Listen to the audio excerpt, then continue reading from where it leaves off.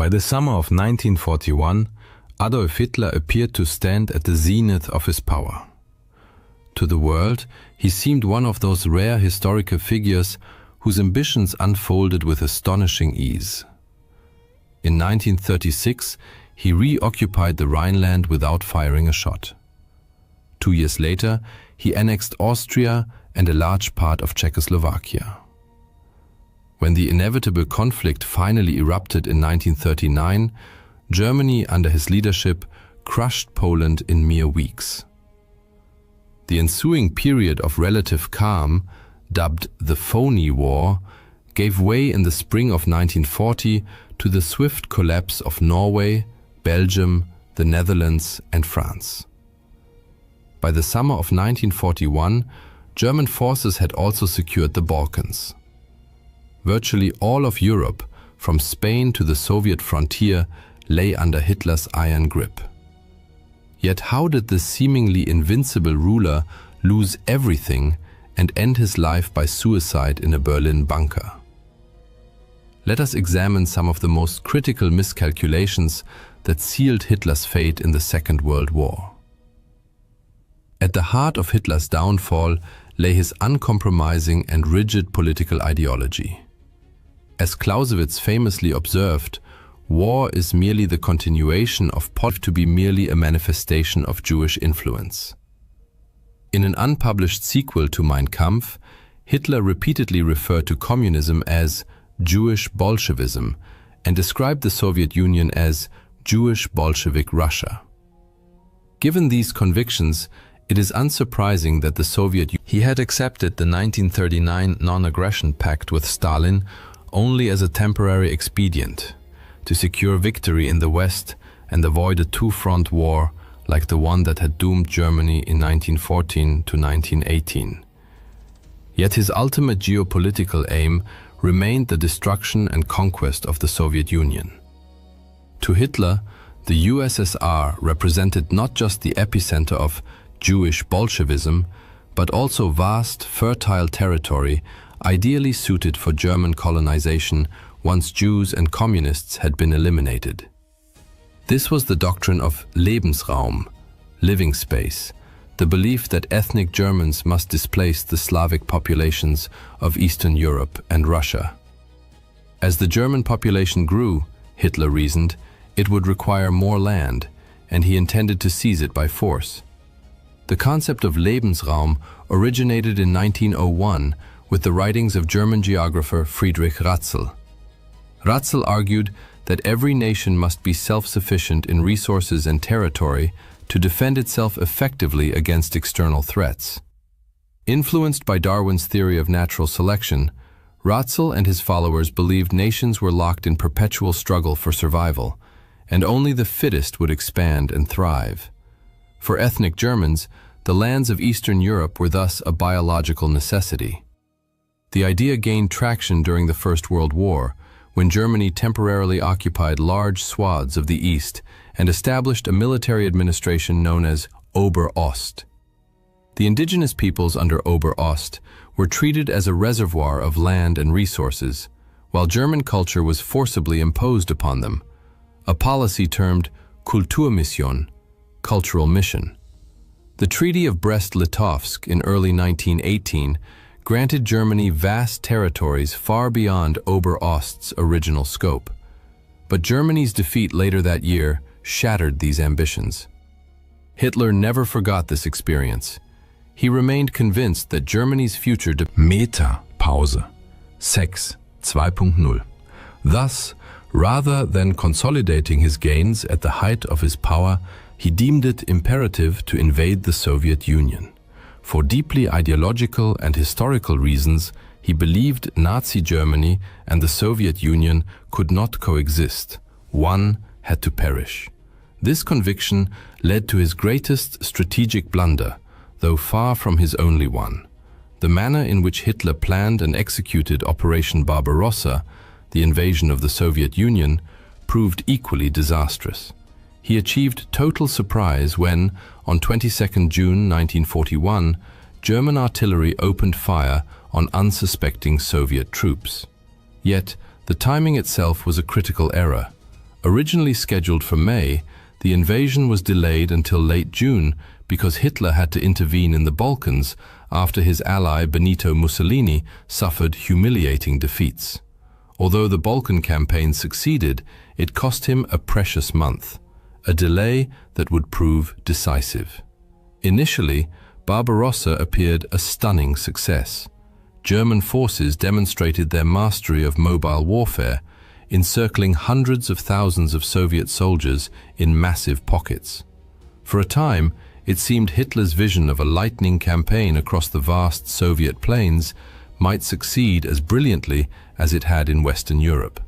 Yet here, Hitler committed what may have been his most significant operational mistake.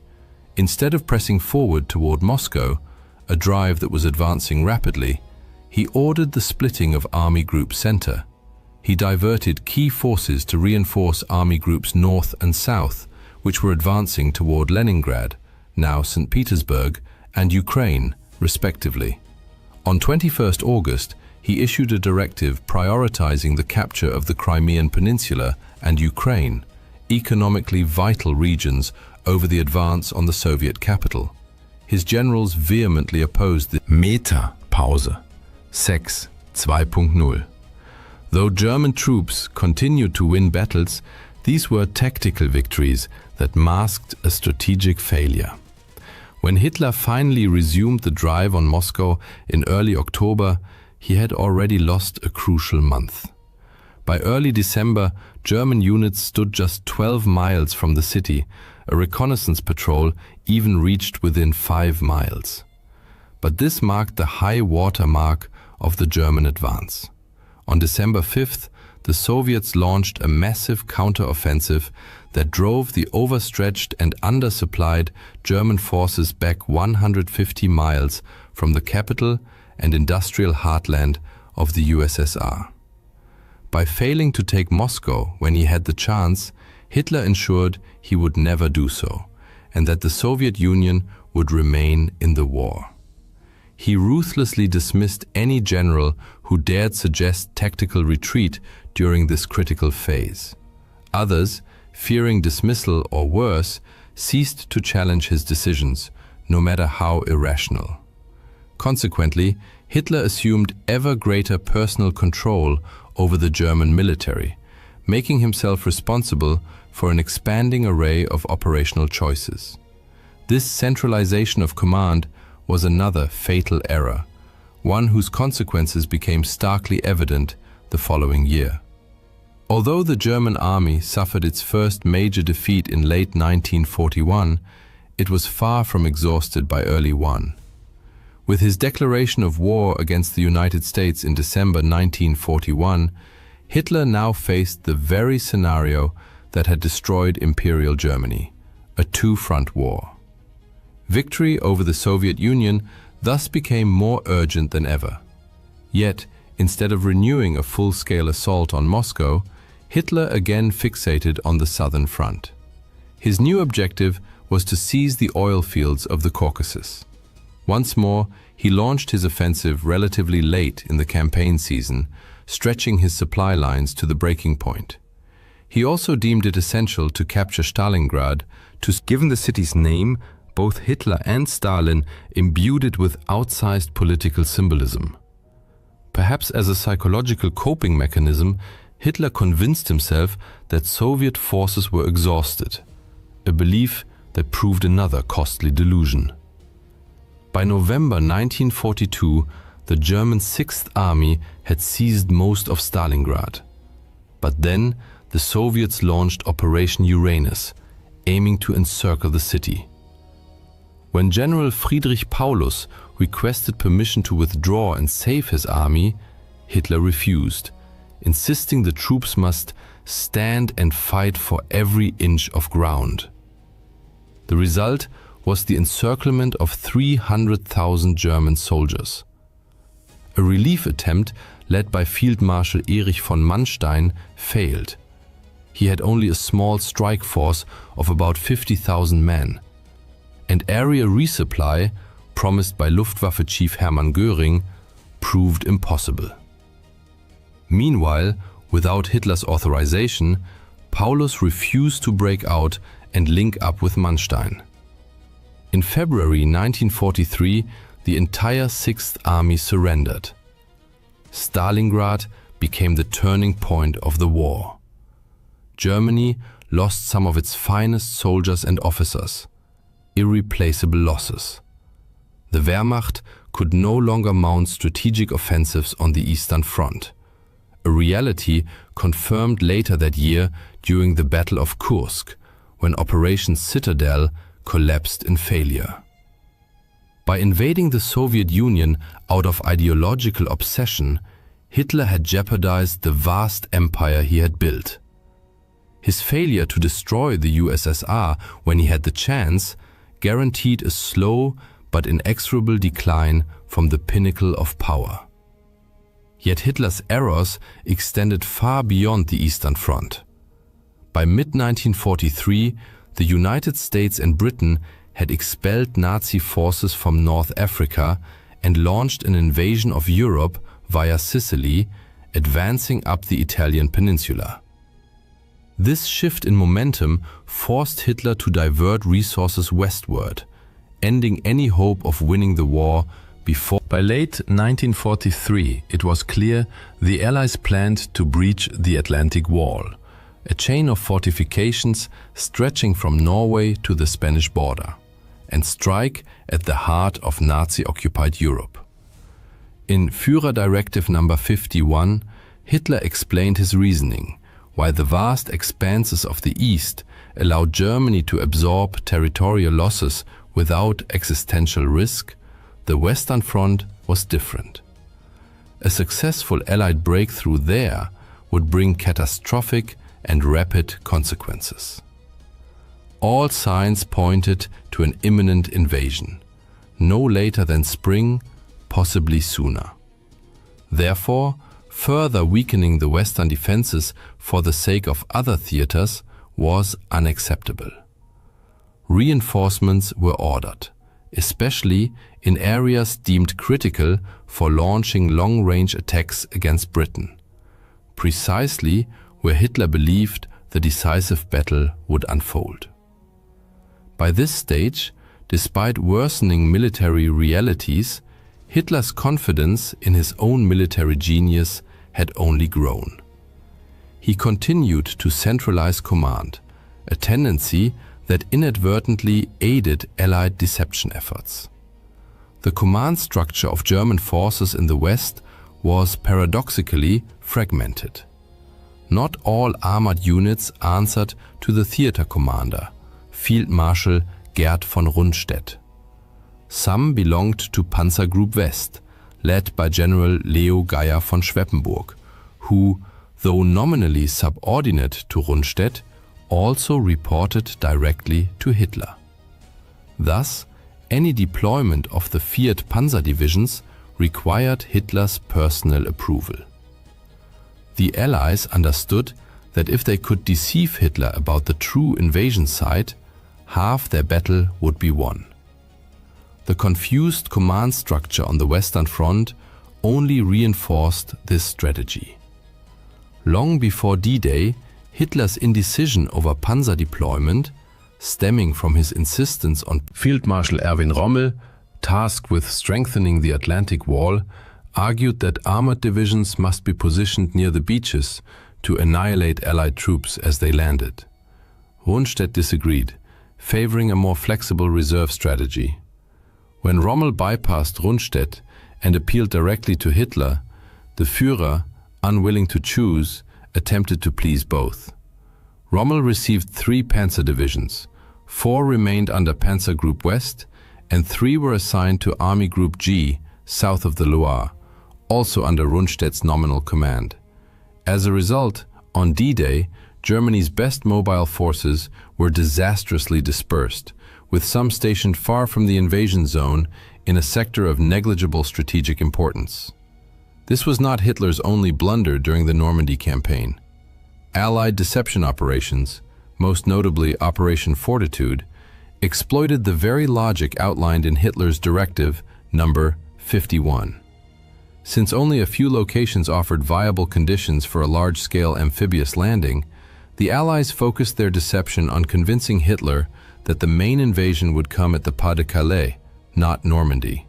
And Hitler, blinded by ideology and overconfidence, fell for it. The Allies' plan was to convince Hitler that the invasion would target Calais, the closest point across the English Channel.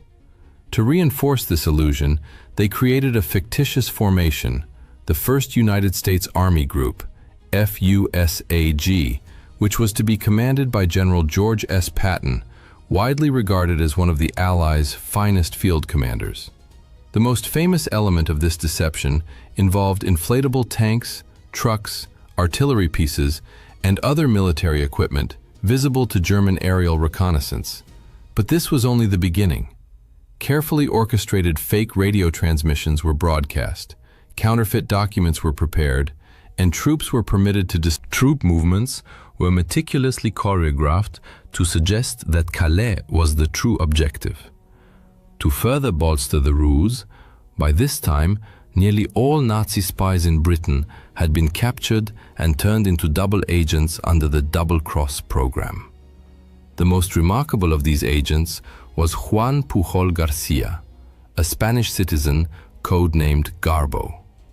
Unlike others, Garcia had originally intended to spy against Nazi Germany. After the British initially rejected his offer, he contacted the Germans, only to later reveal himself voluntarily and become a double agent for British intelligence. Garcia fabricated an entire network of 27 sub-agents, each equipped with highly detailed, plausible backstories. Through scrupulous attention to such details, and others, he and his imaginary network flooded the German high command with intelligence they believed credible, even when it was technically accurate, as it was often rendered useless by timing or context. This modus operandi dated back to 1942, when Garcia provided the Germans with just enough truthful details about Operation Torch landings to establish his credibility. The success of the D-Day landings on June 6th was only the first step toward breaching the Atlantic Wall and liberating Western Europe from Nazi control. Once ashore, the Allies needed to convince Hitler that the Normandy landings were merely a diversion, and that the real invasion was still to come at Calais. It was critical to prevent the Nazis from committing their full strength, especially their panzer divisions, to Normandy. Otherwise, the invasion might be driven back into the sea.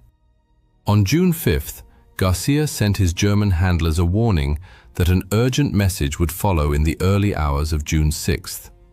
He intended to report detailed intelligence confirming an imminent assault on Calais. But the radio operator This lapse allowed Garcia to relay more accurate information about the Normandy landings than the Allies had originally planned, though, as usual, it arrived too late for the Germans to act effectively. Garcia further cemented his credibility by expressing indignation. "I cannot accept excuses or negligence. Were it not for my ideals, I would abandon this work." Then, on June 9th, he informed the German High Command that the true invasion was still pending at Calais, backing his claim with forged documents that purported to reveal the elaborate structure of the FUSAG-led invasion plan under Patton. For Hitler, who had long believed Calais was the most likely invasion site, these reports were especially persuasive, as they appeared to validate his own military judgment. Field Marshal von Rundstedt was equally deceived. As a result, only a handful of tanks were deployed against the Allies during the critical early phase of Operation Overlord. On 29 July, nearly 2 months after D-Day, Hitler awarded Garcia the Iron Cross for his exceptional service to Germany. Even in August, numerous German forces, including 2 panzer divisions and 19 infantry divisions, remained stationed at Calais, awaiting an invasion that would never come. By then, it was far too late for the Nazis to push the Allies back into the Channel. Hitler's unwarranted self-confidence as a military leader and the chaotic command structure that reflected it cost him the chance to prevent the Allies from breaking through the Atlantic Wall and opening a two-front war. Ironically, Hitler had been right about one thing. His earlier warning in Führer Directive No. 51 had come true. Yet his last gamble, the Battle of the Bulge in December and January, ended in failure. Less than a year after D-Day, Hitler shot himself in his Berlin bunker as Soviet forces, whose invasion he had so confidently dismissed, closed in on his position. This trait may even drive their initial quest for power. Once in control, however, megalomania tends to intensify. In Hitler's case, the combination of an already unstable personality, a grandiose millenarian ideology, and absolute dictatorial authority created the perfect conditions for self-destructive decisions made without informed criticism. Competent subordinates feared speaking up, lest they be dismissed, or worse. Adolf Hitler was far from the only dictator, before or since, to exhibit this pattern of behavior. But he remains the most infamous, not only for the war and genocide he unleashed, but also for the catastrophic strategic blunders he made in waging it. In numerous instances, Hitler could have averted defeat by choosing differently, but time and again he chose wrongly. On June 22, 1941, in the early hours of the morning, German shells rained down on the Brest fortress, reducing barracks to rubble and cutting off radio communications. Red Army soldiers, emerging from clouds of dust and making their way into shattered bunkers, found themselves completely encircled, cut off from command and facing vastly superior enemy forces. Despite this, they fought with unwavering determination. While fortress defenders withstood relentless assaults from aircraft, artillery, and flamethrowers, Soviet civilians risked their lives to deliver ammunition, and nurses braved enemy fire to drag the wounded off the battlefield. Graffiti scrawled on the fortress walls, "I am dying, but I will not surrender," became a powerful symbol of their indomitable spirit and desperate resistance. In the months leading up to that tragic June of 1941, the Soviet Union appeared to be at peace with Nazi Germany. The two powers had signed the Molotov-Ribbentrop Pact in August 1939. Secret protocols of this agreement stipulated the division of Eastern Europe between them, while the public non-aggression clause allowed Germany to focus its military efforts on its Western allies. For Stalin, the pact was a calculated strategic move. He believed it would sow discord among Western capitalist powers, weakening their positions and, more importantly, buy the USSR valuable time to strengthen its military might. Seizing the opportunity, the Soviet Union moved beyond Poland to annex the Baltic states, Bessarabia, and northern Bukovina, significantly expanding its borders. Yet this expansion fostered a false sense of strategic security. Behind the scenes, however, intelligence reports carried alarming news. Soviet agents, border guards, and even foreign diplomats warned of growing German troop concentrations along the western frontier. He suspected the British of spreading disinformation to drag the USSR into war, and clung to Hitler's assurances that the massive German troop movements near the Soviet border were merely intended to keep aircraft out of range of British bombers. Even when the GRU and NKVD presented irrefutable evidence, troop concentrations and intercepted communications, Stalin dismissed much of it. Hitler himself had even sent Stalin a letter claiming that any German provocations would be the work of disloyal generals, urging Stalin not to respond with force, but instead to contact German officials through diplomatic channels. This reluctance to believe an invasion was imminent also stemmed from Stalin's profound distrust of his own military intelligence. The Great Purge of the late 1930s had decimated the Red Army and state security apparatus. Thousands of experienced officers, including most of the high command, had been dismissed, imprisoned, or executed.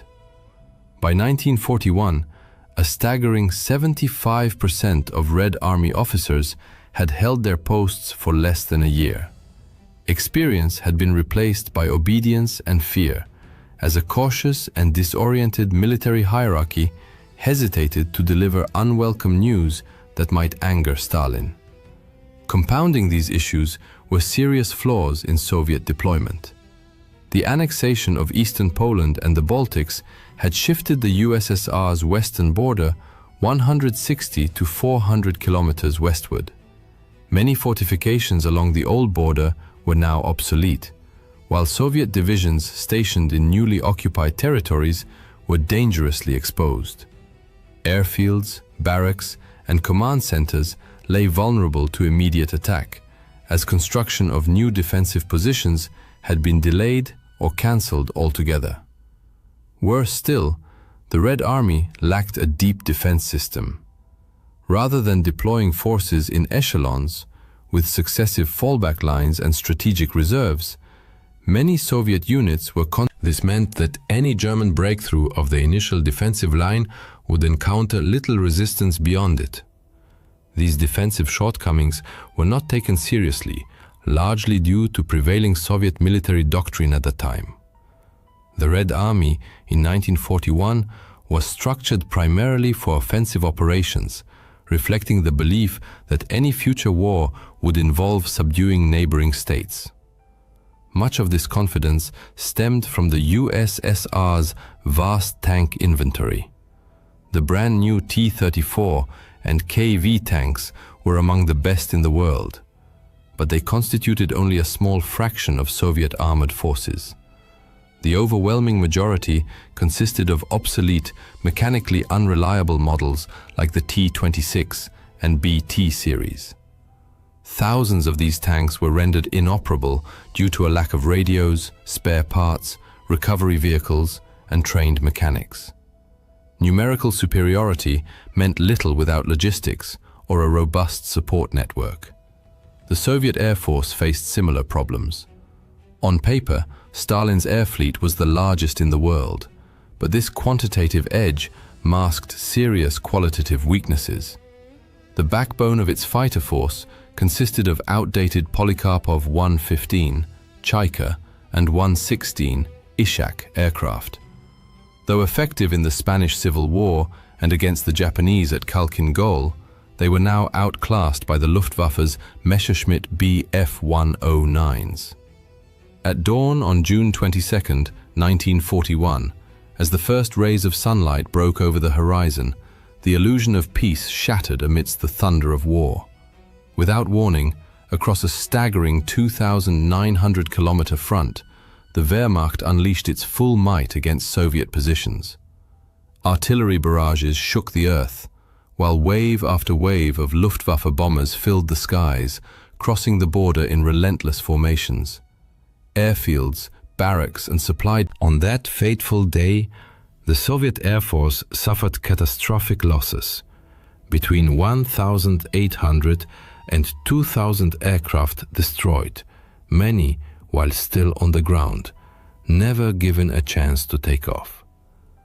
One pilot later recalled, "I pulled back the tent flap and saw planes with German crosses strafing our tents.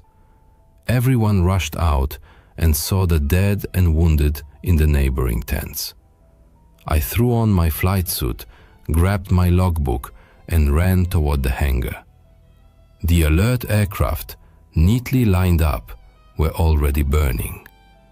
The Red Army was caught completely off guard. Border units, lacking proper preparation or retreat plans, became easy prey. Communications collapsed within the first hours, leaving headquarters scrambling to grasp the situation, let alone respond effectively. Entire divisions lost command or were encircled before they could even assemble. In the Kremlin, an ominous silence reigned. For nearly half a day, Stalin issued no official orders. Despite numerous warnings, his anti-capitalist paranoia, skillfully exploited by Hitler, led him to believe reports of German attacks were provocations designed to sabotage the Molotov-Ribbentrop Pact. On the front lines, initiative among officers was paralyzed. Years of purges had left the officer corps cautious and fragmented, unwilling to act without explicit directives from above. As the invasion deepened into Soviet territory, commanders faced an agonizing dilemma: resist or wait for confirmation. General Rodion Malinovsky later recalled asking, "Can we open fire if the enemy invades our territory?" The reply, "Do not succumb to provocations and do not open fire." Yet even amid the chaos, pockets of Soviet resistance flared. One of the first serious obstacles for the Germans, Germany's 45th Infantry Division, expected to capture the complex within hours, but instead became mired in brutal close-quarters fighting, cut off from command and deprived of clear orders. The fortress defenders, turning its ruins into a labyrinth of improvised strongpoints, were joined by nurses and civilians. With no hope of reinforcement, they heroically held out for 8 days against artillery, flamethrowers, and airstrikes. Further north, in Lithuania, the Soviet 2nd Tank Division launched a desperate counterattack against the German 6th Panzer Division east of Raseiniai. Most Soviet tanks were quickly destroyed, but some heavy KV-2s inflicted significant damage on lighter German panzers. In one notable episode, a single KV-2 cut off a critical German supply route, holding it for nearly 2 days. Its crew withstood everything, from anti-tank guns and artillery to satchel charges, before the tank was finally disabled. Though isolated, this action proved that, when properly employed, Soviet armor could outmatch the Germans tactically. Back in the Kremlin, the silence persisted. For hours after the invasion began, no official directives were issued. Stalin, overwhelmed by indecision, remained convinced the massive assault was merely a provocation by rogue German generals. He continued forbidding his commanders from crossing the border and ordered them to avoid any action that might escalate tensions. Even as German divisions flooded Soviet territory, Stalin kept trying to reach Berlin by phone, convinced Hitler would rein in his army. Eventually, Stalin began to confront reality, but remained absent from public view. He tasked Foreign Minister Vyacheslav Molotov with delivering the state's official announcement. In a radio address on the afternoon of 22nd June, Molotov declared that the next day, Stalin quietly convened the Politburo and issued his first concrete orders: the creation of the Stavka, the general headquarters, under Marshal Semyon Timoshenko. Defensive lines were drawn. The Soviet Union was now fully at war. In the weeks that followed, the Soviet Western Front desperately tried to halt the German blitzkrieg, but the Red Army's disorganized defense nearly led to total collapse. Massive encirclements at Bialystok and Minsk trapped 4 entire armies. By July 9th, over 341,000 Soviet troops had been killed, gone missing, or taken prisoner. Material losses included thousands of tanks, artillery pieces, and aircraft. The situation in the south was no better. By early August, German and Romanian forces had advanced deep into Ukraine, reaching the Dnieper River and trapping 2 more Soviet armies in the Uman pocket. By early August, the situation along the Eastern Front remained dire. Behind the front lines, where the Luftwaffe reigned supreme, Soviet infrastructure suffered relentless bombardment. Factories, supply depots, and critical transportation hubs were devastated by continuous air raids. The few surviving rail lines became clogged with retreating troops, streams of refugees, and broken-down equipment, creating unimaginable chaos. Ammunition depots and airfields under enemy fire had to be abandoned in haste. The scale of the catastrophe forced the Soviet state to launch an unprecedented emergency operation. Key industrial plants were dismantled and evacuated eastward by rail. Even under constant German air attacks, the Soviets managed to relocate their industry beyond the reach of advancing troops. The increased distance from the front lines gave Soviet factories the breathing room needed to ramp up production of vital war material, ammunition, vehicles, and aircraft. In the Kremlin, Soviet leadership gradually. After 10 days of public silence, Stalin finally addressed the nation by radio on the 3rd of July. Gone was the language of diplomacy. Abandoning his formal tone as General Secretary, he called on citizens to defend the motherland, form partisan detachments behind enemy lines, and prepare for a long, brutal war. A month later, Stalin quietly assumed the role of Supreme Commander-in-Chief. As the Red Army began achieving more successes on the battlefield, Stalin's public profile grew. As Supreme Commander, he placed the defense of the entire USSR squarely on his shoulders. By mid-July, the Red Army was exhausted and bleeding, but not broken. As German forces advanced toward Moscow, the Soviets managed to stabilize the front enough to halt their advance near Smolensk. From early July, Marshal Timoshenko threw every available resource into stopping the German breakthrough. By month's end, Army Group Center succeeded in encircling the city and several Soviet field armies, but at a heavy cost.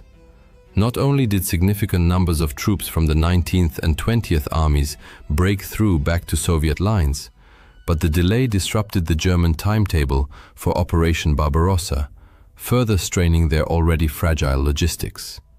By late August, the Red Army was ready to strike back. West of Smolensk, Soviet forces under General Georgy Zhukov launched a successful counteroffensive near the town of Yelnya. Though costly and of limited strategic value, the operation provided a crucial morale boost. It marked the first time Soviet troops had forced the Germans into retreat. While major battles raged along the main front, resistance also began to coalesce in occupied territories. In the forests and villages of Belarus, Ukraine, and Western Russia, isolated soldiers, political officers, armed with little more than determination and minimal support, these early partisan units sabotaged railways, ambushed convoys, and carried out assassinations before vanishing back into the woods. By late summer, coordination with the NKVD improved, and partisan detachments became more structured and integrated into broader NKVD operations.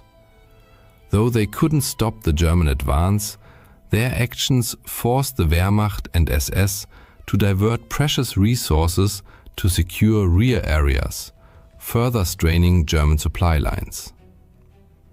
Meanwhile, other branches of Soviet intelligence worked quietly in the shadows. Cryptanalysts of the NKVD under Sergei Tolstov successfully decrypted Japanese diplomatic communications, leading Soviet leadership to conclude that Japan would not attack the USSR.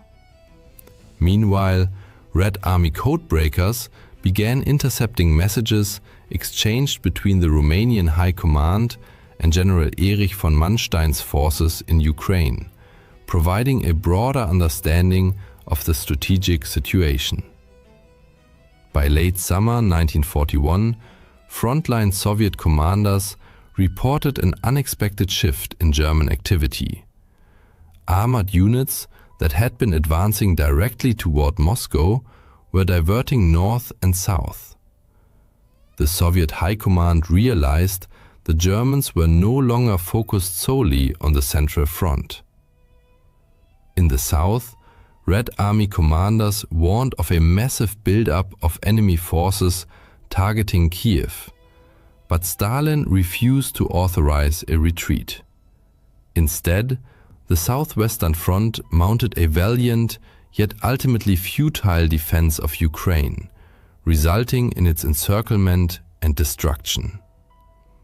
Total losses amounted to nearly 760,000 men, with over 486,000 killed or missing. General Mikhail Kirponos, commander of the Southwestern Front, also perished in combat. Despite these catastrophic losses, while the Southern Front collapsed, the Central Sector remained quiet, granting the Soviets precious time to form new armies, regroup their defenses, and continue evacuating industry eastward. In the north, defenders of Leningrad held the line against combined forces of Army Group North and Finnish units in Karelia, which reached the city's outskirts by September. Germany's 4th Panzer Group spearheaded the assault but failed to break through. Instead, the Wehrmacht encircled Leningrad, initiating a siege that would last 872 days. Within the city, Red Army troops established a formidable defensive perimeter, significantly reinforced by naval units from the Baltic Fleet and over 135,000 members of the People's Militia. Civilians were issued rifles and immediately deployed to frontline positions. Those who remained in the city soon endured unbearable suffering. Starvation, relentless bombardment, and disease claimed hundreds, then thousands of lives daily. With the city entirely cut off, relief efforts were extremely difficult. Nevertheless, Soviet forces maintained a fragile but vital supply route across Lake Ladoga, the famed Road of Life. This narrow corridor allowed small convoys of supplies to reach the city whenever the lake froze. Though insufficient to meet all needs, these deliveries prevented total collapse throughout the 872-day siege. Meanwhile, the renewed German offensive toward Moscow triggered panic among defenders, a situation Stalin was determined to quash before it spiraled out of control. Since the invasion began, Red Army leadership had been in constant flux. Senior commanders who failed to follow Stalin's directives faced demotion, dismissal, or even execution. This ruthless policy was starkly demonstrated in July with the execution of General Dmitry Pavlov, commander. In late October, the consequences of failure were again made clear when 25 previously arrested officers were summarily executed near Kuybyshev and Saratov. Stalin's harshness reflected his determination to eliminate weakness at one of the war's most critical junctures. The Stavka could not afford incompetent leadership. Delays on the Central Front gave Moscow's reinforced defenses time to form new armies, reorganize logistics, and dig extensive defensive lines around the capital. Stalin appointed General Georgy Zhukov to oversee the city's defense, while hundreds of thousands of reservists and recruits were mobilized nationwide. Several divisions from the Far East were redeployed to bolster the front, though most units defending Moscow were newly formed, reconstituted, or drawn from existing reserves. By early autumn, the Red Army around Moscow was no longer fragmented and reactive. It was dug in, reinforced, and preparing for the coming battle. During these tense months, the changing seasons added new pressure. Autumn brought the infamous Rasputitsa, Russia's seasonal mud, which clogged roads, bogged down vehicles, and slowed all movement along the front. Though miserable, these conditions were far more manageable for the Soviets than for the overextended Germans. Defensive work continued under grueling circumstances as reinforcements and supplies trickled forward.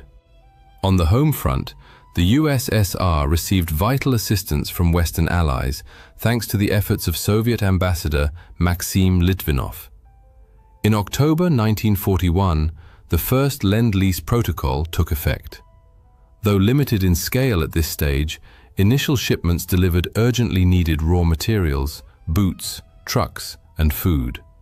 Supplies arrived via the Arctic route to Murmansk and Arkhangelsk, where the Soviet Navy played a crucial role in escorting, unloading, and protecting cargoes under. Even as ice thickened and the Luftwaffe patrolled overhead, Ship crews and dock workers labored tirelessly to get supplies to the front. Though modest, these deliveries provided a crucial morale boost. By late November, the Rasputitsa froze solid, bringing a new set of challenges. Temperatures plummeted and the front ground to a halt. Soviet troops still suffered from supply shortages, leading to malnutrition, ammunition deficits, frostbite, and even gangrene. However, lessons from the Winter War had taught Soviet commanders to respond swiftly. Red Army transport units employed everything: trains, trucks, horse-drawn carts, reindeer sleds, and even mule caravans to deliver essential supplies from rear depots. The climate offered no inherent advantage, but the Soviets' shorter supply lines allowed them to adapt far more effectively. By early December, Soviet intelligence confirmed that German units were overstretched, undermanned, and incapable of further advance. Months of combat had exhausted the Wehrmacht, and its own logistical failures had strangled its momentum. German forces now stood just kilometers from Moscow's outskirts, exhausted and vulnerable. The Stavka saw its chance. Within days, the Red Army quietly completed its preparations. Over 1 million Soviet troops were assembled across the Western, Kalinin, and Bryansk fronts, with fresh rifle divisions, artillery units, and tank brigades brought to full combat readiness. On December 5, 1941, the Red Army launched a decisive counteroffensive. The initial blows caught the Wehrmacht completely off guard. Coordinated, determined Soviet divisions struck across a broad front, deliberately targeting the enemy's exposed flanks. Over the following weeks, they pushed German forces back 100 to 250 kilometers from the capital. Towns such as Belev, Klin, and Kalinin were swiftly liberated in rapid succession. Morale among Soviet soldiers soared. For the first time since June, the Red Army was dictating the pace of war, seizing the initiative from the enemy. Yet victory was incomplete. German units managed to dig in and establish solid defensive lines, and the front soon stabilized. Nevertheless, the psychological shift was immense. Moscow had been saved from imminent capture. The myth of German invincibility, so carefully cultivated, was shattered. Within the Soviet Union, this triumph became a powerful unifying force, rallying the population against a common threat. Propaganda portrayed the defense of Moscow as irrefutable proof of the Soviet people's extraordinary resilience and Stalin's strategic genius. In reality, it was a brutal, improvised campaign paid for with staggering bloodshed. Since June, the Red Army had suffered over 4.5 million casualties, including 2.3 million soldiers captured and condemned to horrific fates in German POW camps. The price of survival was truly incomprehensible. Yet, against all expectations and predictions, Operation Barbarossa had failed. Moscow still stood, unconquered and defiant. The Red Army, having withstood the fiercest onslaught in modern history, had weathered the storm and altered the course of the war. On the 6th of August 1945, at 8:01 a.m., the world was shaken by an explosion that, in mere seconds, claimed the lives of countless Japanese civilians. That morning became one of the most tragic and harrowing moments in the history of the land of the rising sun. People were heading to work as usual, children were on their way to school, and everyday life bustled through the streets and homes. Suddenly, however, an object appeared in the sky, only to crash to the ground moments later, triggering a colossal explosion. Thick smoke filled the air, a massive fireball engulfed everything, and destruction stretched as far as the eye could see. For an instant, it seemed as if the sun itself had descended upon the earth. At the epicenter of this horrific event, temperatures soared to between 3,000 and 4,000 degrees Celsius. Then, on 9th August 1945, at 11:02 a.m., another devastating blow struck Japan. In the aftermath, Japan was forced to surrender, bringing an end to the Second World War. Thus, humanity encountered for the first time the terrifying destructive power of the atomic bomb, and witnessed the horrifying conclusion of the deadliest conflict in human history. This global war itself had roots in the First World War, raising critical questions. How did it begin? Why did history repeat such a catastrophic conflict? Why is Adolf Hitler widely regarded as the chief instigator of the Second World War? How did Hitler, Nazi ideology, precipitate such a global disaster? And why did the League of Nations, established precisely to preserve world peace, suffer such a catastrophic failure? Known also as the Global War, the Second World War unfolded on an unprecedented scale, drawing in all the world's major powers. Like the First World War, it split the globe into two opposing camps. But whereas the earlier conflict pitted the Allies against the Central Powers, this one, the war was described as total, largely because it involved civilian populations directly. Previously, non-combatants were typically spared from active hostilities, but this conflict showed no mercy. Civilians contributed extensively to national war efforts, leading governments to view ordinary citizens as integral parts of their military machinery. Armies ruthlessly bombed homes, hospitals, shelters, and public spaces to eliminate those supporting the war effort. Every nation mobilized all available resources: economic, industrial, scientific, aerial, and ground forces against its enemies. Historians disagree on the exact start date. Some cite September 1st, 1939, while others point to the outbreak of the Second Sino-Japanese War in 1937. The conflict ended with the atomic bombings of August 1945 and Japan's formal surrender. An estimated 60 to 80 million people perished, including roughly 50 million civilians and 25 million military personnel, making it the deadliest war in human history. The world divided into two major alliances. The Allies included the United Kingdom, France, the United States, the Soviet Union, China, Poland, Yugoslavia, and Greece. The Axis powers comprised Germany, Italy, and Japan. Notably, Italy had fought alongside the Allies in the First World War, but switched sides due to post-war grievances. Before the First World War, Germany was a powerful, confident nation with a robust economy and formidable military, convinced of its inevitable victory. Yet the Allied powers, the Entente, decisively defeated the Central Powers, Germany, Austria-Hungary, and the Ottoman Empire.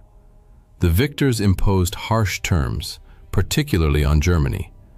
By late 1918, Germany was a shattered, partitioned state with no choice but to accept the Entente's demands.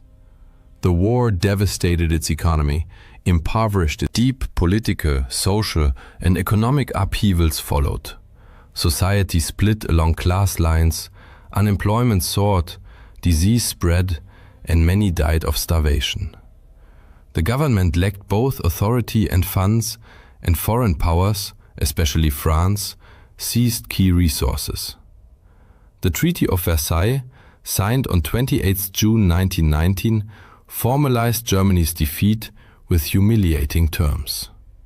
France, sharing a border with Germany, pushed for the harshest penalties, massive reparations amounting to £6.6 billion, demilitarization of the Rhineland, and the War Guilt Clause, assigning sole blame to Germany. The Rhineland, a strategically vital buffer zone, was to remain permanently free of German troops. These conditions sparked widespread outrage among Germans, fostering a burning desire for revenge. The new Weimar Republic, having no alternative, signed the treaty, thereby earning public resentment and blame for the nation's suffering.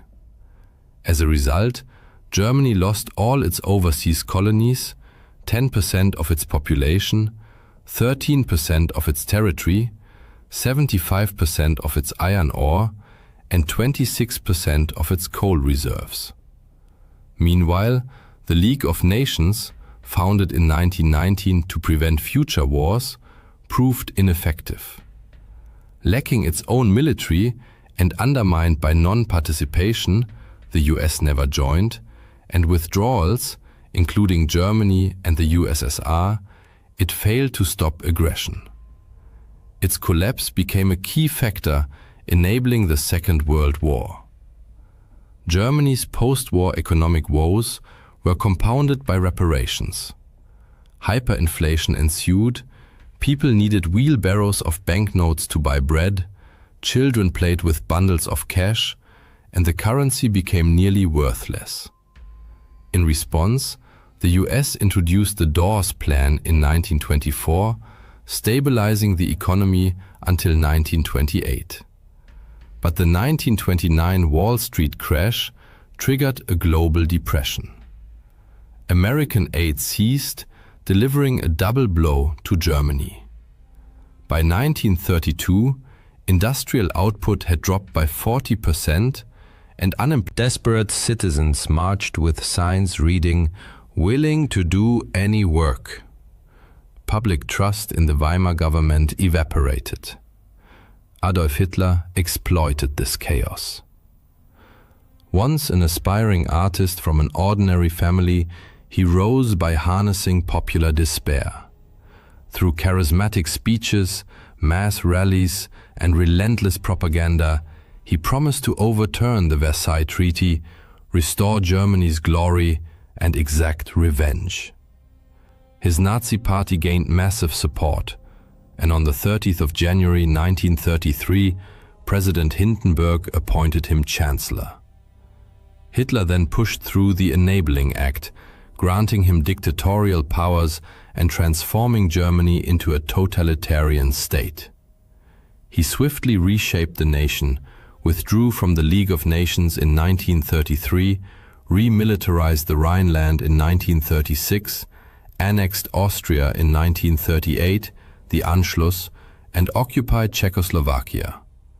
To justify invading Poland on the 1st of September 1939, the Nazis staged a false flag attack using German soldiers dressed as Poles.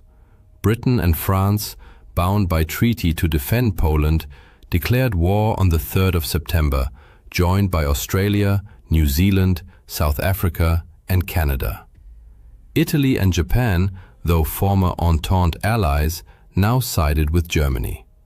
Italy felt betrayed after the First World War, its territorial demands ignored, its economy worsened, fueling resentment toward the Allies. Initially, Hitler secured a non-aggression pact with the Soviet Union, agreeing to jointly invade and partition Poland. Both powers attacked in September 1939 and divided the country. Outraged, Britain and France rejected Hitler's subsequent peace overtures, ensuring the war's continuation. As Germany expanded westward, the Soviet Union also seized territory, occupying eastern Poland, then the Baltic states, Estonia, Latvia, Lithuania, and invading Finland. This aggression led to the USSR's expulsion from the League of Nations, further exposing the organization's impact. On the other hand, Hitler's ambition to seize ever more territory continued to grow, culminating in the German invasion of Denmark and Norway in April 1940. The primary objective was to secure iron ore supplies from Sweden, which the Allies were attempting to disrupt. In fact, the Allied powers had actively sought ways to halt these shipments, including plans to cut off the flow of Swedish iron ore to Germany, but their efforts failed. Germany swiftly overran both Denmark and Norway. This success, however, heightened German concerns about France, ongoing involvement in the war. Rather than launching a direct assault, Germany devised a strategy reminiscent of World War I, attacking France through Belgium. Italy, aligning itself with Germany, declared war on France on 10 June 1940. By 14 June, German and Italian forces had reached Paris, compelling France to surrender. Just 8 days later, France formally signed an armistice with Germany, acknowledging defeat. Germany's rapid victory over France, achieved in mere weeks, was a stunning military feat that sent shockwaves across the globe. Fear of Hitler spread rapidly. No nation wished to provoke him. His name became synonymous with terror, yet Britain refused to yield. Rejecting Hitler's peace overtures, Britain stood firm, prompting the outbreak of the Battle of Britain in July 1940. The Royal Air Force proved formidable, engaging the Luftwaffe in intense aerial combat. Despite Germany's relentless bombing of British cities, Britain remained defiant.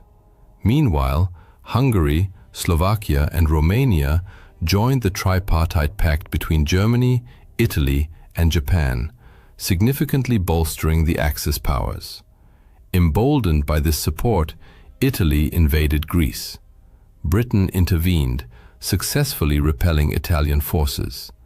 In response, Hitler dispatched German troops to aid Italy, leading to a joint Axis. By 1940, Hitler appeared unstoppable, with much of Europe either conquered or aligned with him. At the height of his power, however, he made a fateful error. Convinced of his inevitable victory, he turned toward fulfilling his long-held ambition, the conquest of Eastern Europe, then part of the Soviet Union. In June 1941, Germany launched Operation Barbarossa, violating the Molotov-Ribbentrop Pact. Initially, German forces advanced deep into Soviet territory, capturing vast areas. But by December, the brutal Russian winter set in, a condition only the Red Army was prepared to endure. The German offensive stalled, and Soviet counterattacks eventually pushed the Wehrmacht all the way back to Berlin. Hitler's inability to fight a two-front war against Britain in the west and the USSR in the east proved catastrophic. While Europe burned, the United States maintained neutrality, until Japan's surprise attack on Pearl Harbor on December 7, 1941. This act of aggression drew America into the war, dramatically altering its course. As the tide turned against Germany, Hitler chose to remain in Berlin. Upon learning of Germany's imminent surrender, he committed suicide with his wife, ending the reign of one of history's most dangerous dictators. Germany formally capitulated shortly thereafter. Japan, however, continued to resist. In response, the US made the unprecedented decision to use atomic weapons. On the 6th and 9th of August 1945, American bombers dropped nuclear bombs on Hiroshima and Nagasaki, causing unprecedented destruction and loss of life. Japan surrendered on September 2, 1945, bringing World War II to a close. The war left an indelible scar on the world. For the first time, humanity witnessed destruction on such a scale, exacerbated by the horrifying debut of nuclear warfare. In its aftermath, nations raced to develop their own atomic arsenals. Millions had perished. Europe's economy and infrastructure lay in ruins. Even victorious powers faced severe hardship. The US mourned millions of soldiers, while the Soviet Union grappled with immense financial strain, setting the stage for the Cold War that would last until the USSR's collapse. The war also marked the twilight of colonialism. dictatorships fell in Germany and Italy. Germany itself was divided, the West occupied by the US, Britain, and France, the East controlled by the Soviet Union. Across Asia and Africa, independence movements surged. India, Myanmar, Egypt, the Philippines, Indochina, and Indonesia all sought and eventually achieved self-rule. Economic devastation and mass unemployment prompted the creation of the United Nations, which replaced the ineffective League of Nations and played a vital role in fostering global peace. During the war, India, then under British rule, was automatically drawn into the Allied camp. Approximately 2.5 million Indian soldiers fought against the Axis powers. Of these, around 87,000 died, 34,354 were seriously wounded, and 67,340 were taken prisoner. Echoing patterns from World War I, Britain continued to export Indian food supplies to support its war effort. In Bengal, workers were paid in cash instead of grain, which was shipped overseas. With money but no food available, prices soared, plunging ordinary citizens into crisis. Many rural families were forced to send members into military service, leaving women, children, and the elderly homeless. The result was the devastating Bengal famine of 1943, which claimed an estimated 3 million lives. India had long served as a source of raw materials like jute and cotton for Britain, but the wartime extraction of food exacerbated national hardship. In the war's aftermath, the Quit India movement gained unstoppable momentum. Weakened by global conflict and unable to suppress mass resistance, Britain finally granted India independence in August 1947. World War II undoubtedly stands apart in the annals of human history as the largest and most destructive conflict ever waged. Like a merciless whirlwind, it swept across every continent, leaving behind millions of shattered lives and shaping the world we know today. But what caused this outcome? Why did the Allies prevail? Or perhaps a more fitting question would be, why did the Axis powers collapse? By delving into the archives of World War II, we embark on a journey through pivotal events, turning points, and the fates of individuals who determined the outcome of this global drama. Our story begins in the 1920s. At that time, 6 great powers dominated the international stage, but 2 stood out unmistakably as true global superpowers, both of which would later join the Allied cause. Great Britain, mistress of the seas, ruled the largest empire in history, its mighty navy commanding the oceans without rival. The United States, meanwhile, was the wealthiest nation on Earth and the financial hub of the planet. Yet in 1929, the world changed beyond recognition. The global economy collapsed into the depths of crisis, and both Britain and the US effectively withdrew from the world stage. In this chaos, nationalist governments sprang up worldwide like mushrooms after rain, most prominently in Germany and Japan. Their new leaders harbored grand ambitions to build empires from which they could draw resources and elevate themselves to superpower status.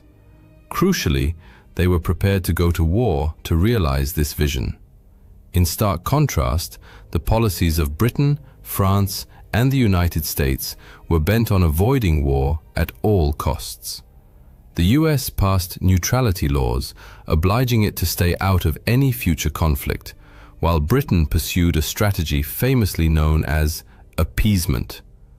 Though widely criticized, here in the World War II galleries, you can see the Anglo-German Declaration signed by Prime Minister Neville Chamberlain and Adolf Hitler, a document drafted after the Munich Conference, where Britain and France agreed to Hitler's annexation of German-speaking regions of Czechoslovakia in the hope of preserving peace. Chamberlain genuinely believed this agreement would secure peace for our time. Less than a year later, however, he would declare war on Germany. This new era of conflict had actually begun in 1931, when Japan invaded Manchuria and soon became embroiled in a full-scale war with China. Japanese forces advanced rapidly, but the vastness of Chinese territory and fierce resistance denied them lasting control. By 1939, Japan's military resources were exhausted. During this time, Japanese troops committed countless atrocities against civilians they deemed racially inferior. Up to 20 million Chinese perished during World War II. Meanwhile, in Europe, Germany began rebuilding its military might and expanding its territory, first the Rhineland, then Austria, and in 1938, the Sudetenland. It was at this moment that Hitler signed the aforementioned Anglo-German Declaration, assuring the world his ambitions were satisfied. Yet the following year, he annexed the rest of Czechoslovakia, an act that proved decisive. Despite their military unpreparedness, Britain and France now pledged to defend Poland. When Germany invaded in September 1939, Europe was plunged into total war. Then, in a shocking turn, the Soviet Union joined forces with Germany to invade Poland from the east.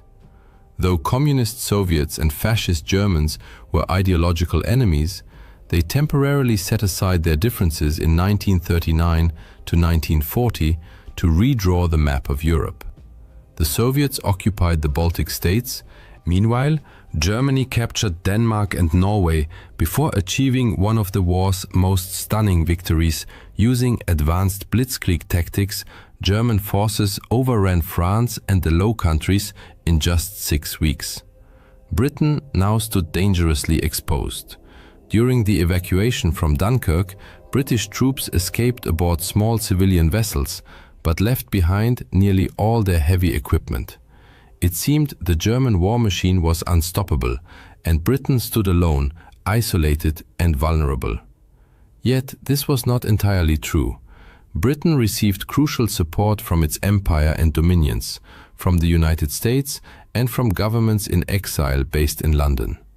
Germany expected Britain to surrender, but to Hitler's dismay, the new British Prime Minister, Winston Churchill, resolved to fight on. Britain still held key defensive advantages: the English Channel as a vital barrier, the Royal Navy, though stretched thin, remained the world's largest, and the Royal Air Force possessed a sophisticated air defense network and modern fighter aircraft. Together, they kept Germany at bay and thwarted any invasion. Britain remained in the war. It was then that Germany, Japan, and Italy formalized their alliance, becoming the Axis powers. At that moment, their prospects appeared promising. Beneath the surface, however, serious problems festered. Italy's attempt to build a new Roman Empire in North Africa and the Balkans floundered. Its invasions of Greece and Egypt ended in failure. Germany's newly acquired European territories were blockaded by the Royal Navy, and critical supplies dwindled. In fact, Germany faced such severe shortages of food and oil that its pact with the Soviet Union was the only thing keeping it afloat. #! At META, quote, pause, quote, colon, quote, sex, quote, colon, 2.0. Similarly, Japan's 1940 occupation of French Indochina, aimed at cutting off Chinese supply lines, triggered furious reactions from the United States, was already shaping the war's course. Japanese brutality in China had outraged American public opinion, shifting sentiment decisively. In response to Japan's move into Indochina, the US imposed an embargo on oil and steel exports. When Britain and the Netherlands followed suit, Japan suddenly lost access to 94% of its imported oil. At the same time, the US was rapidly expanding its military capacity. Though still neutral on paper, it was already supplying vital war materiel exclusively to the Allies. The Lend-Lease Act soon formalized this support, enabling the free transfer of aircraft, ships, food, and clothing. This flood of American aid became a formidable challenge for the Axis. Under mounting pressure, both Japan and Germany faced existential threats. Japan risked running out of oil and losing the war in China, while Germany feared the growing power of its old rival, the Soviet Union. Stalemate was no longer an option. In 1941, both powers chose to gamble everything. Despite their vulnerabilities, they escalated the war in a desperate bid to seize the resources they needed. In June 1941, Germany betrayed its Soviet ally and launched the largest invasion force in military history into the USSR. Victory required a swift, lightning campaign, but Nazi ideology dismissed Slavic peoples as racially inferior, leading to a catastrophic underestimation of Soviet resilience. Hitler famously declared, "We need only kick in the door and the whole rotten structure will collapse." This arrogance would prove fatal. The Soviets mobilized on an unprecedented scale, relocating entire factories beyond the Ural Mountains to sustain war production, churning out weapons like the M30 howitzer to repel the invaders. Soviet citizens sacrificed their lives in staggering numbers. Ultimately, 25 million perished in what they called the Great Patriotic War. Germany needed a quick victory. By December 1941, the German advance stalled just miles from Moscow. Their grand gamble had failed. Almost simultaneously, Japan launched its own offensive, not against the Soviets, but toward resource-rich Southeast Asia. Recognizing that such a move would inevitably draw the US into the war, Japan struck first, with a surprise attack on the US Pacific Fleet at Pearl Harbor. The assault succeeded, and Japan swiftly seized control of the territories and resources it coveted. Believing Americans to be soft and unwilling to endure heavy losses, Japanese leaders hoped fierce defense of these gains would force the US to negotiate. Instead, the attack united the United States, Britain, and the Soviet Union in a common resolve. Only the unconditional surrender of the Axis would be acceptable. After Pearl Harbor, American isolationism vanished overnight. Roosevelt, Churchill, and Stalin agreed on a strategy of relentless attrition, on land, sea, and in the air, leveraging their overwhelming advantages in manpower, material, and industrial capacity. The ungainly-looking B-24 Liberator bomber, on display nearby, embodied this industrial might. At its peak, the Willow Run plant in Michigan produced one B-24 every 63 minutes. The tide of war was turning. By 1942, Allied codebreakers had penetrated German and Japanese ciphers, enabling critical victories. At the Battle of Midway, US aircraft sank 4 Japanese carriers, crippling Japan's offensive naval power. On the Eastern Front, Germany's last desperate push to capture the Caucasus oil fields was shattered at Stalingrad, the war's bloodiest battle, where Soviet forces encircled and annihilated an entire German army. The Axis had gambled on quick triumphs. Instead, they found themselves trapped in a war of attrition they could not win. Now the Allies set out to convert the so-called Battle of the Atlantic was not a single clash like Trafalgar, but a grueling, years-long struggle. Germany deployed U-boats to starve Britain into submission, sinking millions of tons of Allied shipping, losses that peaked in 1942 during what German submariners called their second happy time. But the Allies turned the tide. They replaced losses with mass-produced Liberty ships, 3 every 2 days at peak output, and refined convoy tactics with better naval escorts. Technological innovations followed. Long-range aircraft like the Liberator closed the Atlantic air gap. Sonar and radar tracked submarines, and weapons like the Hedgehog mortar destroyed them. By 1943, the Allies had decisively won the Battle of the Atlantic, tightening a noose of blockade around the Axis. As Japan tried to ferry resources from its new empire back to the home islands, American submarines and aircraft mercilessly hunted its convoys. Fuel shortages became critical, forcing Japan to shorten pilot training, a fatal flaw that left its aviators easy prey for better-trained Allied crews. Allied forces now launched coordinated offensives, island-hopping across the Pacific toward Japan, liberating Ukraine and knocking Italy out of the war. These advances brought them within striking distance of the Axis heartlands, enabling devastating air campaigns.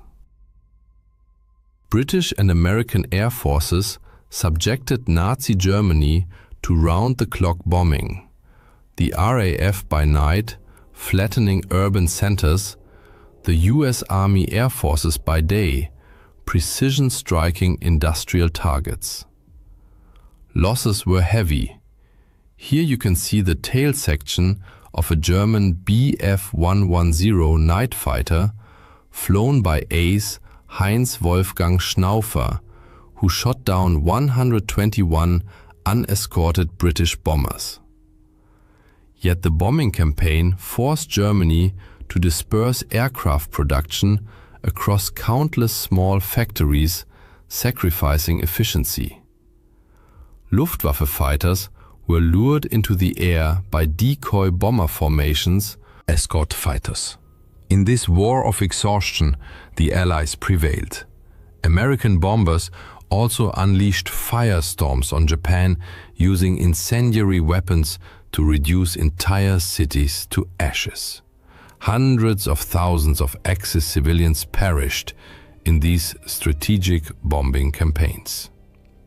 1944 also marked the peak of the Holocaust, the Nazi regime's monstrous campaign to exterminate Europe's Jews. 6 million Jews were starved, shot, or worked to death in a grotesque system that fed Germany's warped war economy. That summer, the Allies landed in Normandy on D-Day, beginning the liberation of Western Europe. Simultaneously, the Soviet Union launched Operation Bagration, a colossal offensive that shattered German forces in the east. Both campaigns succeeded spectacularly. The Allies not only outnumbered the Germans in troops and tanks, but also enjoyed superior logistics, supplying their armies with trucks, while the Axis still relied heavily on horse-drawn transport. Allied leadership had learned the lessons of modern warfare. Early in the war, the Germans had empowered frontline commanders with significant autonomy, a doctrine that delivered stunning success in the 1940 campaign against France. For comparison, Stalin appointed himself Supreme Commander-in-Chief of the Soviet forces. His epaulets are displayed here. However, as the war progressed, Stalin increasingly trusted the counsel of his generals, a shift that led to improved military outcomes. Meanwhile, Hitler moved in the opposite direction. He became ever more convinced of his own strategic genius. "I walk the path dictated by Providence with the confidence of a sleepwalker," he declared. Hitler repeatedly denied his field commanders requests for strategic withdrawals, a policy that had catastrophic consequences for the German army. As a result, the Allies steadily gained ground. The war's outcome was essentially decided, yet the most striking manifestation of this refusal was the self-sacrifice of young Japanese pilots ordered to crash their explosives-laden aircraft into Allied naval vessels, a tactic known as kamikaze attacks. This relentless determination to fight to the death stemmed from a deep-seated belief that surrender was dishonorable. Consequently, suffering and bloodshed continued unabated. Adolf Hitler pinned his hopes on German Vergeltungswaffen, vengeance weapons, such as the Phi-1 rocket displayed here. He believed the destruction and civilian casualties inflicted by these weapons would terrorize Allied populations and compel their leaders to sue for peace. This, however, was a grave miscalculation. Vast resources diverted to Phi weapon production came at the expense of urgently needed tanks and fighter aircraft. Moreover, tens of thousands of forced laborers perished under horrific conditions in underground factories while building these weapons. In stark contrast, the Allies invested heavily in developing an entirely new, era-defining weapon of decisive impact, the atomic bomb. By May 1945, crushed between advancing forces from the east and west, Germany was forced to capitulate. Japan, however, fought on until the United States dropped atomic bombs on Hiroshima and Nagasaki, and the Soviet Union invaded Manchuria. It then became unmistakably clear that further resistance was futile. In August 1945, World War II ended in Allied victory. The Allies possessed overwhelming advantages in natural resources and population, fundamental pillars of total war. Yet this superiority alone did not guarantee victory.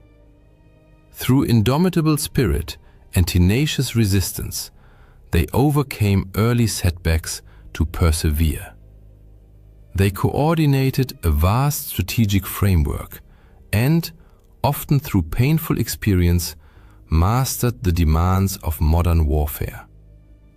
They also successfully mobilized their populations for immense effort and sacrifice. The peoples of the Allied nations demonstrated unwavering resolve and resilience, whether fighting the Axis powers, manufacturing the countless items required by mechanized warfare, or serving in numerous support roles.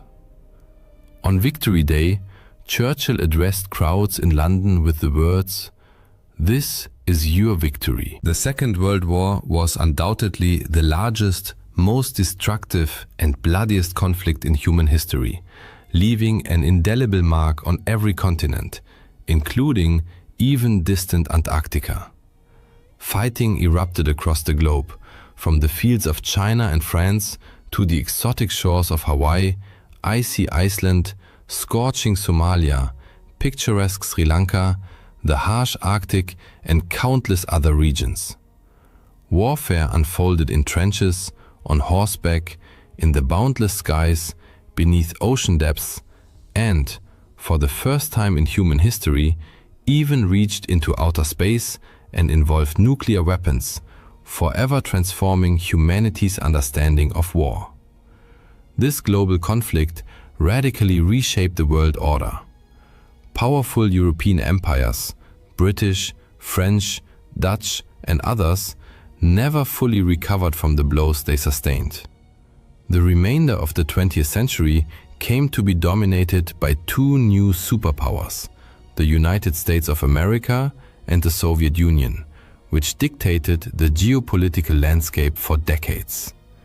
In Asia, the war ultimately led to the triumph of the Chinese Communist Party, the dramatic division of Korea into two spheres of influence, and the birth of India as an independent nation. This raises several natural questions.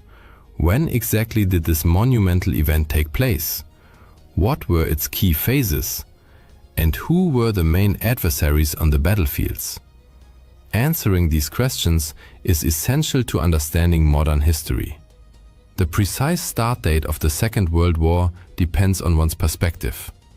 The conflict stemmed from deep-seated ambitions to expand empires, seize territory, assert dominance, accumulate wealth, and control resources.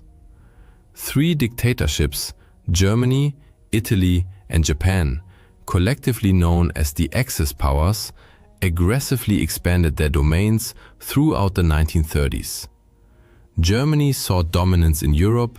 Japan and China had already been locked in fierce combat since 1937, and some historians regard this as the true beginning of the war.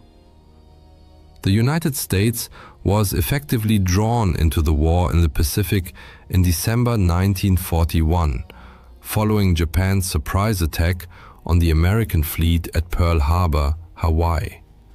Thus, for Americans, the war began in 1941.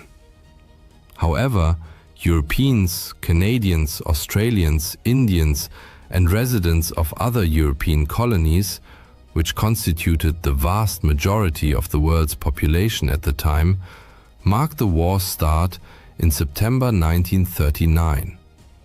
That month, Adolf Hitler, Germany's dictator, invaded Poland. In response, numerous countries declared war on Germany, marking the official beginning of the Second World War in Europe. The war's end is somewhat clearer. Germany and Japan suffered crushing defeats and were occupied in 1945. But why is September 1939 so pivotal? In Europe, Hitler's Nazi Party had seized power in Germany, dismantling democratic institutions and establishing a totalitarian regime. Under his rule, political opponents, Jews, and other minorities were persecuted and concentration camps were built. Hitler's central goal was territorial expansion, specifically reclaiming lands lost after Germany's defeat in the First World War in 1918. In 1938, he annexed Austria and then seized parts of Czechoslovakia. Yet, his ambitions stretched far beyond. He dreamed of a vast Eastern Empire encompassing Ukraine's fertile farmland and the oil fields of the Caucasus. Claiming that Western Poland had historically belonged to Germany, Hitler targeted it next. To secure his eastern flank, he signed a non-aggression pact with Soviet dictator Joseph Stalin in August 1939. Secretly, they agreed to invade and partition Poland between them. On September 1st, 1936 2.0, Hitler assumed Britain and France would tolerate this, as they had reluctantly accepted the annexation of Austria and parts of Czechoslovakia over the previous 2 years. But the invasion of Poland was the final straw. They declared war on Germany. Hitler was now embroiled in another world war. What now? He reportedly asked his foreign minister. Britain and France were soon joined by their vast empires: Canada, India, Nigeria, South Africa, New Zealand, Australia, and many others, all now drawn into the conflict. Events unfolded rapidly. Germany and the Soviet Union swiftly divided Poland. British and French forces offered little effective aid. A minor French incursion into Western Germany advanced only a few miles before retreating once victorious German troops returned from Poland. The Soviets fared poorly in their own invasion of Finland, suffering a humiliating setback, though they later seized a small portion of Finnish territory in 1940. At sea, German U-boats and warships targeted British shipping in what became known as the Battle of the Atlantic, a campaign that lasted until the war's final days. Just hours after hostilities began, a German submarine sank the passenger liner Athenia. Meanwhile, any German naval vessel venturing into open waters was hunted down. The British Royal Navy famously sank the German cruiser Admiral Graf Spee off the coast of South America. On the European continent, however, a tense lull, dubbed the Phony War, prevailed.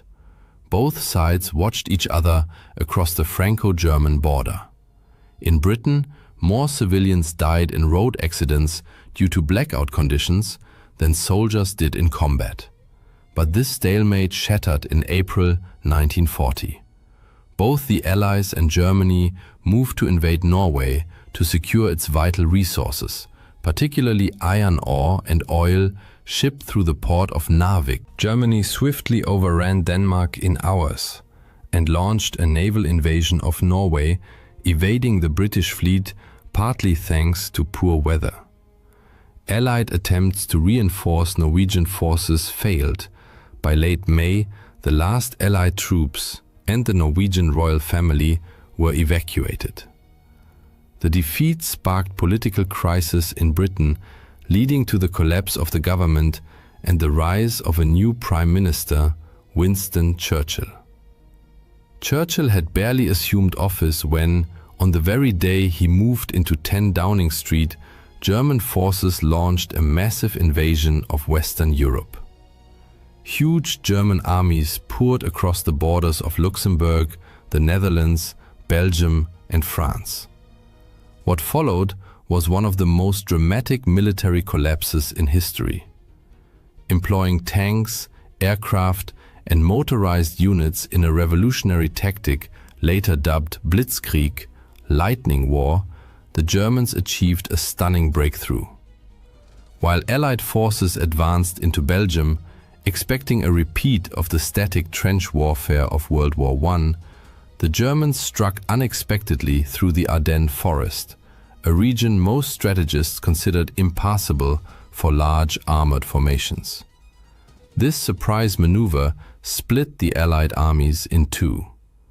Within 10 days, German forces reached the English Channel, cutting off all northern Allied troops in Belgium from the main French army to the south. Trapped, British and French forces retreated to the coastal town of Dunkirk.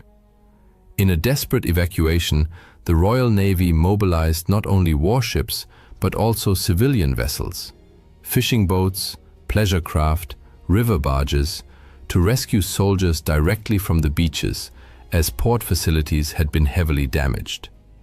The British initially hoped to save 45,000 men over 2 days.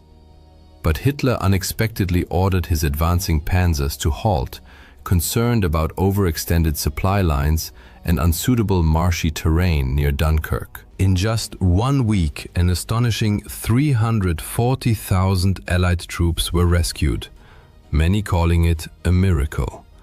Britain had saved its army, though it left behind nearly all its heavy equipment. Seizing the moment, Italy, Hitler's Axis partner, declared war and invaded southern France. After Dunkirk, German forces turned south and crushed the remaining French army. Within weeks, France fell. Hitler visited Paris for propaganda photographs. Germany now dominated Western and Central Europe. Inspired by Churchill's defiant speeches, Britain and its empire resolved never to surrender. Hitler now faced a British problem. He had to either force Britain into peace or destroy it entirely. Otherwise, the British would continue harassing him while he turned east to realize his ultimate ambition, conquering the Soviet Union and building a vast German empire.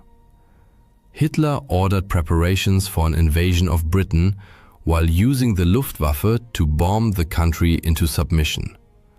Thus began the Battle of Britain, the first major campaign fought almost entirely in the air.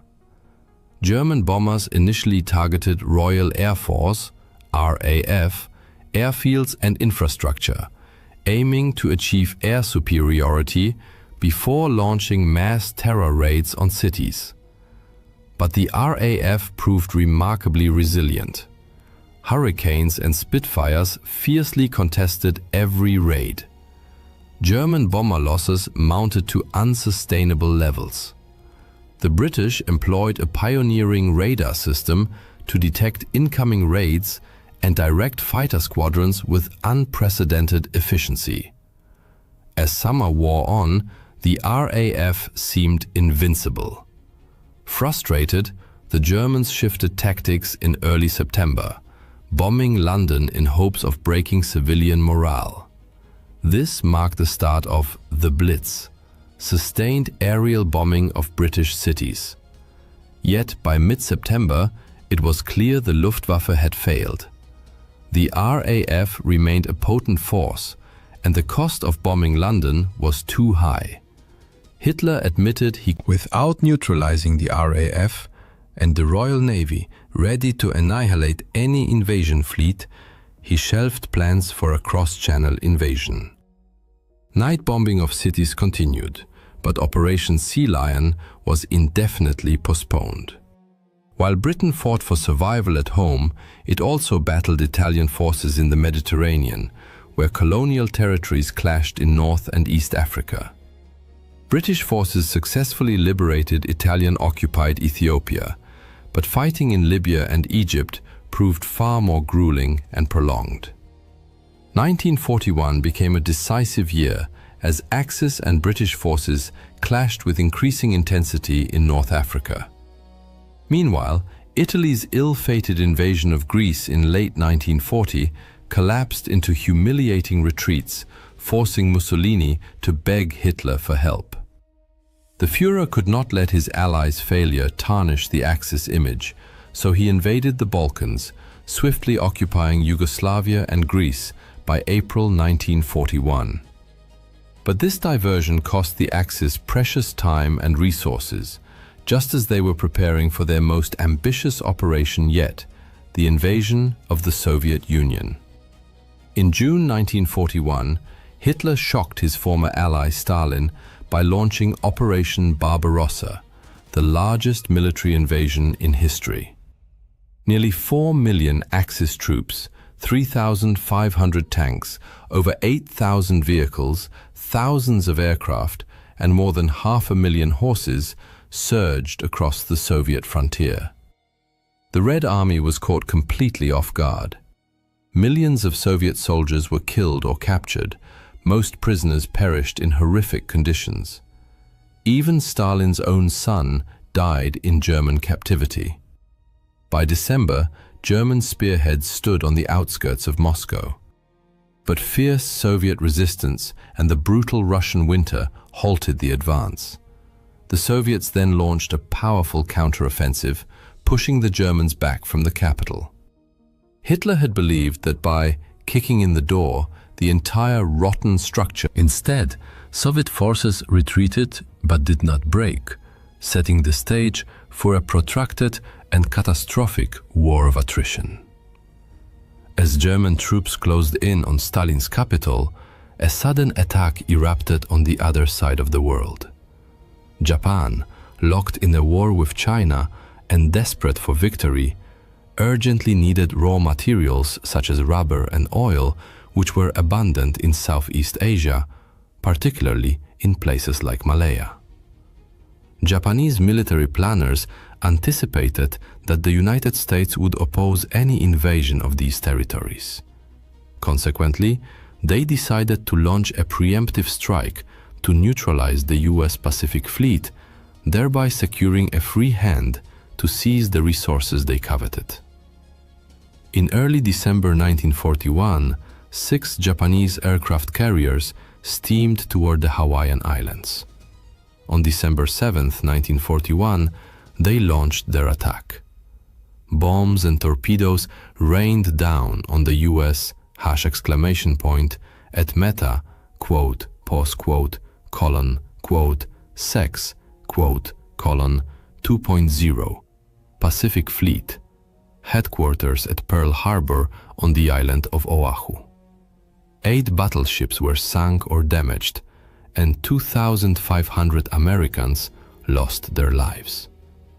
President Roosevelt called the day a date which will live in infamy, and declared war on Japan.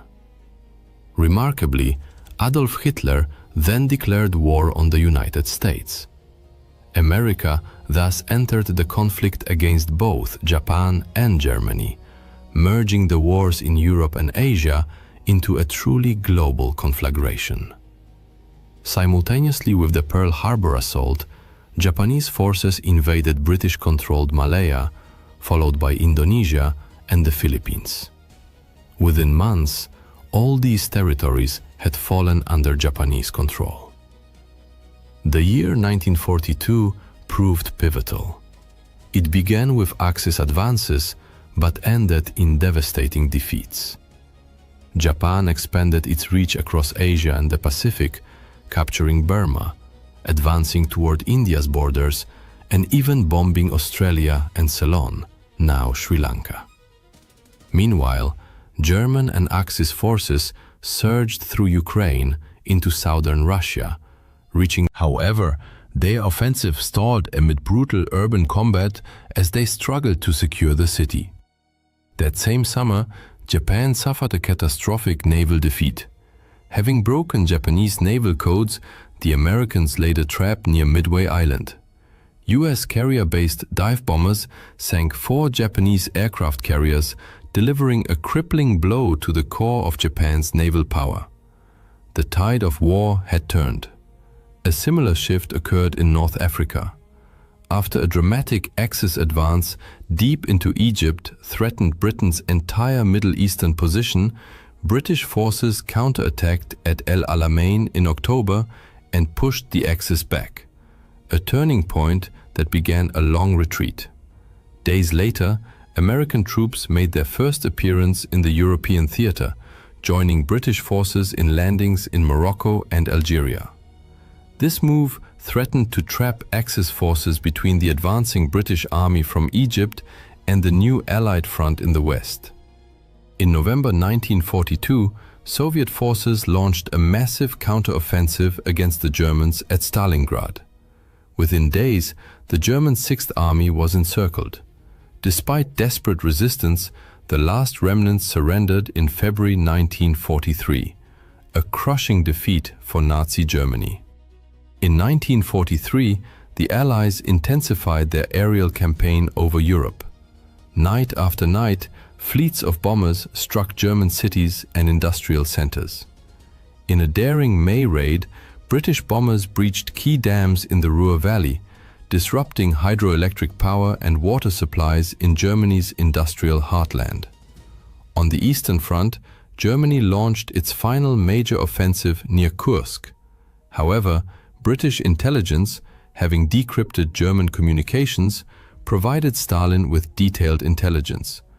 The Soviets constructed formidable defensive lines that inflicted horrific losses on the attackers before launching a powerful counteroffensive that in the Atlantic, Allied navies, British, American, Canadian, and others, developed effective tactics to counter the U-boat threat. In a series of decisive engagements, they sank German submarines in such numbers that German admirals suspended all submarine operations. The U-boats would never regain the upper hand. By spring 1943, Axis forces in North Africa surrendered. In July, the Allies invaded Sicily, the first foothold on Axis home territory. Later that month, Italian dictator Benito Mussolini was deposed and arrested. In early September, Allied forces landed on mainland Italy. Although Italy agreed to surrender, German troops swiftly took control of the country, forcing the Allies into a grueling, slow advance up the Italian peninsula.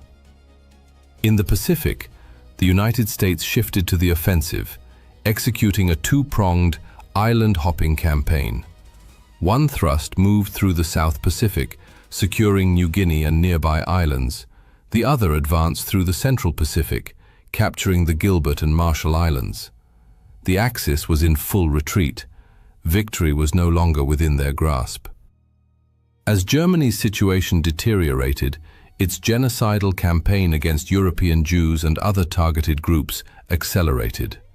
Millions were murdered in industrialized death camps across the shrinking Nazi empire.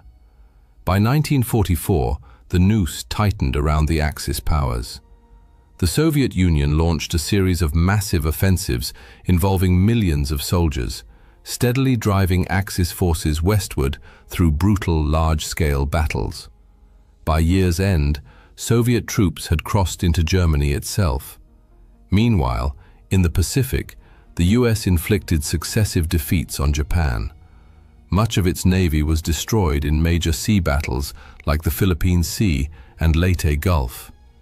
American forces methodically seized key islands, Saipan, Tinian, and Guam, establishing air bases from which long-range bombers could strike the Japanese. In a desperate and largely ineffective measure, Japan launched incendiary balloons toward North America. One such device killed 6 civilians in Oregon, the only US mainland casualties of Axis action during the war. Japanese forces also attempted an invasion of India, but were decisively halted at the battles of Kohima and Imphal and forced into retreat. On June 6, 1944, D-Day, American, British, Canadian, and Allied forces launched the long-awaited invasion of Western Europe. Within 24 hours, some 150,000 troops landed in Normandy. Paratroopers dropped behind enemy lines, while the bulk crossed the English Channel in over 7,000 vessels to storm the beaches. Fierce resistance from German defenders in fortified bunkers made progress agonizingly slow on some sectors, but by day's end, the Allies had secured a foothold. Over the following days, vast quantities of troops and equipment poured ashore. German reinforcements rushed to Normandy, triggering a brutal battle of attrition. Not until early August did the Allies break out decisively, sweeping across northern France and liberating Paris by month's end. Victory seemed imminent. The Allies then attempted an ambitious airborne operation to seize bridges over the Rhine at Arnhem, but the Germans, though weakened, fought back fiercely and thwarted the plan. The war dragged into another horrific winter. In December, Hitler launched his last major offensive through the snow-covered Ardennes forest in Belgium and Luxembourg. Though the attack created a bulge in Allied lines, it failed to achieve a breakthrough. Reinforcements flooded the region, and the Battle of the Bulge ended in yet another German defeat, one that cost them irreplaceable troops, tanks, and fuel. All these events culminated in 1945. Yet the Axis powers fought on to the bitter end, inflicting immense, unnecessary... When the snows melted in spring, Allied forces surged through northern Italy, completing its liberation. On the Western Front, retreating Germans blew up one of their largest dams to flood the countryside and slow the Allied advance. But by March, Western forces had crossed the Rhine and pushed deep into Germany. By April, they stood just 50 miles from Berlin. In the east, the Soviets advanced relentlessly through Poland and eastern Germany. With nearly 2.5 million troops, they overwhelmed German defenses. Stalin, desperate to reach Berlin before the Western Allies, urged his generals forward, and they succeeded. By late April, Berlin was encircled. On 30 April, Hitler married his longtime companion Eva Braun, then killed her and committed suicide. Admiral Karl Dönitz, his short-lived successor as Führer, surrendered unconditionally on May 7th. The war in Europe was over. Some 43 million people had perished. 2/3 of Europe's Jews had been exterminated.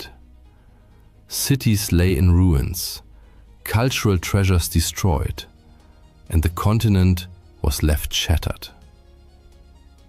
Japan, however, continued to resist. Its cities burned, its empire in ruins. American forces drew ever closer to the home islands. After horrific battles on Iwo Jima and Okinawa, where Japanese defenders employed suicidal but futile tactics, plans were drawn up for a full-scale invasion of Japan itself. But then, the United States stunned the world. A single aircraft dropped the most powerful weapon ever created, the atomic bomb.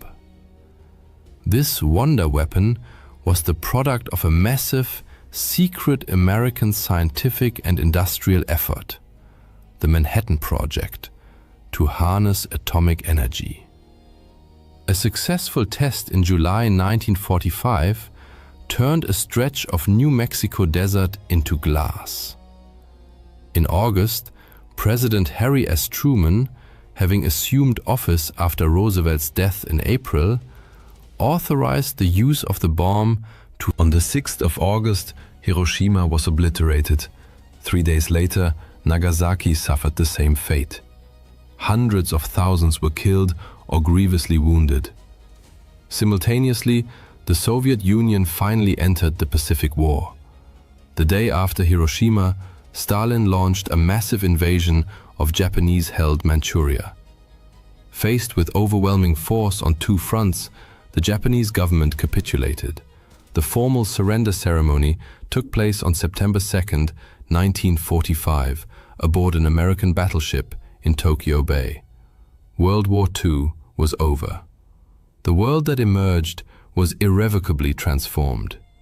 In Europe, Eastern territories fell under Soviet communist control, redrawing the geopolitical map. Germany, once Europe's powerhouse, was split. The East occupied by the Soviet Union, the West by Western democracies. The United States, now a nuclear superpower, assumed global dominance, eclipsing the war-exhausted British and French empires. In Asia, Japan underwent sweeping reconstruction under American occupation. Korea, like Germany, was divided, the South aligned with democracies, the North under communist rule. Vietnam, having shaken off French colonial authority during the war, entered a new phase of conflict as France attempted to reassert control. China, ravaged by years of warfare, became the stage for a renewed civil war, which by 1949 resulted in communist forces taking control of the mainland. We still live in a world profoundly shaped by the consequences of World War II. Its echoes continue to resonate through the politics, borders, and alliances of our time. In May 1940, Nazi Germany launched a massive offensive on the Western Front. Despite the combined forces of France, Great Britain, Belgium, and the Netherlands significantly outnumbering the Germans in manpower, artillery, and tanks, and despite the French army being widely regarded as one of the finest in the world, German forces stunned the world by achieving a crushing victory over the Allies in just 6 weeks. This raises a natural question. How did Germany manage such a decisive and rapid triumph? When Germany invaded Poland in 1939, Britain and France declared war. Yet the Western Allies remained largely passive observers, while German and Soviet forces crushed Polish resistance. Meanwhile, German Chancellor Adolf Hitler was already planning his next move. He was in a hurry. His temporary pact with the USSR might not last, and the Allies were not yet ready for full-scale war. On September 27th, Hitler informed the High Command of his intention to attack France within a month. Most German generals, including Wilhelm Ritter von Leeb, were stunned. General von Leeb voiced his concerns. The French won't be caught off guard. They know full well that if the Germans strike, it will be through Belgium. Therefore, they will be on high alert. Our losses will be enormous. An attack on France cannot be carried out as it was in Poland. It will be extremely costly and bloody. Hitler ignored these warnings and ordered planning to begin for an offensive aimed at seizing neutral Belgium and the Netherlands and occupying enough of northern France to establish a springboard for an assault on Britain. The original attack date was postponed to November 25th. Army Chief of Staff Franz Halder swiftly prepared a cautious plan centered on a main thrust through central Belgium. Hitler, however, expressed disappointment, declaring, "This is just the old Schlieffen plan, with a strong right wing along the Atlantic coast." Negotiations between army planners and Hitler dragged on for months, during which the offensive was delayed 29 times. Increasingly, Hitler favored concentrating Germany's relatively few armored and motorized divisions for a breakthrough through the densely forested Ardennes region, aiming to cut off Allied forces should they, as expected, advance into Belgium. The army leadership considered this approach excessively risky. Unknown to Hitler, General Erich von Manstein also advocated an Ardennes route for what would later become known as the Sickle Cut plan, but the army command rejected it. Then, in January 1940, a German Messerschmitt Bf 108 Typhoon carrying the invasion plans crashed in Belgium, forcing the Germans to revise their strategy again. Finally, on February 24, 1940, the final plan was approved, one that modified Manstein's original double envelopment concept. Under it, Army Group B would pin Allied forces in the north, while the Southern Army Group A would spearhead the attack through the Ardennes, cross the Meuse River at Sedan, and race toward Abbeville, where the Somme meets the sea. It was a daring plan, requiring valuable armored units to navigate treacherous, narrow forest roads and advance with dangerously exposed flanks. General Fedor von Bock, commander of Army Group B, voiced his misgivings to Halder. "You'll be crawling 10 miles from Sedan for the following. You will be the plan and well-informed Detli in this appearing the most of example of this. You'll be crawling 10 miles from the Maginot Line with your breakthrough flank exposed, hoping the French will just sit and watch. You're cramming masses of tanks onto the sparse roads of the Ardennes as if air power doesn't exist. And then you expect to push all the way to the coast with a 200-mile-long open southern flank where the bulk of the French army is stationed." Meanwhile, the French and British were also making plans. The French and British planners trusted the impregnability of the Maginot Line and expected a German thrust through neutral Belgium and the Netherlands. However, the Dutch and Belgians refused to coordinate detailed plans for Franco-British forces entering their territory, hoping to avoid provoking Germany. Nevertheless, this scenario remained central to the Allied Plan D. The best French units and the British Expeditionary Force, BEF, were to enter the Netherlands if Germany attacked, attempting to halt them along the Dyle River, the Albert Canal, and fortresses like Eben-Emael. Plan D was itself risky. The Allies would lack the initiative, advancing to meet an enemy offensive, while their hinge, the Ardennes, was left lightly defended, as they deemed it impassable for large armored formations. French intelligence reports had flagged the Ardennes as a potential axis of attack, yet the High Command took no action. There was no strategic reserve either, as the French 7th Army was committed to advancing into the Netherlands, a politically expedient but militarily dubious move. On the eve of battle, the Germans fielded 2.8 million men, 7,500 artillery pieces, 4,000 aircraft, and 2,700 tanks and self-propelled guns on the Western Front. Only 16 of their 157 divisions were motorized. The Allies, including still neutral Dutch and Belgian forces, had 3.7 million men, 14,000 guns, 3,000 aircraft, and 3,700 tanks. The Germans began their offensive with approximately 3,700 tanks. While the Germans pinned their hopes on their audacious sickle-cut plan, the Allies pursued an ill-defined scheme to advance into the Netherlands. On May 10, 1940, German forces launched Operation Gelb, a campaign that shocked not only. They swiftly crossed into the Netherlands, aiming to create the impression that the main thrust was directed there, even using soldiers disguised in Dutch uniforms to seize bridges by surprise. Despite these ruses, German airborne landings at Dutch airfields largely failed due to Dutch resistance. Nevertheless, overall Dutch opposition was limited. On 14th May, the Luftwaffe bombed the port city of Rotterdam to intimidate the Dutch into surrender, a tactic that succeeded.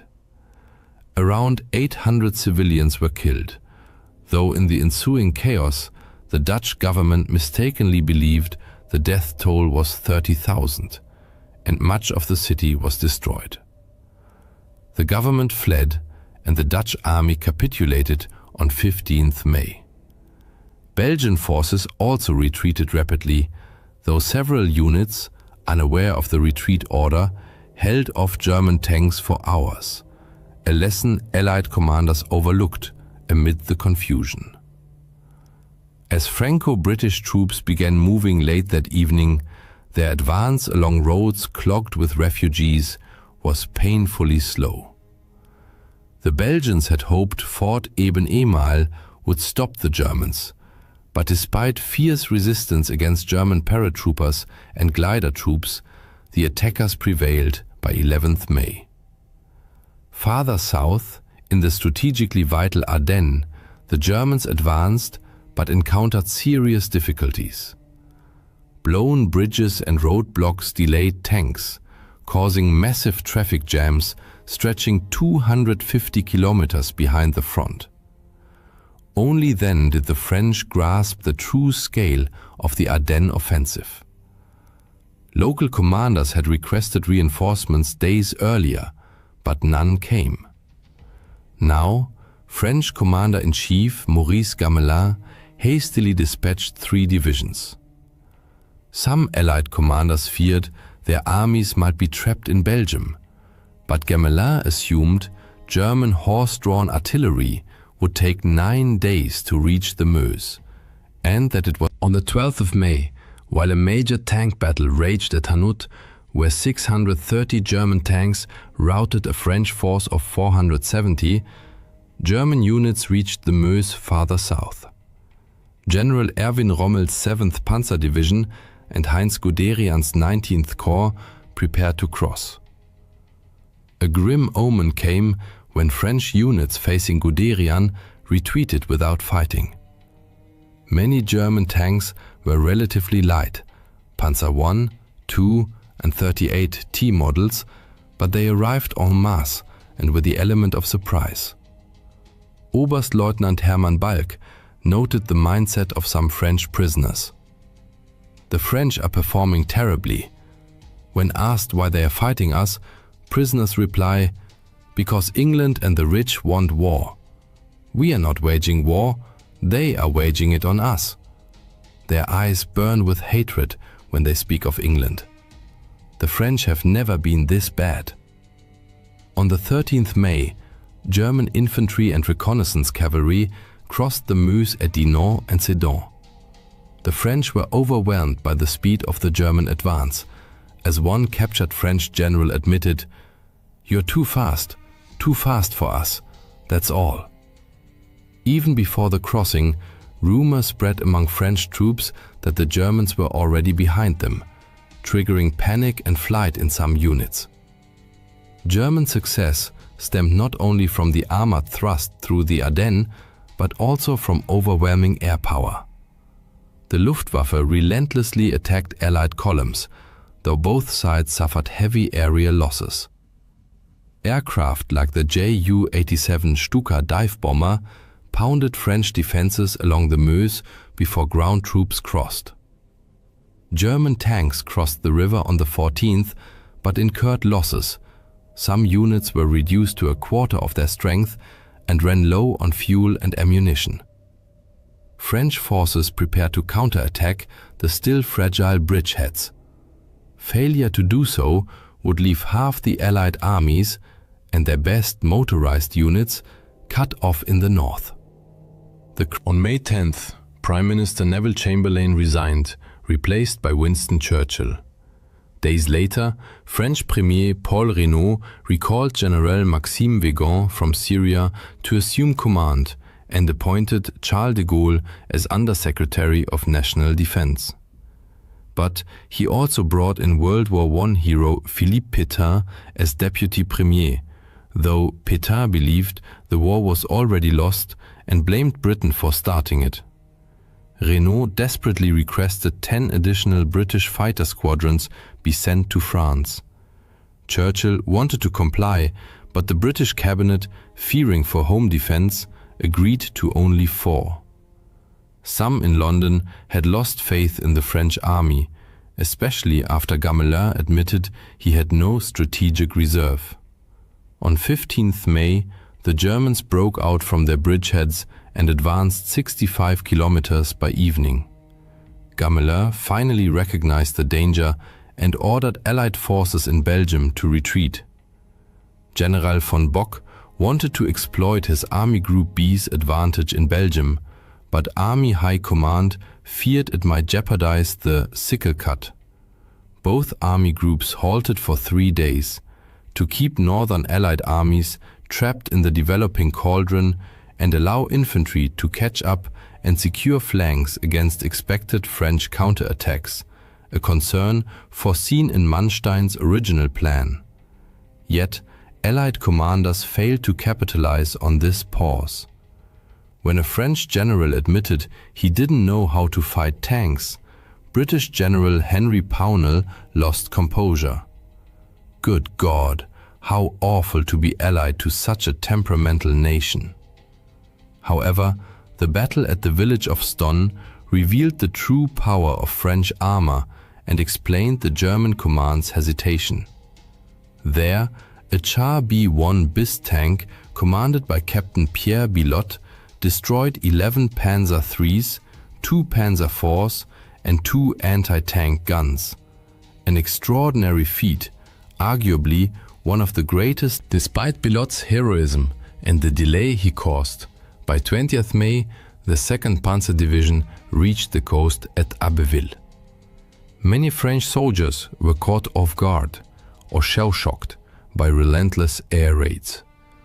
Lieutenant Alexander Steinberg, witnessing the scene, describes streets littered with the wreckage of the shattered French army, disabled vehicles, burned-out tanks, abandoned artillery, a seemingly endless trail of destruction. Over 1 million British and French troops were now trapped north of the Somme, and the RAF had lost a quarter of its strength. The Allies desperately attempted a two-pronged counterattack against the German flanks, but command confusion reigned, and the Germans advanced with astonishing speed. Anglo-French forces did launch an effective strike near Arras on 21st to 22nd May, involving Matilda tanks, but the battered Germans repelled it. Allied forces then began a fighting retreat toward the port of Dunkirk for evacuation, a British decision that many French viewed with outrage. Fearing further counterattacks from the south, von Rundstedt urged Hitler to halt the advance on Dunkirk. On 24th May, Hitler agreed. This decision later sparked fierce debate. During the war, Hitler tried to obscure his error, claiming he wanted to spare Britain humiliation to facilitate peace talks. After the war, von Rundstedt claimed Hitler gave the order, but this was false. In reality, von Rundstedt issued the halt order himself, but told subordinates it came from Hitler to ensure compliance. Why then did von Rundstedt stop the tanks before Dunkirk? His decision was based on several strategic considerations. First, he wanted to give his armored units time to regroup and prepare for potential counterattacks from Dunkirk. Second, he needed his infantry to reach the Somme line. Third, Panzer Commander von Kleist believed the terrain around Dunkirk was unsuitable for effective tank operations. Moreover, von Rundstedt wanted the Fourth Army to consolidate its position in Arras before launching an assault on Dunkirk. Finally, von Rundstedt, Hitler, and the Naval High Command all agreed that a rapid evacuation of the British Expeditionary Force, BEF, was impossible. This meant there was no need to expend precious Panzer III or IV tanks on Dunkirk when they could instead be deployed against the French in the south, especially since Germany had already lost 600 tanks. German command expected artillery and the Luftwaffe to destroy the Allied forces trapped in the pocket, after which the Fourth Army would finish them off. However, the German pause was not the sole reason the BEF managed to escape. On 25 May, British troops captured a German staff car containing documents detailing the locations of upcoming German attacks. Lord Gort immediately dispatched reinforcements, preventing the Germans from cutting off the bulk of British forces from Dunkirk, an action that likely saved the BEF. Operation Dynamo, the evacuation of the BEF and French troops from Dunkirk, began on 26 May, followed the next day by the BBC's appeal for civilian vessels to assist. Chaos reigned on the beaches and aboard the ships as German aircraft relentlessly bombed the defenseless men below. Quartermaster Frank Harrell, among the wounded, recalled, "I got onto a boat just after 7 in the evening, and during embarkation there was an air raid. The ship was hit, and I ended up in the water. There were about 30 of us in the water. Because of my injured leg, I could only dog paddle, but I stayed afloat and made it back to the beach to wait for another chance." Around Dunkirk, British and French units fought determined rearguard actions to hold back the Germans. In total, roughly 700 British and 160 French vessels of all kinds evacuated 193,000 British and 145,000 French soldiers. Approximately 88,000, mostly French troops who had defended the evacuation corridor, were forced to surrender. German aircraft sank 20 Allied warships and damaged dozens more. The rescue of the BEF became even more remarkable given the sudden capitulation of the Belgian army on 28 May, which occurred without prior consultation with the British or French. King Leopold made the controversial decision to surrender and become a German prisoner. Although the Allies had not planned to evacuate Belgian forces, they were outraged. French Premier Paul Reynaud called the king a swine, and former British Prime Minister David Lloyd George denounced his actions as a model of treachery and cowardice. The collapse of the Allied front exacerbated tensions in London and Paris. Generals Vigan and Pétain pressured Reynaud to seek a separate peace with Germany, but he refused. Cologne 2.0. British Foreign Secretary Lord Halifax proposed peace negotiations through neutral Italy, but Churchill would have none of it. "Even if we are defeated, we will be no worse off than if we stop fighting now. We must avoid being dragged into the abyss with France." With the BEF and the most effective French units either evacuated or captured and stripped of their heavy equipment, German attention turned to the remaining French forces. South of the Dunkirk tragedy, the front line ran along the Somme and Aisne rivers, where the Germans had already established several bridgeheads. The bridgehead at Abbeville posed a serious threat to the remaining ports, vital for supplying the Second British Expeditionary Force. Despite the obvious risks, Winston Churchill ordered 300,000 fresh British troops sent to France, aiming, as he put it. General Alan Brooke, however, expressed deep skepticism. You cannot give feelings to a corpse, and the French army is effectively dead. Yet a spark of resistance still flickered among the French. On 27th May, the French 7th Army attacked the Abbeville bridgehead. Units from Charles de Gaulle's division and Manstein's corps took part. French B-1 BIS tanks caused panic among some German units, but several German 88mm anti-aircraft batteries, skillfully deployed in a ground role, halted the fragmented Allied armored assaults and held the bridgehead. On June 5th, the Germans launched Operation Rot, Red. Their strategic aim was to swiftly cross the Somme and Aisne rivers and drive south to crush the French army before it could reorganize.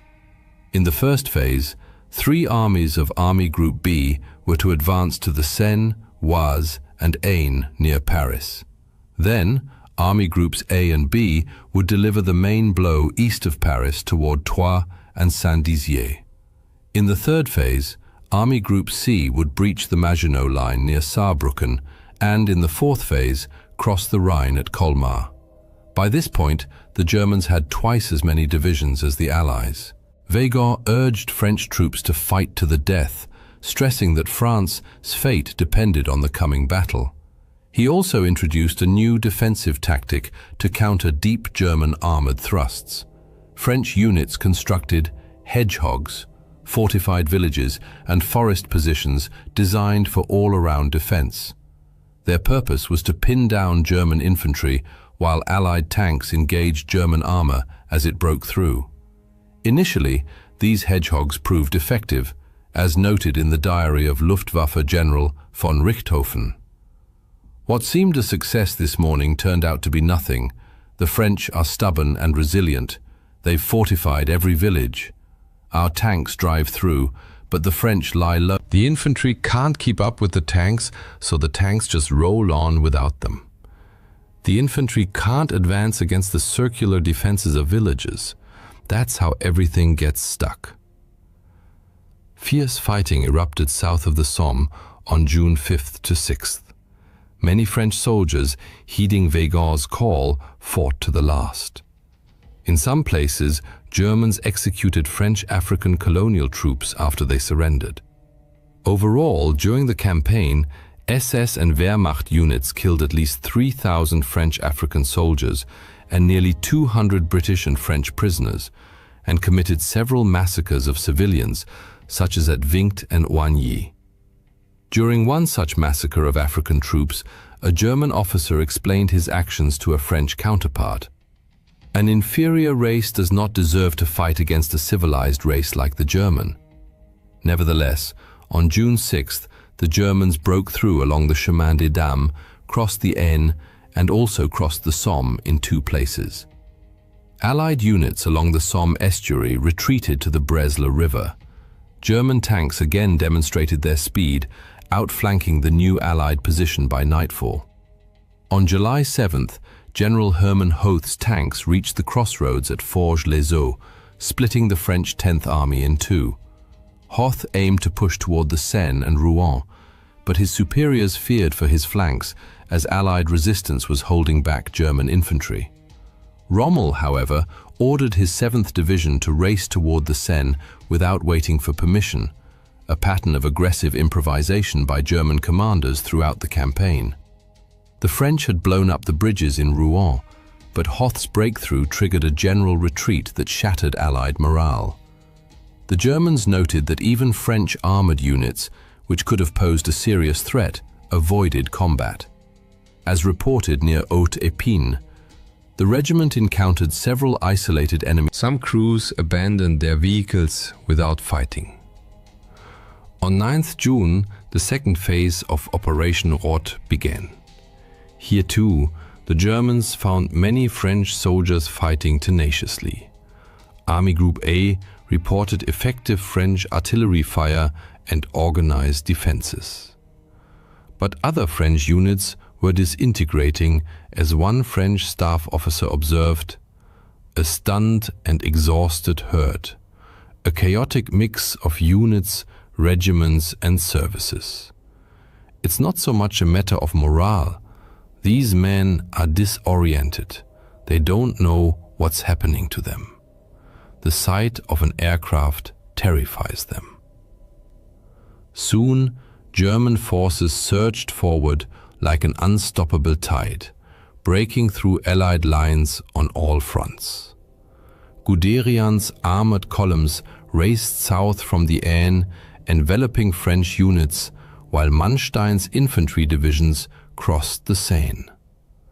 The Ninth Army reached the Marne and crossed it successfully the next day. Recognizing the hopelessness of the military situation, British command decided to evacuate the 200,000-strong 2nd British Expeditionary Force. Weygand declared the war lost and insisted on seeking peace with Germany. Renaud, however, firmly rejected the proposal, urging continued resistance. You mistakenly see Hitler as Wilhelm I, a respectable gentleman who took Alsace-Lorraine from us and left it at that. But Hitler is Genghis Khan, a merciless conqueror. On June 14th, German troops entered Paris, coinciding with the start of the 3rd and 4th phases of their offensive. On June 16th, Verdun, the symbol of French resilience in World War I, fell. German forces reached the Loire River and the Swiss border, and the French army was utterly disorganized and defeated. Politically, the situation for the Allies was dire. On June 10th, Italy declared. By 16 June, most French cabinet ministers favored an armistice, and Pétain threatened to resign if Renaud did not request one, a move that would fatally undermine the government. Renaud appealed to President Roosevelt for help, but received only sympathy. London proposed a Franco-British union to continue the war, but Pétain saw it as a British plot to seize French colonies and called it a marriage with a corpse. He also sought peace to prevent a potential communist uprising. As a result, Renaud resigned, Pétain became prime minister, and the next day requested an armistice. Some Frenchmen, like de Gaulle, sought to continue the fight. Broadcasting from England, he urged his countrymen to resist. Few heard him that day, but that would soon change. While armistice negotiations were underway, Mussolini decided he wanted an Italian victory before the war ended. On 21st June, 22 Italian divisions attacked in the Alps, but just 6 French divisions held them back. To bolster Italy's prestige, the Germans sent air and ground forces to strike the French from the rear, and fierce fighting erupted in the mountains on June 23rd to 24th. Finally, on June 25, 1940, the armistice took effect. The Battle of France lasted 46 days and claimed the lives of 2,900 Dutch, 7,500 Belgians, 12,500 British, and 59,000 French soldiers, as well as 45,000 Germans and 1,250 Italians. Nearly 30,000 French, Dutch, and Belgian civilians died, and 8 million became refugees. Over 2 million French and Belgian soldiers were taken prisoner. The scale of Germany's victory is evident in material losses. The Germans lost 1,800 aircraft compared to the Allies' 3,020. 839 German tanks were destroyed versus 3,300 Allied tanks. Immediately after the campaign, debates erupted over the General Gamelin blamed soldiers for cowardice. De Gaulle argued the army had been misused. Pétain claimed the nation was spiritually weak. An officer, historian, and future resistance member Marc Bloch emphasized the incompetence of the High Command. Ultimately, the Allies were defeated on the battlefield because they failed to respond effectively to the speed and power of concentrated German armored formations.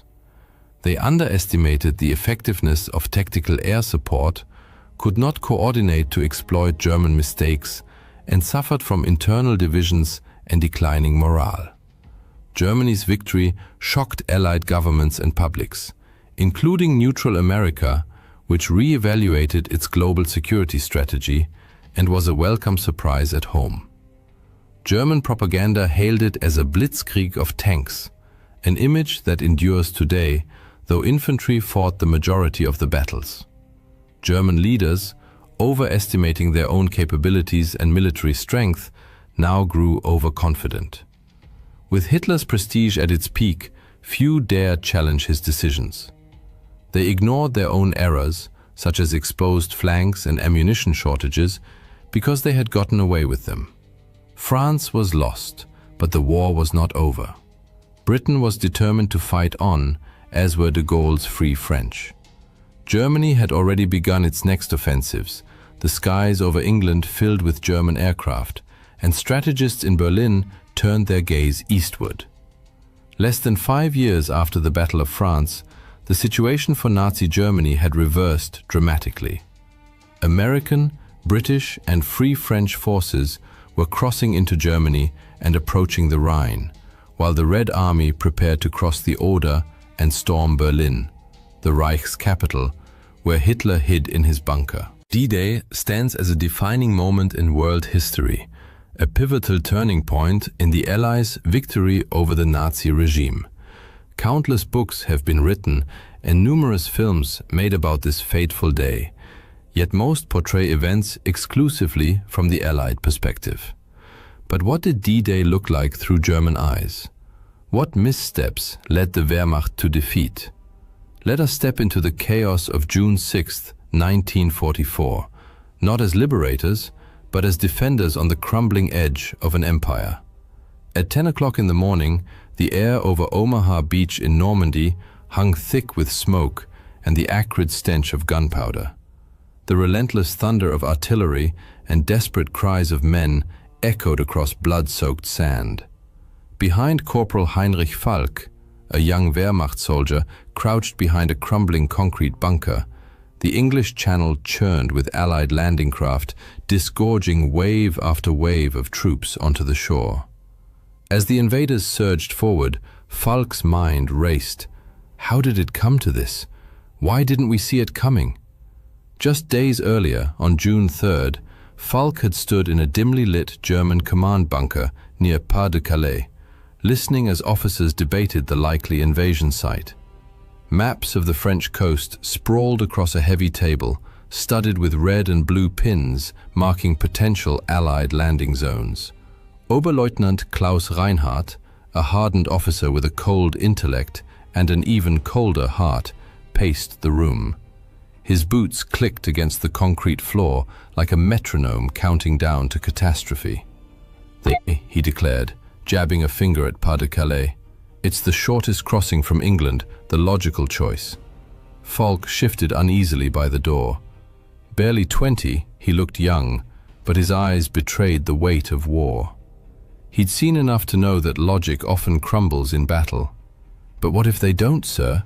He ventured cautiously. What if they choose Normandy? Reinhardt stopped dead and fixed Falk with a steely glare. The beaches are too exposed, the terrain too difficult. The Allies aren't fools, Falk.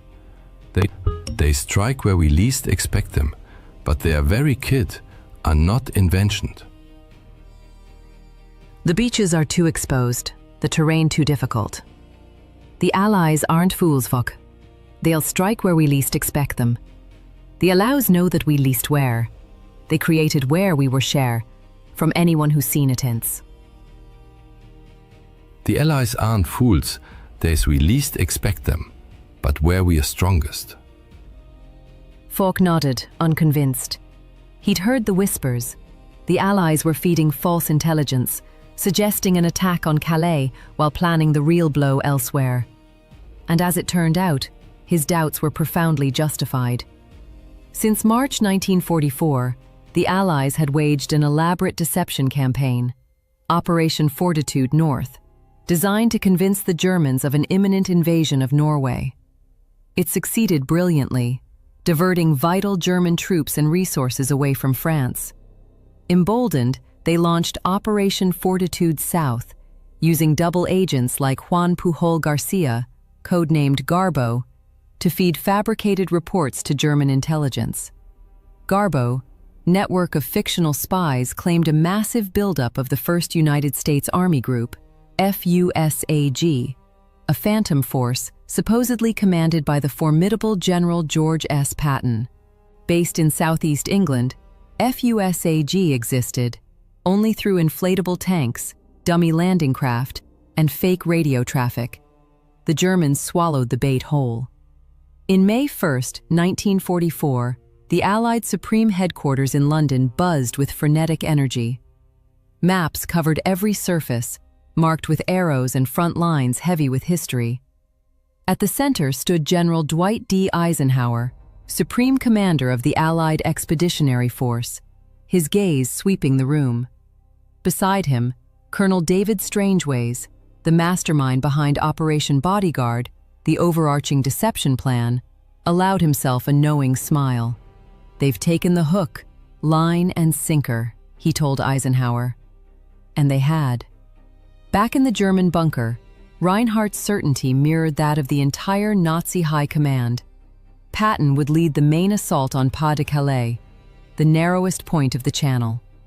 For weeks, Garbo had flooded German handlers with hundreds of... Even after D-Day began, he insisted the Normandy landings were a feint and the real attack was still coming at Calais.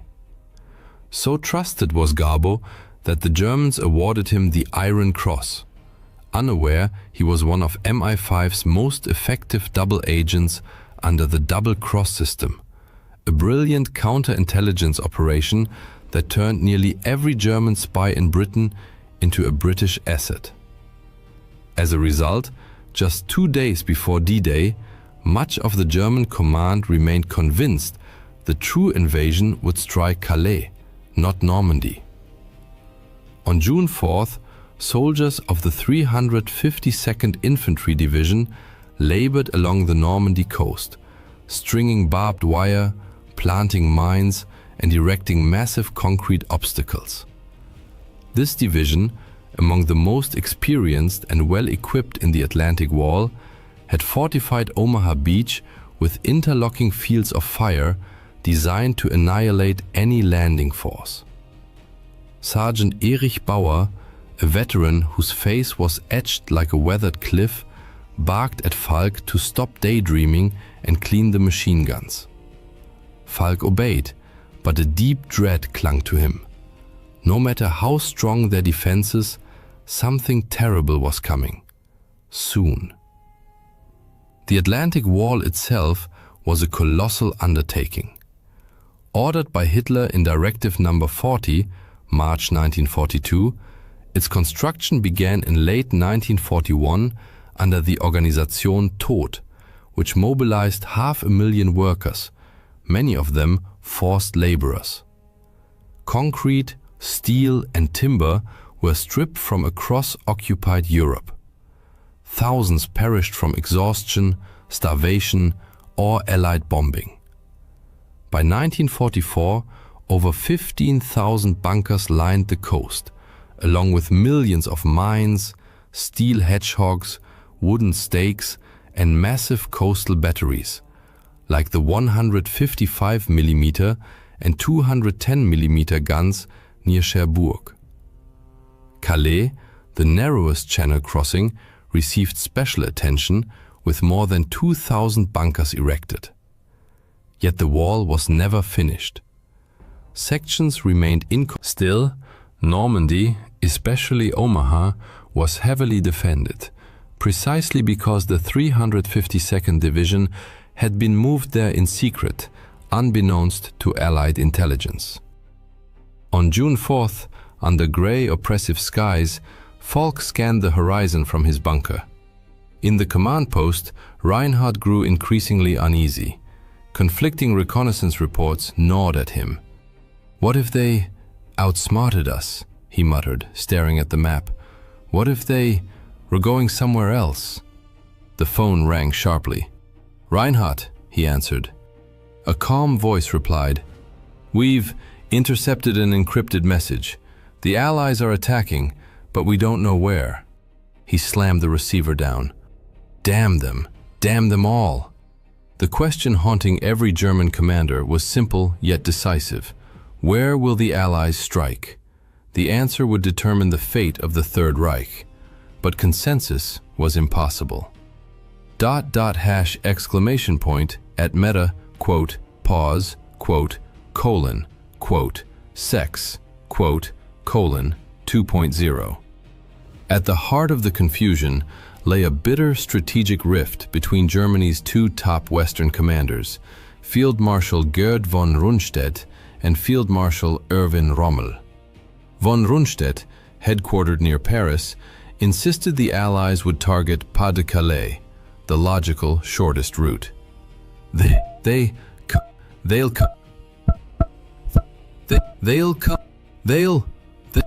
come where we strongest, but they never had to move it down. They were we strongest, he argued, because they must.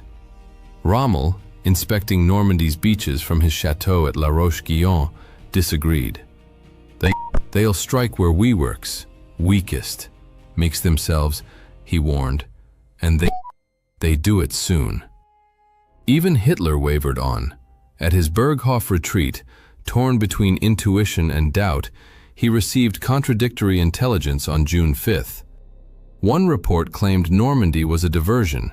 Another, based on the same intercepted Allied signals that unsettled Reinhardt, hinted at imminent invasion, but without a location. Convinced by his own instinct, Hitler declared, "The Calais, Normandy, we'll do it. Normandy's not then for his set," he warned. They love the works out the lookout. For consider, Hitler dead friendly being quickly. Normandy they compared of them. Involved improved to make it, the blessed positions to provide the business premier. From Hardcolon, Normandy discussed in a Vage, they all 50. Meta, Pause, 6, 2.0. Yet that night, in hushed conversation with his inner circle, he admitted, "What if I'm wrong? What if they were cleverer than we thought?" As the night wore on, contradictory orders began to ripple through the German chain of command. At 10 p.m. on the 5th of June, Rommel left La Roche-Guyon to visit his wife in Germany for her birthday. Convinced the weather was too foul for an invasion, he had nonetheless ordered his troops to remain on high alert and even authorized the deployment of his formidable panzer reserves near the coast, though this met with resistance from higher command. As Rommel headed for Germany, the storm along the beaches intensified. The wind howled like a banshee, and thick sheets of rain lashed the shoreline. Then, the tempest began to subside. By midnight, the rain had stopped and the clouds parted, revealing a sliver of moonlight. Heinrich felt a chill run down his spine. Something was about to happen. But before it did, the Allies launched their final, masterful deception operation to mislead the Germans about the invasion site. On the night of June 5, 1944, a fleet of small vessels and aircraft dropped thousands of aluminium strips, known as window, to simulate a massive invasion fleet heading toward the Pas de Calais. Simultaneously, a small team of paratroopers released dummy parachutists and played recorded battle sounds to further confuse the enemy.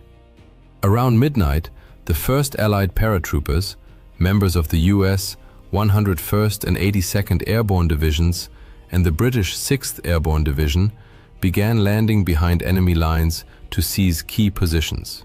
Their mission? Secure vital roads, bridges and towns to block German reinforcements from reaching the beaches. The Germans had anticipated such airborne assaults, and casualties among the paratroopers were high. Yet their chances of success remained substantial. Meta. Pause. 6:2. German coastal radar stations in the English Channel began detecting unusual activity, registering numerous targets. Command dismissed these reports, assuming they were Allied decoys or minor air raids. Then, around 2 a.m., alarming messages arrived, confirming Allied paratrooper landings behind the front lines in Normandy. General Erich Marx, commander of the 84th Corps stationed in the region, immediately grasped the gravity of the situation. He ordered his troops to mobilize at once and urgently messaged both Rommel and von Rundstedt, demanding reinforcements. While the Nazi High Command remained paralyzed by indecision, the first waves of Allied landing craft reached the Normandy coast at 4 a.m. The scale of the invasion was now undeniable, yet German leadership remained frozen. Von Rundstedt, still convinced the Normandy landings were merely a diversion and that the main assault would come at Pas de Calais, delayed committing his reserves. On Omaha Beach, Heinrich awoke to the sound of distant explosions. He leapt to his feet, grabbed his rifle, and at that moment Bauer burst into the bunker. "They're here!" Bauer shouted, his voice a mix of fear and resolve. "The Allies are landing!" Heinrich's heart pounded as he took position behind the machine gun. Through the narrow slit of the bunker, he saw the horizon lit by flashes of light. The sea teemed with ships, their silhouettes dark against the pre-dawn sky. The first wave of landing craft hit the beach, disgorging hundreds of Allied soldiers onto the sand. Heinrich squeezed the trigger. The machine gun roared to life, mowing down men as they struggled through the surf. The air filled with the cries of the wounded and dying, and the thunderous roar of artillery. Allied troops inched forward across the open beach, slowed by relentless fire. Casualties were staggering. Entire units pinned to the sand or stranded in shallow water, caught in the crossfire of Heinrich and his comrades. But decisive help was already on the way. At 5 a.m., a massive Allied naval bombardment began. Bombers targeted German coastal defenses along Normandy, bunkers, artillery emplacements, and beach obstacles. The main invasion fleet approached the shore. In this initial bombardment, more than 1,000 bombers dropped roughly 13,000 bombs on German positions, though many missed their targets due to poor visibility. The large-scale assault was unmistakably underway, but German High Command remained paralyzed. Von Rundstedt, still clinging to the belief that Normandy was a feint, hesitated. Rommel, hundreds of kilometers away in Germany, desperately tried to return to the front. At 6 a.m., von Rundstedt finally accepted reality and contacted General Alfred Jodl, head of Hitler's operations staff. Jodl refused to wake the Führer and denied the request, stating, "The Führer believes the main attack will come at Calais. We must not rush." He added, "The Führer must not be disturbed." On the battlefield, the intensity of combat escalated. At 6:30 a.m., the first major wave of Allied troops landed on Omaha Beach. The US 1st and 29th Infantry Divisions met fierce resistance from the German 352nd Infantry Division. Hundreds of soldiers were cut down by machine gun and artillery fire before even reaching the sand. many Sherman DD tanks sank in the rough seas or were disabled by the beach obstacles, leaving the infantry without armored support. At 7 a.m., a second wave landed, only marginally more successful. Without tank support, the infantry relied on their own weapons and sporadic naval gunfire. Engineers desperately tried to clear paths through the obstacles, only to be mowed down. Yet despite the carnage, staggering losses, and slow progress, the Allies pressed forward relentlessly. To Heinrich and his comrades defending the beach, it seemed like an endless tide of enemy troops washing ashore. Their sheer numbers and determination began to wear down the defenders. Heinrich's hands grew slick with sweat as he reloaded the machine gun. The bunker floor was littered with spent casings. His mind had numbed from the horror unfolding around him. Bauer shouted orders beside him, but Heinrich couldn't hear, his voice drowned out by the chaos. Though the Americans had already suffered over 2,000 casualties and the beach was strewn with dead and wounded, by 8 a.m., small groups of Allied soldiers began breaking through. Using grenades, Bangalore torpedoes, and sheer grit, they cleared key bunkers and started climbing the bluffs overlooking the beach. The Germans resisted fiercely, but their resolve was waning under the Allies' relentless pressure. At 9 a.m., the 2nd Ranger Battalion stormed the cliffs at Pointe du Hoc, neutralizing German artillery that had been devastating Allied forces on the beaches below. Naval gunfire, directed by forward observers on the beach, pounded German positions, silencing critical bunkers and enabling infantry to advance. As Allied artillery continued to suppress enemy strongpoints, foot soldiers gained ground. At 9:30 a.m., the observation post where Heinrich and Bauer were stationed took a direct hit from a heavy shell. The blast hurled Heinrich to the ground. Dazed and ears ringing, he struggled to his feet. Nearby, Bauer lay motionless, a dark stain of blood spreading beneath him. "Bauer!" Heinrich screamed, crawling to his comrade. Bauer's eyes were glassy, his breath shallow. "Get out of here, Falk," he rasped. "It's over." Heinrich shook his head, tears streaming down his face. "I can't leave you." But Bauer was already gone. There was no time to grieve. Around 10 a.m., fresh Allied reinforcements began landing.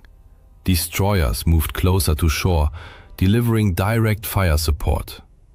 The tide of battle had decisively turned, as the Allies secured a foothold on the beach. German defenders, despite their fierce resistance, were running dangerously low on ammunition and manpower. Some began surrendering. The Allies pushed inland, establishing a beachhead. Incredibly, it wasn't until 10 a.m., 10 hours after the invasion began, that Adolf Hitler was finally informed of the situation. His initial reaction was disbelief. "This can't be the main attack," he insisted. "It's just a trick." He initially refused to authorize the deployment of the 12th SS Panzer Division and the Panzerlehr Division, two of Germany's most powerful armored units, demanding confirmation. Under pressure from his advisors, he eventually relented and gave the order. But their advance was severely hampered by overwhelming Allied air superiority, which subjected their columns to relentless bombing and strafing. By the time the surviving elements reached the front, the Allies were firmly entrenched, and the 29th Infantry Division was advancing toward Vierville-sur-Mer. The chance to repel the invasion had been irrevocably lost. For Heinrich, it was too little, too late. By 10:30 a.m., he was alone on the beach, his comrades either dead or fled. Allied tanks rolled ashore, infantry advanced steadily, and naval guns from destroyers like the USS McCook and HMS Telebond pounded German positions, silencing bunkers and clearing the way inland. Heinrich knew it was only a matter of time before they overran his post. He took a deep breath, steeling himself.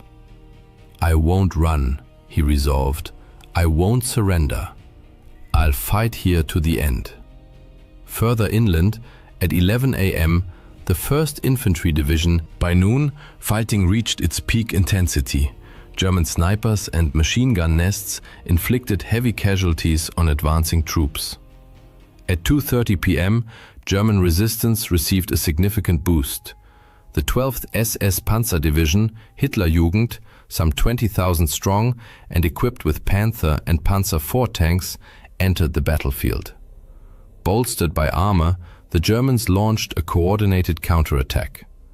Elements of the 352nd Infantry Division, supported by the 12th SS, fiercely assaulted Allied positions in Colleville-sur-Mer and Vierville-sur-Mer.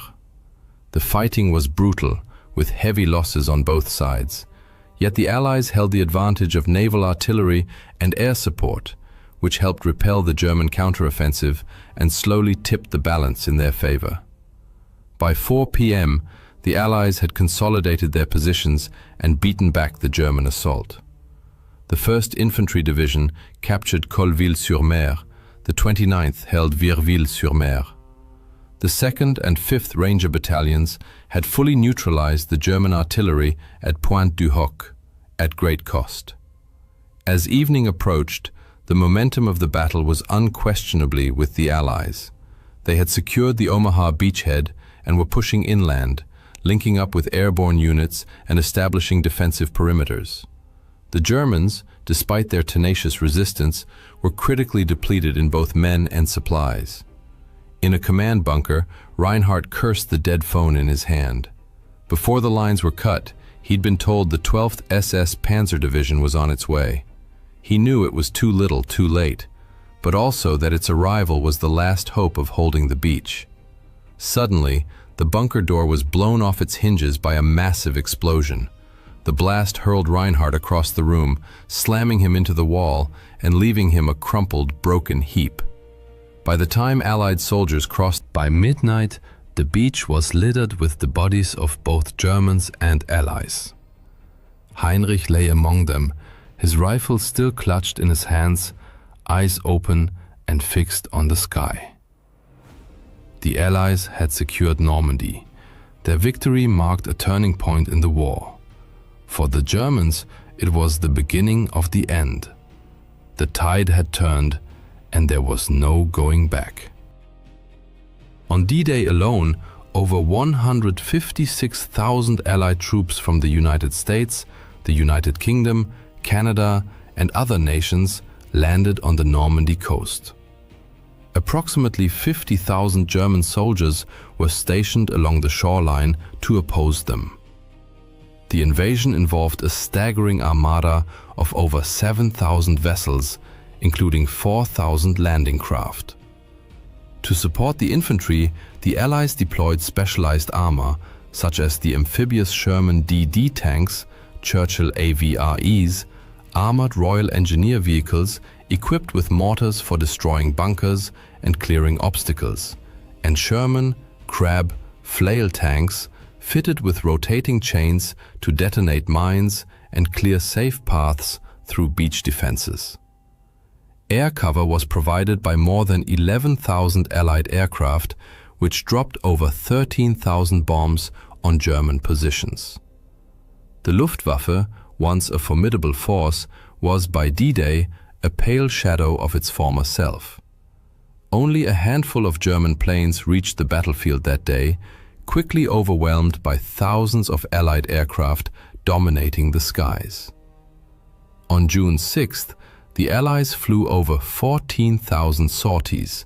The Luftwaffe managed only about 300.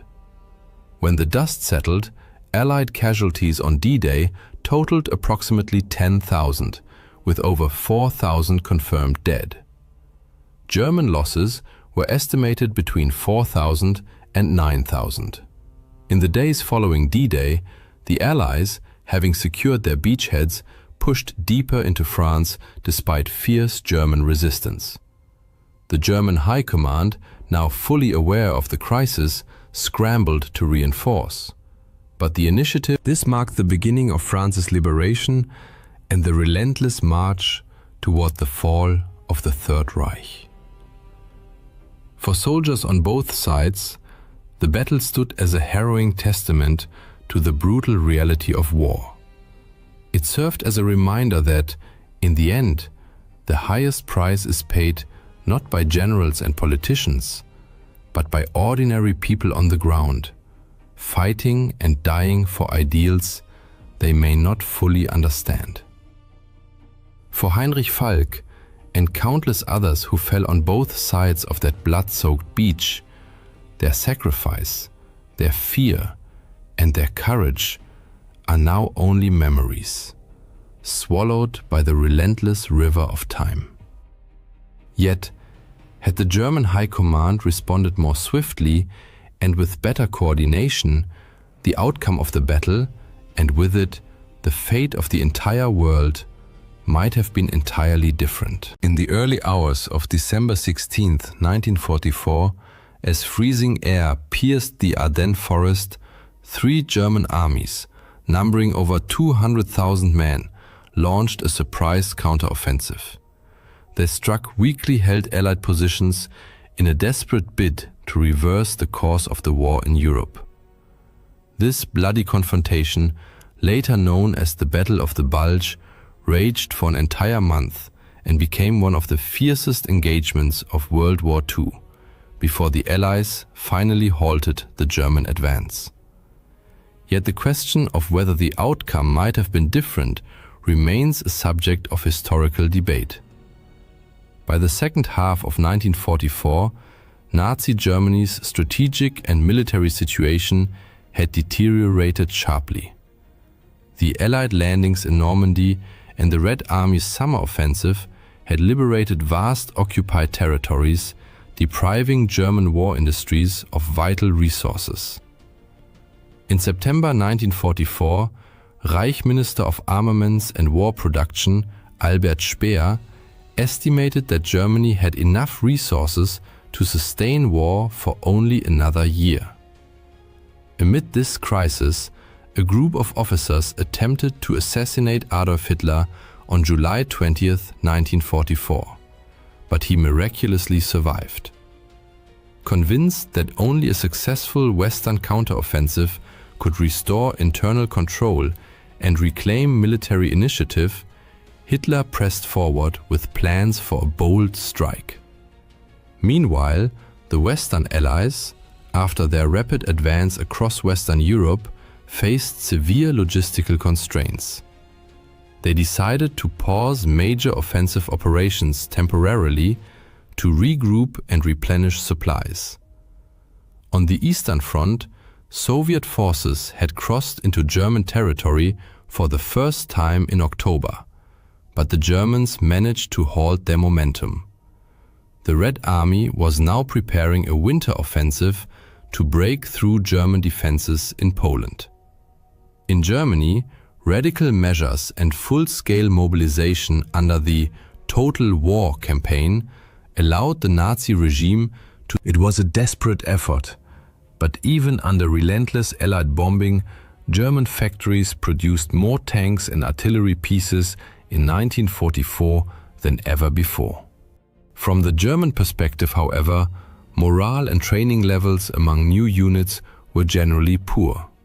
Veteran instructor Günter Koschorek noted in his diary on the 9th of October, "The rabble were supposed to train in our company consists of a mix of elderly ethnic Germans from Eastern Europe and naval personnel who, due to a lack of ships, are being retrained as armored infantry."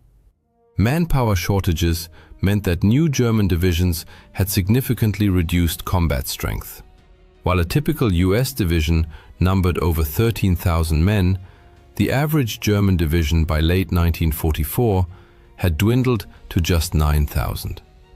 Equipment was often obsolete or inadequate, and artillery batteries relied on a hodgepodge of mostly captured Soviet guns. Despite their poor quality and being Germany's last reserves, these forces gave Wehrmacht commanders the breathing room needed to develop Hitler's offensive plans. By September 1944, Hitler was determined to attack, and on the 16th of September, he first discussed the idea with his generals. He ultimately chose what became known as the Grand Solution, overruling most of his generals who favored a more limited operation toward Aachen and Liège. Hitler's plan envisioned a large-scale thrust through the Ardennes, aimed at cutting off all Allied forces in Western Germany and the Netherlands, and capturing the strategically vital port of Antwerp. German planners selected the Ardennes not only because it was lightly defended by American troops, but also because the Wehrmacht had achieved a stunning breakthrough there in 1940. The first phase of the operation called for crossing the Meuse River, followed by a northward drive to seize Antwerp.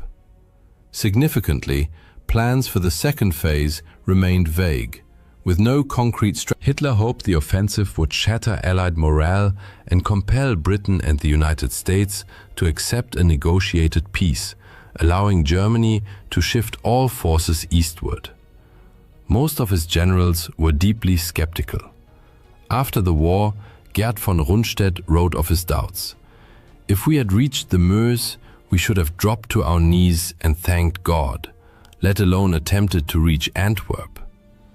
The plan was hastily drawn up, leaving Chief of the Operations Staff Alfred Jodl no time for a proper assessment of American forces in the area, leading to a serious underestimation of enemy strength.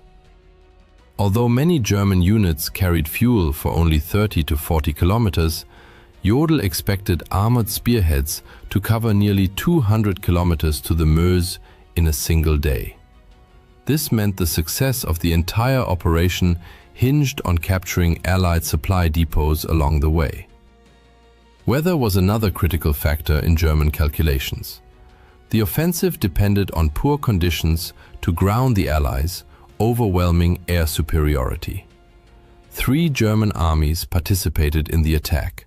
The strongest was the 6th SS Panzer Army under Josef Dietrich, comprising all remaining SS Panzer divisions, equipped with 500 tanks and over 1,000 artillery pieces. Its mission was to cross the Meuse and capture Antwerp. Hasso von Manteuffel commanded the 5th Panzer Army, with 400 tanks, tasked with establishing a front line around Brussels. Finally, Erich Brandenberger's 7th Army, the weakest of the 3, largely non-motorized and tankless, was to advance into Luxembourg and southern Belgium and establish defensive positions against the expected counterattack by Patton's US 3rd Army. The 7th Army's weakness was a major flaw in the plan, leaving the entire operation's left flank vulnerable from the outset. A collapse in this sector could nullify any gains made farther north.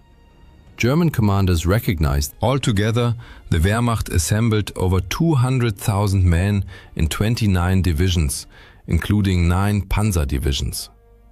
Yet even internal Wehrmacht assessments acknowledged that most of these divisions were of low combat readiness.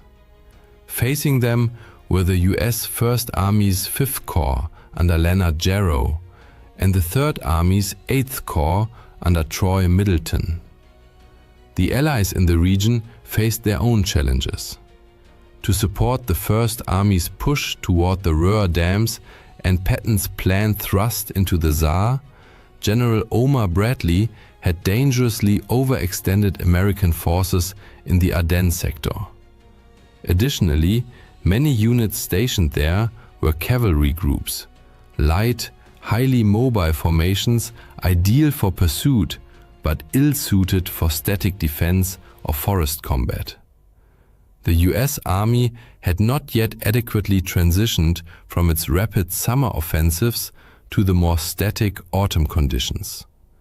Roughly 80,000 American troops were stationed in the Ardennes. Thus, 3 German armies stood ready to strike 2 unsuspecting American corps, And, when forecasts predicted poor weather, the Germans set their plan in motion. Throughout November and early December, they moved troops and supplies under deep secrecy, operating only at night. No cooking fires were lit, and no daytime movements occurred. 2.0. German reconnaissance aircraft flew low over deployment areas at night to monitor progress, spot unauthorized lights, and mask engine noise.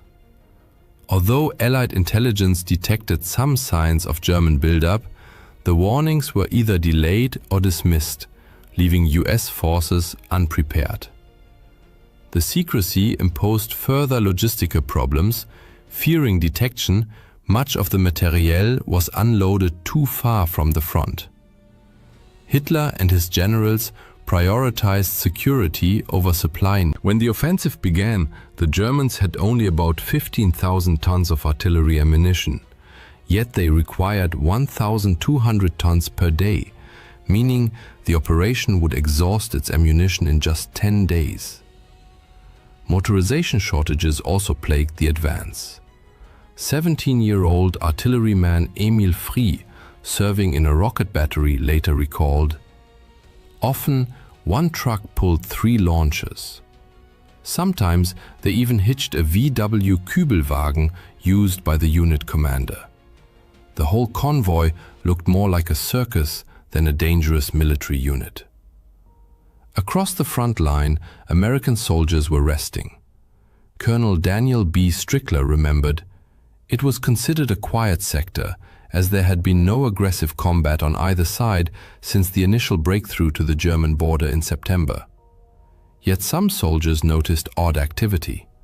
One reported, "We're constantly hit by reconnaissance patrols.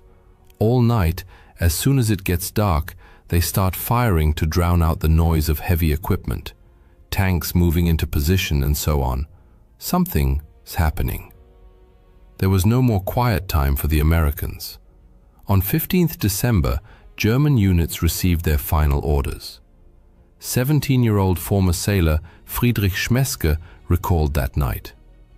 The peaceful silence of the bunker gave way to restless murmuring.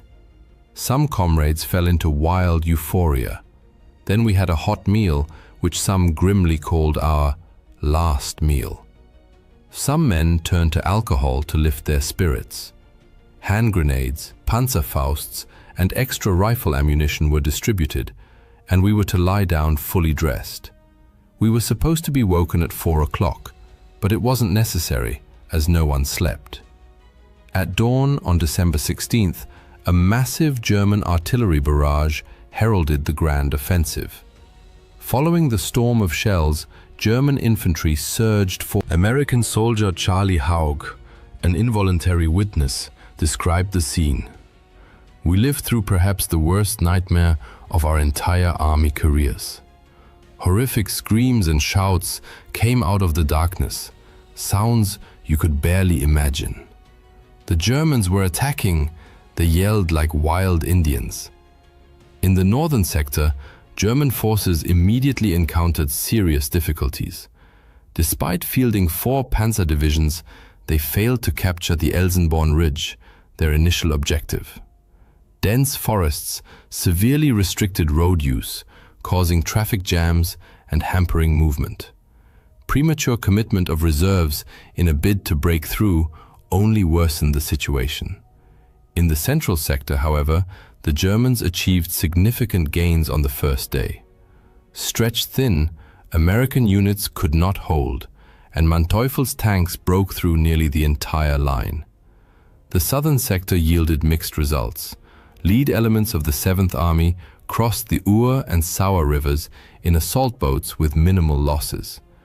But acute shortages of bridging equipment and accurate US artillery fire left the bulk of the 7th Army stranded on the eastern banks. When the first day's fighting finally subsided, one soldier wrote home, "Everywhere lies a tangle of shell-shredded tree trunks, signs of prolonged close combat. Rifle fragments, bayonets, shattered helmets, unexploded grenades, shell splinters, displaced sandbags, broken stretchers, half-empty boots and gloves, and shreds of uniforms and gear. By the evening of the 16th of December, Allied headquarters still viewed the German attack as a limited operation. The true scale became clear only the next day, when the Wehrmacht launched two special operations. The first, Operation Stösser, was an airborne drop aimed at seizing key road junctions and bridges ahead of the main advance. Poor coordination with ground forces and insufficient preparation time meant they spent 3 days hiding in the forest with little food or water, waiting in vain for support. Survivors eventually dispersed and by 20 December made their way back across the front lines. The second operation, codenamed Operation Greif and led by Otto Skorzeny, involved troops disguised in American uniforms, infiltrating behind Allied lines to sow chaos, changing road signs and cutting telephone lines. However, US forces quickly identified and captured most of these teams, executing nearly all of Skorzeny's men. German legal advisors had assured Skorzeny beforehand that wearing enemy uniforms was permissible as long as no weapons were used, a theoretical justification that held little weight in practice. Throughout history, armies have routinely executed enemy soldiers caught in their own uniforms. Operation Greif was officially terminated on the evening of the 17th of December, when a frustrated Skorzeny received permission to deploy his remaining men as a regular brigade. Thus, the Germans launched their desperate offensive. Initial military results were mixed, but wherever they advanced, German troops committed war crimes. The most infamous unit was Kampfgruppe Peiper.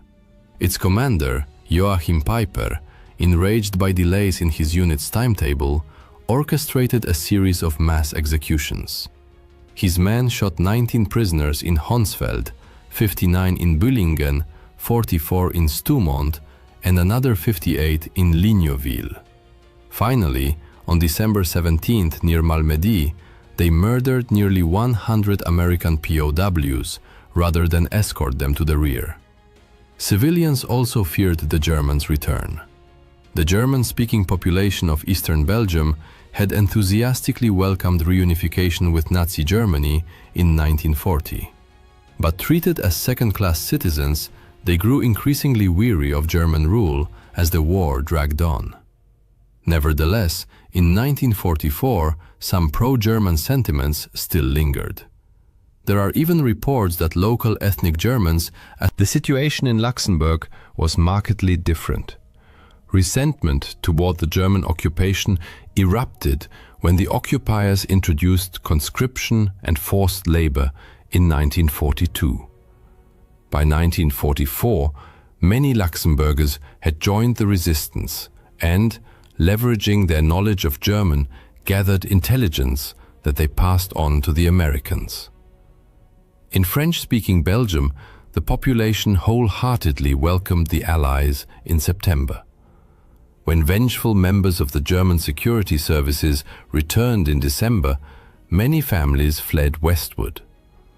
On December 20th, Allied Command held an emergency meeting and decided to place American forces north of the German breakthrough under British command, specifically under Field Marshal Bernard Montgomery's 21st Army Group. Lieutenant General Omar Bradley, commander of the US 12th Army Group, was deeply disappointed but reluctantly complied. Overall, this reorganization enabled the Allies to deploy reinforcements to the front more swiftly and effectively. Within a week, 250,000 American troops and elements of the British 10th Corps arrived in the threatened sector. By 23 December, the German offensive had begun to stall as the element of surprise faded. The Wehrmacht lacked the logistical capacity and motorization needed to sustain supply over increasingly extended lines. German propaganda films exaggerated the number of tanks to mask this weakness. Yet in the Ardennes, the army relied on 40 times more horses than tanks. On December 23rd, when the skies finally cleared after weeks of overcast weather, the situation for German forces deteriorated sharply. Allied fighter bombers immediately unleashed devastating attacks on German columns, forcing them to move only under cover of darkness, thereby sacrificing the mobility, and poorly equipped German infantry suffered heavy casualties from American artillery fire, while tanks were often forced to assault towns alone, a role entirely unsuited to their design. The German offensive peaked on Christmas Eve. Although momentum had already begun to wane by the 24th of December, the Battle of the Bulge was far from over. As early as December 20th, German forces had successfully encircled Bastogne, a vital Belgian transport hub, trapping roughly 15,000 American soldiers. Private Joseph Sajak, caught in the encirclement, later recalled, "Early Tuesday morning we were surrounded and the Germans started tightening the noose. All day they pounded us with mortar, artillery and machine gun fire. Men were losing their minds. There was no organization, no way out. We were all terrified."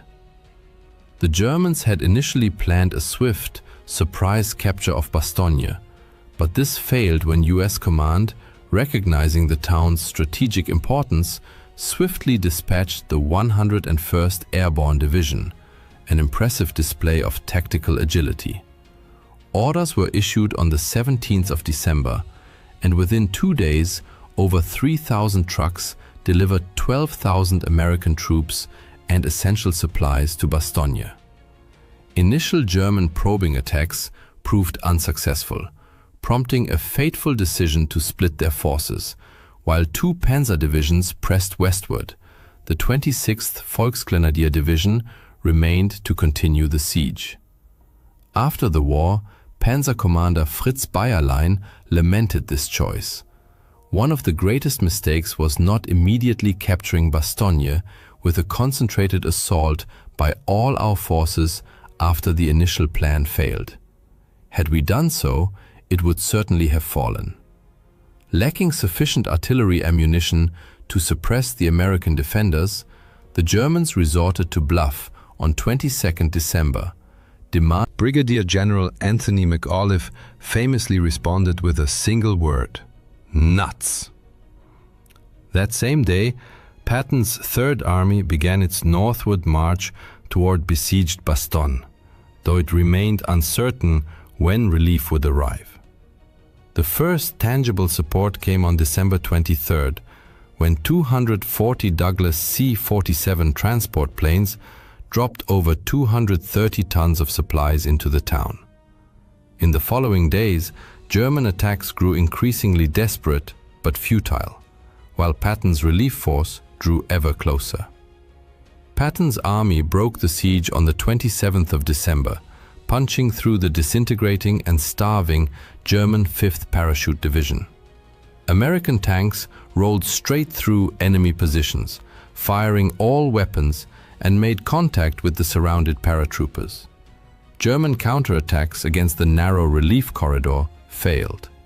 The US Third Army then advanced beyond Bastogne and linked up with the First Army advancing from the north at Houffalize on the 16th of January, marking the end of the Battle of Bastogne. In this clash, fought in a town of just 4,000 civilians at a 7-road junction, 20,000 Americans, including 4,500 from the 101st Airborne alone, and 25,000 Germans lost their lives. Yet, the Battle of the Bulge extended far beyond the dramatic siege of Bastogne. Once strategic initiative returned to the Allies, American forces launched counteroffensives to reclaim lost ground, backed by overwhelming firepower. Artillery and fighter bombers systematically reduced German-held villages to rubble before US ground troops cleared them of resistance. German morale began to collapse under relentless pressure. Those still fighting grew increasingly desperate, sometimes forcing civilians or prisoners to dig trenches or build fortifications. On January 1st, US forces committed a war crime. Following the Sergeant John Feig described the scene. "I know some of our guys lined up German prisoners in fields on both sides of the road, about 25 or 30 in each group. They were mowed down with machine guns. We were committing the same crimes we now accuse the Japanese and Germans of. I turned away and walked up the hill." That same day, the Germans launched another special operation, Operation Bodenplatte, this time with the Luftwaffe. All available fighter aircraft on the Western Front were ordered to simultaneously attack Allied airfields and destroy enemy planes on the ground. Shortly after dawn, around 1,000 German aircraft took to the skies. Pilots were awed by the scale. I was stunned myself. The sky was full of planes. Civilians stood frozen. As we flew over the front, soldiers stopped to watch in admiration. We all flew low. But the euphoria was short-lived. Luftwaffe Chief Hermann Göring issued brutal orders. Anyone who returns without effectively attacking an enemy airfield or fails to find it must immediately take off again and attack once more. This proved catastrophic. Pilots on second sorties lost the element of surprise. Poor coordination with ground forces led to numerous friendly fire incidents, and fuel shortages, exacerbated by long flight distances, further undermined the operation. In total, the Germans lost over 300 aircraft. The Allies lost 260, but could quickly replace them. Germany could not. Fighting continued through early January as Allied forces slowly but steadily advanced against stubborn German resistance.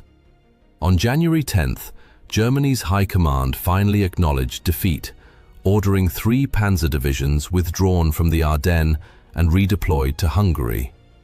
From 12th January, when the Red Army launched its massive Vistula-Oder offensive, Germany was forced to shift all available reserves eastward, stabilizing the Eastern Front just 70 kilometers from Berlin, though Soviet advances soon outran their own supply lines. From this point, remaining German units in the Ardennes were reduced to fighting rearguard actions. On 28th January, the US Army officially declared the Battle of the Bulge over. Casualties and consequences were staggering. The Americans suffered approximately 8,600 killed, 21,000 missing, and 47,000 wounded. An additional 20,000 non-combat losses, mainly frostbite and trench foot, were recorded. German losses included around 15,500 killed, 27,500 missing or captured, and 42,000 wounded. Over 2,500 Belgian and 500 Luxembourgish civilians also perished, most executed by marauding German soldiers or security personnel. Another 1,000 civilians died in Allied air raids on occupied villages. Towns and villages across the region were devastated. Years were needed to rebuild infrastructure, recover soldiers, remains, and clear unexploded ordnance. The Ardennes offensive ended in clear German defeat after a month of brutal combat. But did the German battle plan ever stand a chance? It suffered from fundamental flaws. Supplies were insufficient and stockpiled too far from the front. Most participating units learned of the attack only the night before, leaving no time for reconnaissance, forcing them to assault blindly. These factors reveal the growing paranoia of German leadership, which prioritized secrecy over proper preparation. Another critical error was assigning the best German units, the Waffen-SS divisions under Dietrich, to the northern sector, where Allied resistance was strongest. This defied basic military doctrine, which dictates reinforcing success where resistance is weakest to exploit breakthroughs and encircle the enemy. This misallocation was partly political. After the July 1944 assassination attempt, Hitler distrusted the regular army and placed his faith in the Waffen-SS. Yet the SS suffered from poor planning and ideologically driven assumptions, leading to inefficient use of their troops. Even with better leadership, success depended on factors beyond German control, such as unfavorable weather and the capture of Allied fuel depots. It remains unclear how Germany, far less motorized than the Allies, ever expected to seize these depots before the Americans. By late 1944, the German army, composed largely of conscripts equipped with outdated weapons and crippled by logistical shortages, could not sustain a prolonged offensive. Its war industry, drained of resources, could not replace losses. Most decisively, once the skies cleared, Allied air supremacy shattered German supply lines and provided critical close air support to ground troops. Given these realities, the German offensive was doomed from the outset and never had a realistic chance of success. The Battle of the Bulge was a complete tactical and strategic failure. The Nazis grossly underestimated both American combat strength and resolve, while overestimating the Wehrmacht's capabilities. The Ardennes offensive merely wasted Germany's last reserves, prolonged the war slightly, and accelerated the Red Army's advance on Berlin. After the battle, Western Allies regrouped and launched their final major offensive on the Western Front, the Rhineland Campaign, in February and March 1945. In the Battle of the Rhine, combined British and American forces pushed across Germany's western border toward the mighty Rhine River. To overcome this last major natural barrier before Germany's heartland, the Allies orchestrated a large-scale amphibious assault coupled with the war's largest single-day airborne operation. World War II is undoubtedly one of the most significant and tragic events in human history, seemingly well documented and thoroughly understood. Yet hidden within its depths are astonishing facts that cast new light on this colossal conflict. Presented here are 50 such revelations, uncovering unexpected dimensions of the war that forever reshaped our world. 50. The war before the war. The 1930s found the world still haunted by the fresh memories of World War I's devastation, with most Western nations deeply reluctant to engage in another conflict. Nevertheless, events unfolded in such a way that war became unavoidable, as the future Axis powers were already actively pursuing their expansionist agendas. Imperial Japan, for instance, had been steadily extending its territorial reach for years, culminating in the outbreak of the Second Sino-Japanese War in 1937. This protracted conflict between China and Japan continued until the end of World War II, prompting observers worldwide to seriously reconsider the scale of Japanese imperial ambitions. Yet, Japan was not the only Axis power aggressively preparing for war. 49. The propaganda offensive. Unlike Japan, Germany in the 1930s, still reeling from the catastrophic aftermath of its defeat in World War I, logically should not have been ready for another major conflict. However, this did not deter the Nazi leadership. On the contrary, they leveraged economic hardship as a powerful tool to mobilize the population. While Adolf Hitler orchestrated a massive global public relations campaign, capped by hosting the 1936 Olympics, he simultaneously accelerated Germany's rearmament. The 1930s saw colossal investments by the Nazi regime into the military-industrial complex, which left much of the world stunned by the Wehrmacht's formidable strength when it began its lightning advance across Europe. Interestingly, however, the Nazis were not always known by that Nazi, but more like Nazos. Today, the term Nazi is universally synonymous with absolute evil.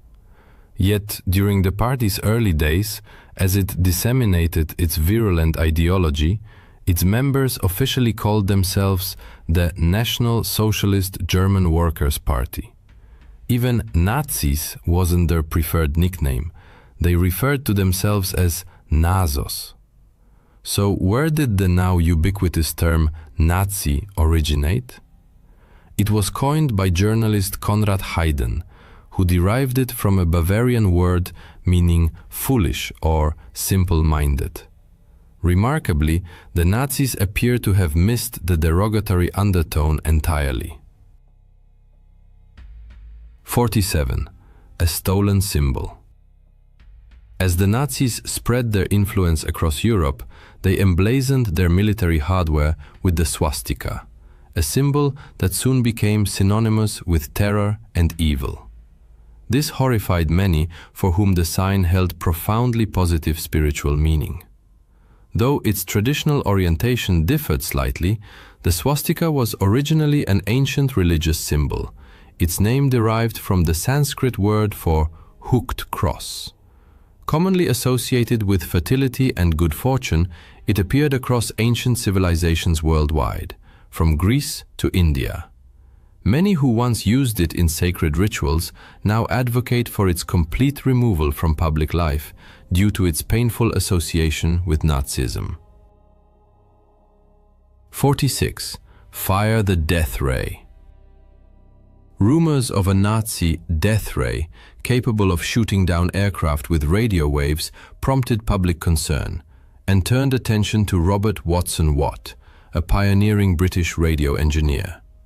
When asked whether such a weapon was feasible, Watson Watt concluded it was not. Yet his research proved invaluable. By the late 1930s, his work led to major breakthroughs in radar technology, greatly aiding British forces in detecting German aircraft and submarines. A pinky promise?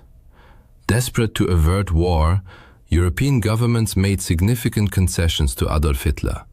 Most notably, territorial sacrifices forced upon Czechoslovakia, whose leaders weren't even invited to the Munich conference. Hitler solemnly pledged to honor the agreement, until it no longer served his interests. The final straw came with Germany's invasion of Poland, which crossed Britain's declared Red Line. On September 3, 1939, Britain declared war, marking the official start of World War II. 44. Scapegoat? For decades, historians have fiercely debated the legacy of Prime Minister Neville Chamberlain, whose name became synonymous with the policy of appeasement.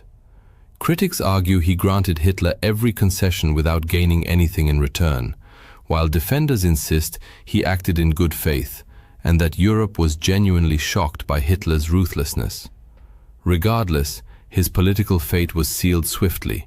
His own party ousted him before the next general election, and Winston Churchill succeeded him as Prime Minister. 43. The Dark Pact. Adolf Hitler and Joseph Stalin seemed diametrically opposed, one leading a fascist regime, the other a communist revolution. Yet both shared a deep hostility toward Western democracies. Just months before Germany invaded Poland, the two powers signed a non-aggression pact that secretly outlined how they would divide Eastern Europe. Like most of Hitler's agreements, however, this one proved fleeting. At this stage, the conflict had not yet escalated into the truly global war it would soon become. 42. Under the boot. At the war's outset, Poland displayed extraordinary courage and resilience, but its forces faced two vastly superior enemies determined to crush resistance. During the September to October 1939 invasion, the Polish army was nearly annihilated, 70,000 soldiers were killed. On the Eastern Front, fighting against the Soviets was equally brutal. Poland lost 50,000 troops, while Soviet casualties numbered fewer than 1,000. Surprisingly, international reaction to these events was far from unified. 41. War or phony peace? Although Britain declared war after Germany's invasion of Poland, the front lines remained distant, and early British actions lacked urgency. The Royal Air Force largely dropped propaganda leaflets over Germany, a phase later dubbed the phony war. In both Britain and the still neutral United States, many citizens opposed involvement in another European conflict, favoring isolationism. Yet not all Axis initiatives met with immediate success. 40. Defeat in the North. Seeking strategic advantage in Scandinavia, the Soviet Union invaded Finland. But the Finns, with their expertly trained troops and world-class snipers, exploited their snowy terrain to devastating effect. Soviet forces were soon forced into retreat, a humiliation that led to the USSR's expulsion from the League of Nations. Though Finland eventually signed a peace treaty under pressure, the stage was being set for the war's largest front. 39. Good Lord. Hitler's march across Europe alarmed his neighbors, many of whom hoped he would eventually be satisfied. But in 1940, he crossed an undeniable line, invading France by bypassing the Maginot Line through Luxembourg and Belgium. German forces advanced with unprecedented speed, using tanks and air power in a devastating blitzkrieg that shattered French defenses and triggered one of history's largest refugee crises. 38. Chaos at Dunkirk. As German troops closed in on northern France, hundreds of thousands of Allied soldiers, many British, found themselves trapped. With insufficient naval resources and land routes dubbed the Miracle of Dunkirk, the operation rescued over 300,000 troops in just 8 days, using a flotilla of more than 800 vessels, many crewed by civilians. Yet the crisis was only beginning. 37. A relentless tide.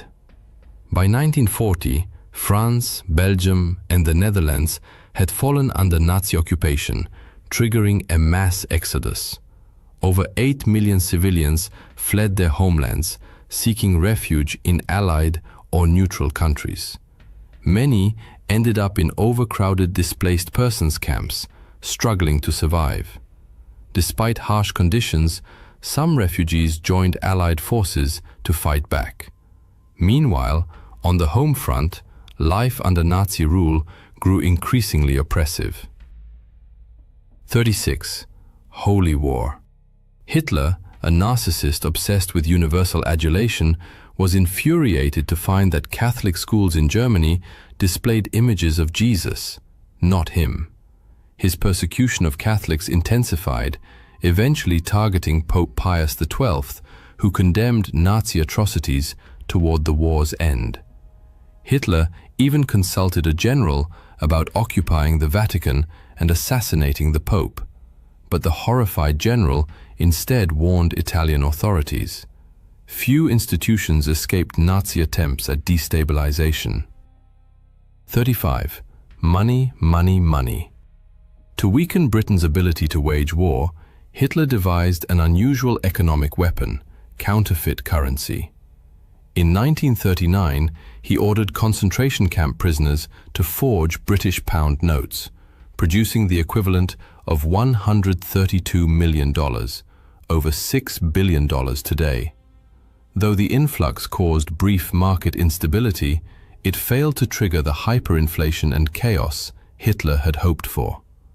Not all his schemes succeeded. 34. Shocking, simply shocking. Obsessed with purifying German culture, Hitler condemned anything he deemed degenerate.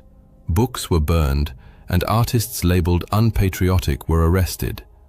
To ridicule modern art, the regime organized an exhibition of degenerate art, displaying over 650. Ironically, It drew far larger crowds than state-approved Nazi art galleries, exposing the public to creative expression the regime sought to suppress.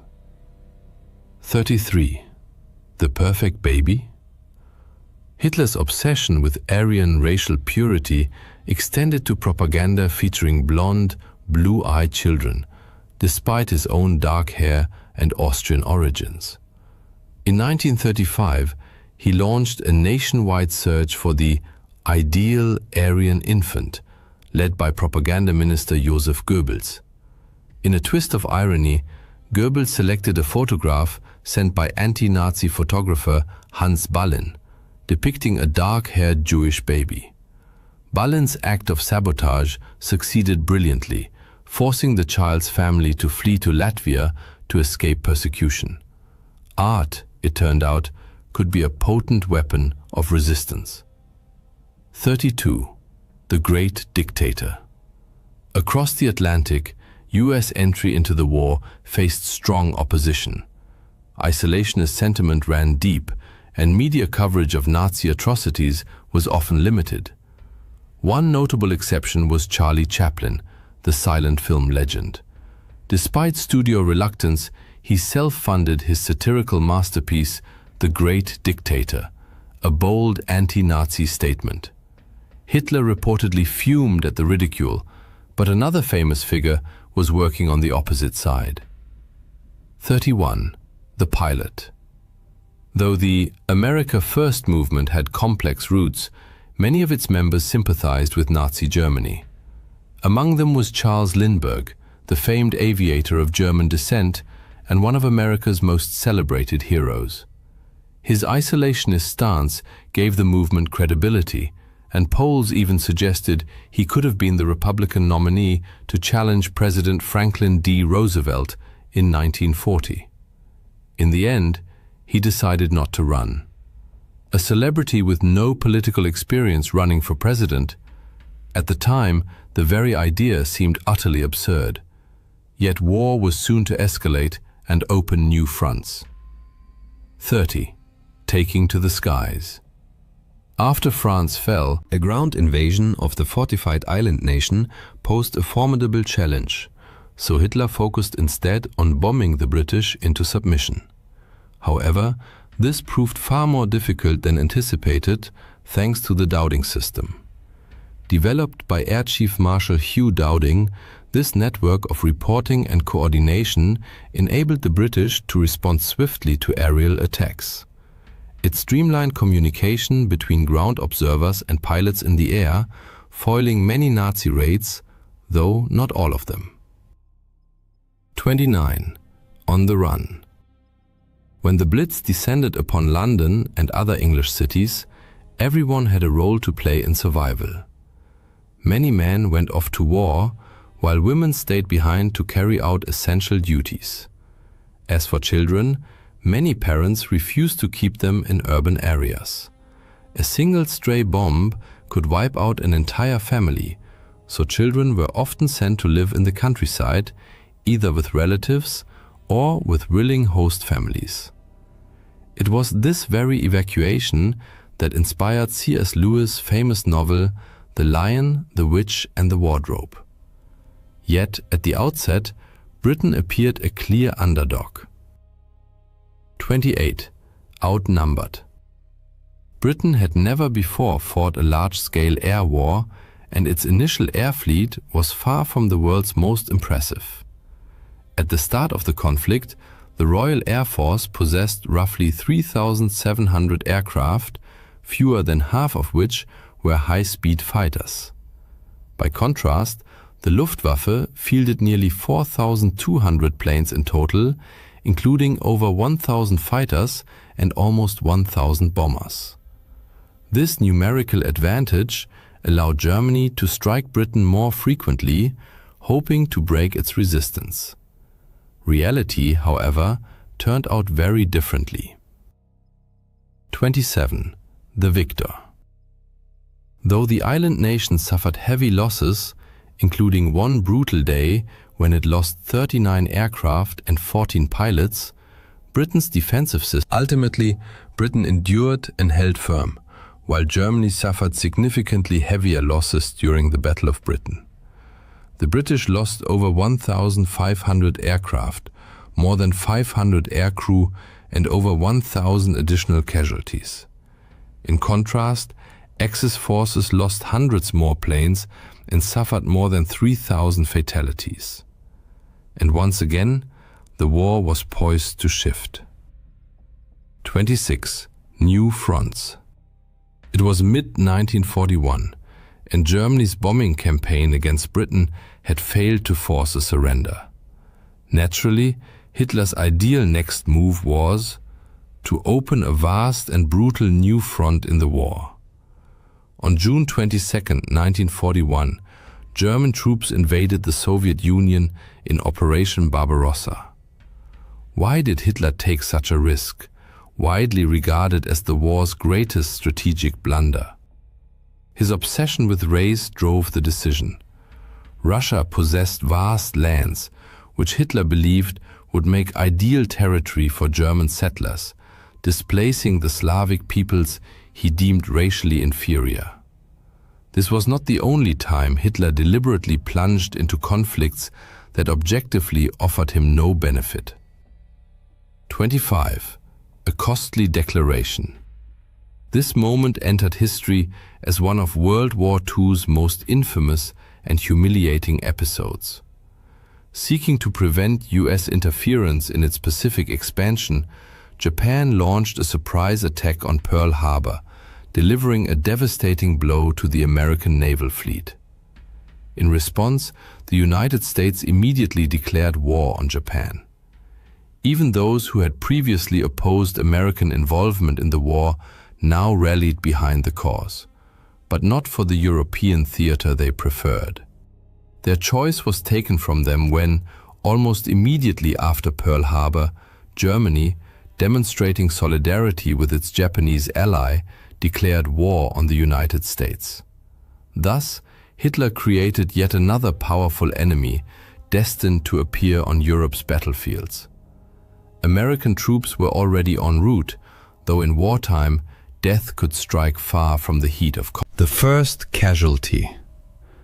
Who was the first American soldier to die in World War II? Surprisingly, it wasn't in battle. His name was Robert M. Losey, a native of Iowa who served as an aeronautical meteorologist. In 1940, during the German invasion of Norway, he was working as a military attaché. While evacuating American diplomats, he was killed in a bombing raid, becoming the first US serviceman to die on the European front.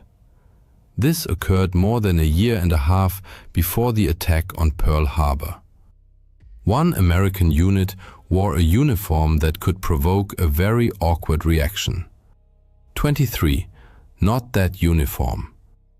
The 45th Infantry Division consisted entirely of Americans from Oklahoma, New Mexico, Colorado, and Arizona, regions with large Native American populations.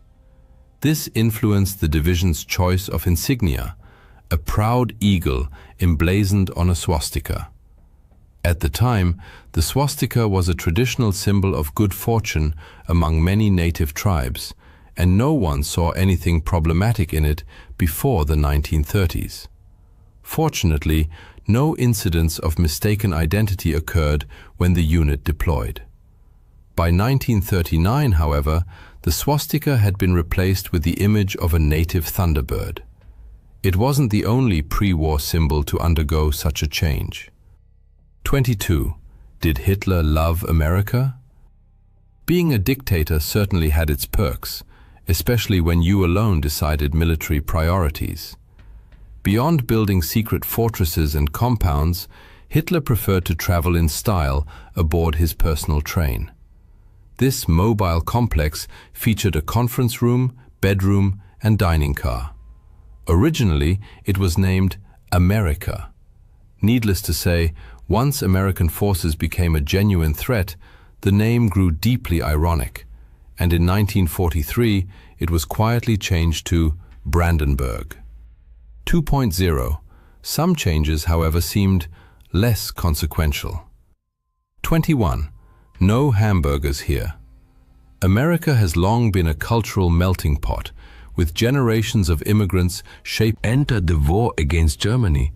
Many were surprised to discover how many everyday words had German roots. The most famous example, the humble hamburger, renamed in many places as the Liberty steak. Of course, it was the exact same dish, making the rebranding somewhat pointless. Liberty fries with your Liberty steak, anyone?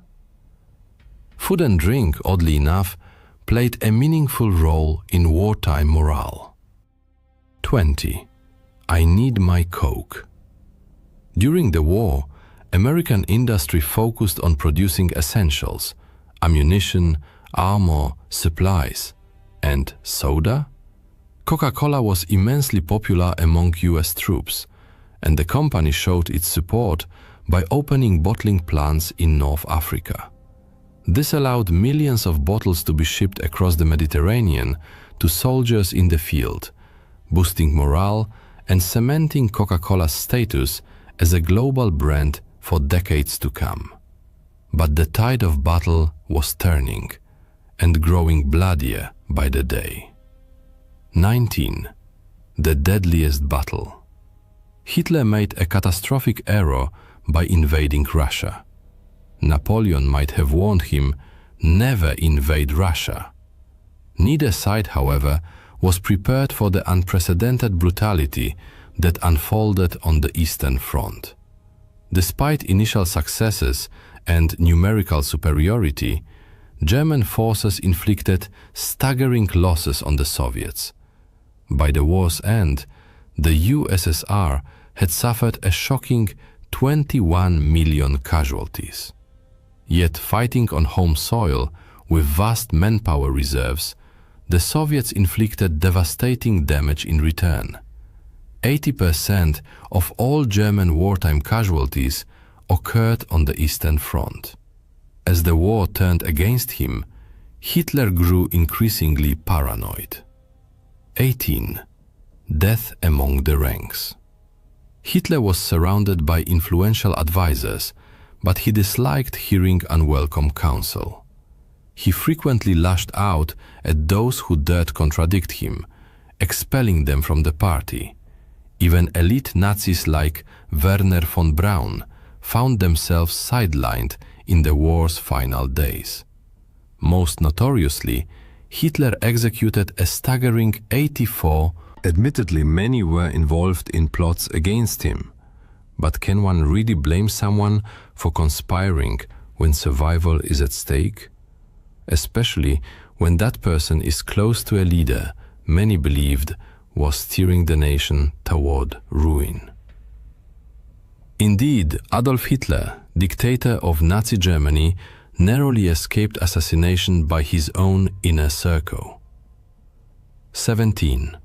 Operation Valkyrie. In the final year of the war, many in Hitler's military entourage viewed him as increasingly unstable and damaging to Germany's war effort.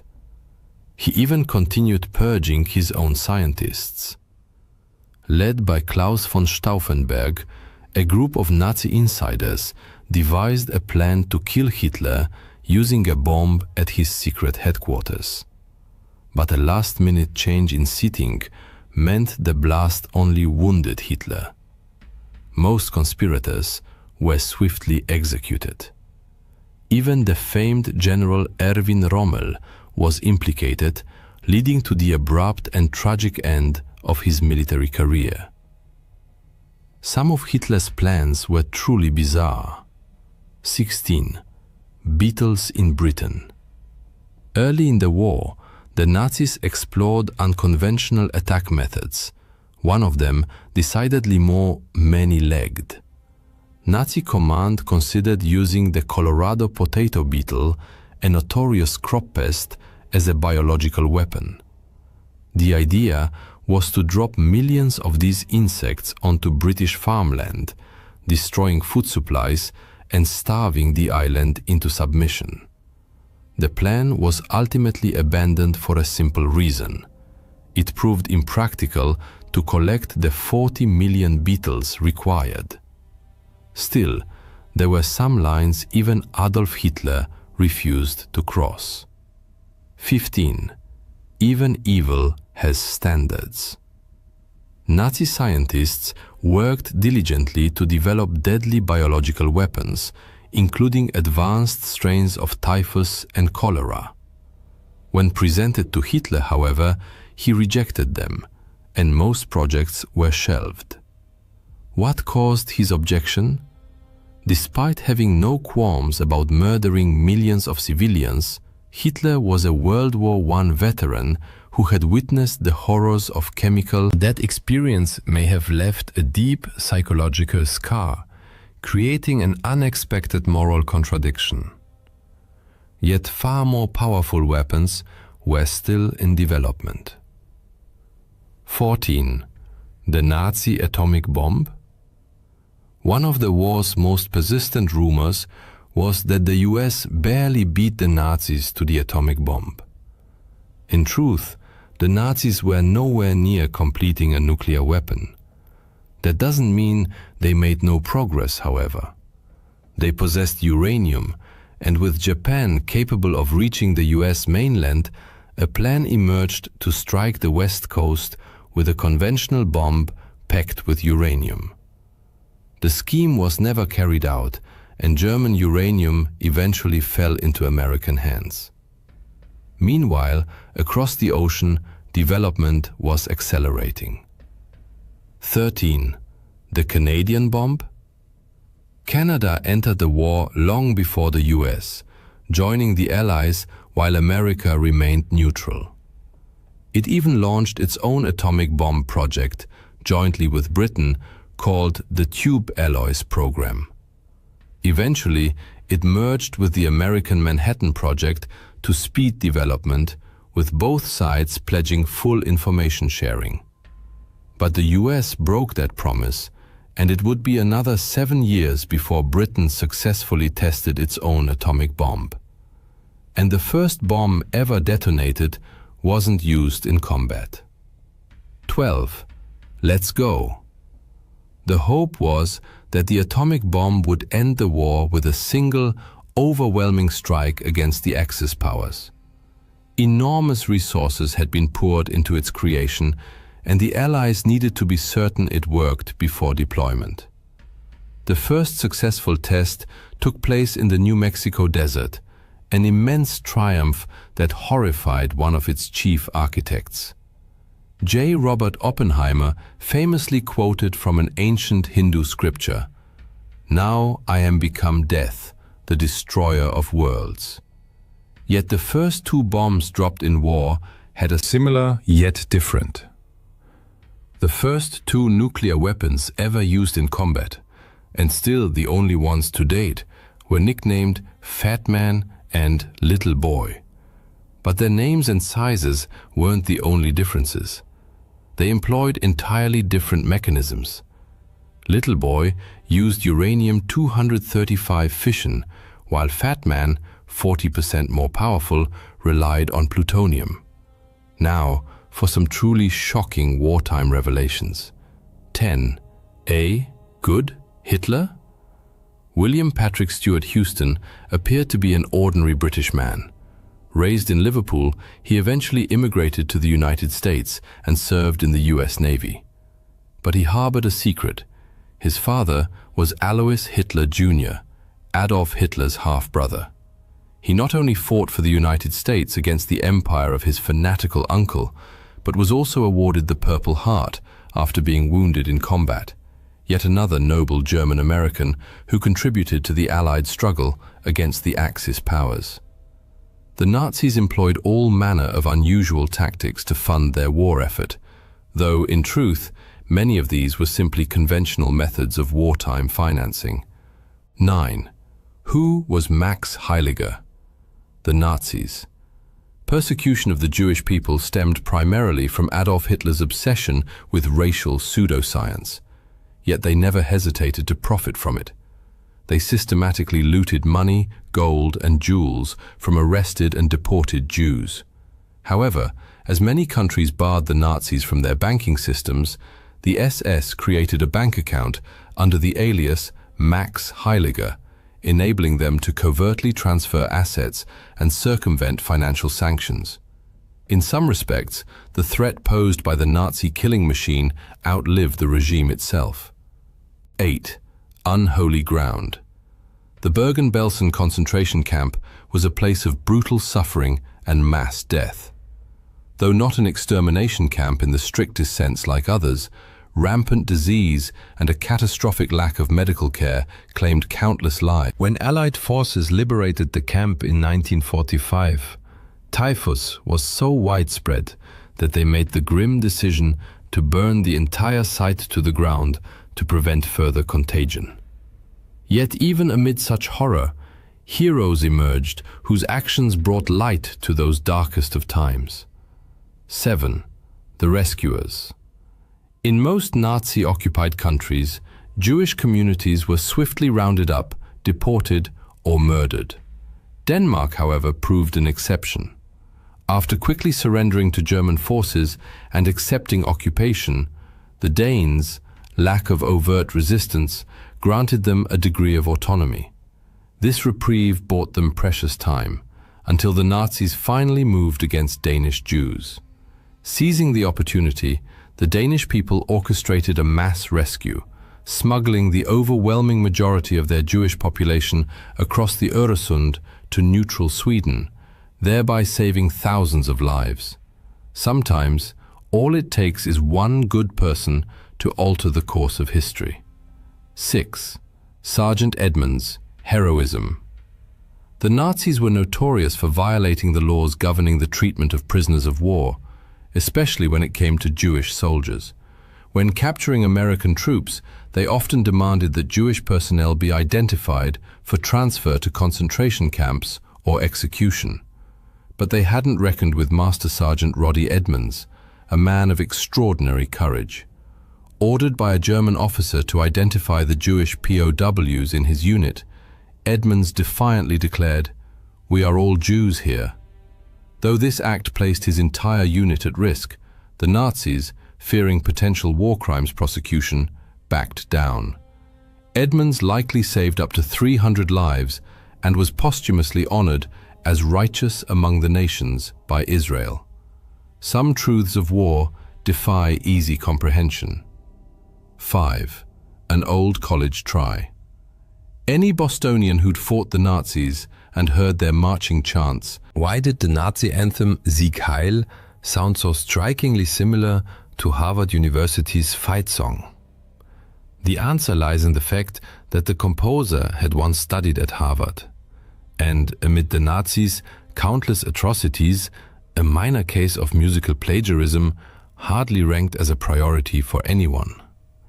For some, the war never truly ended, leaving deep and lasting scars. 4.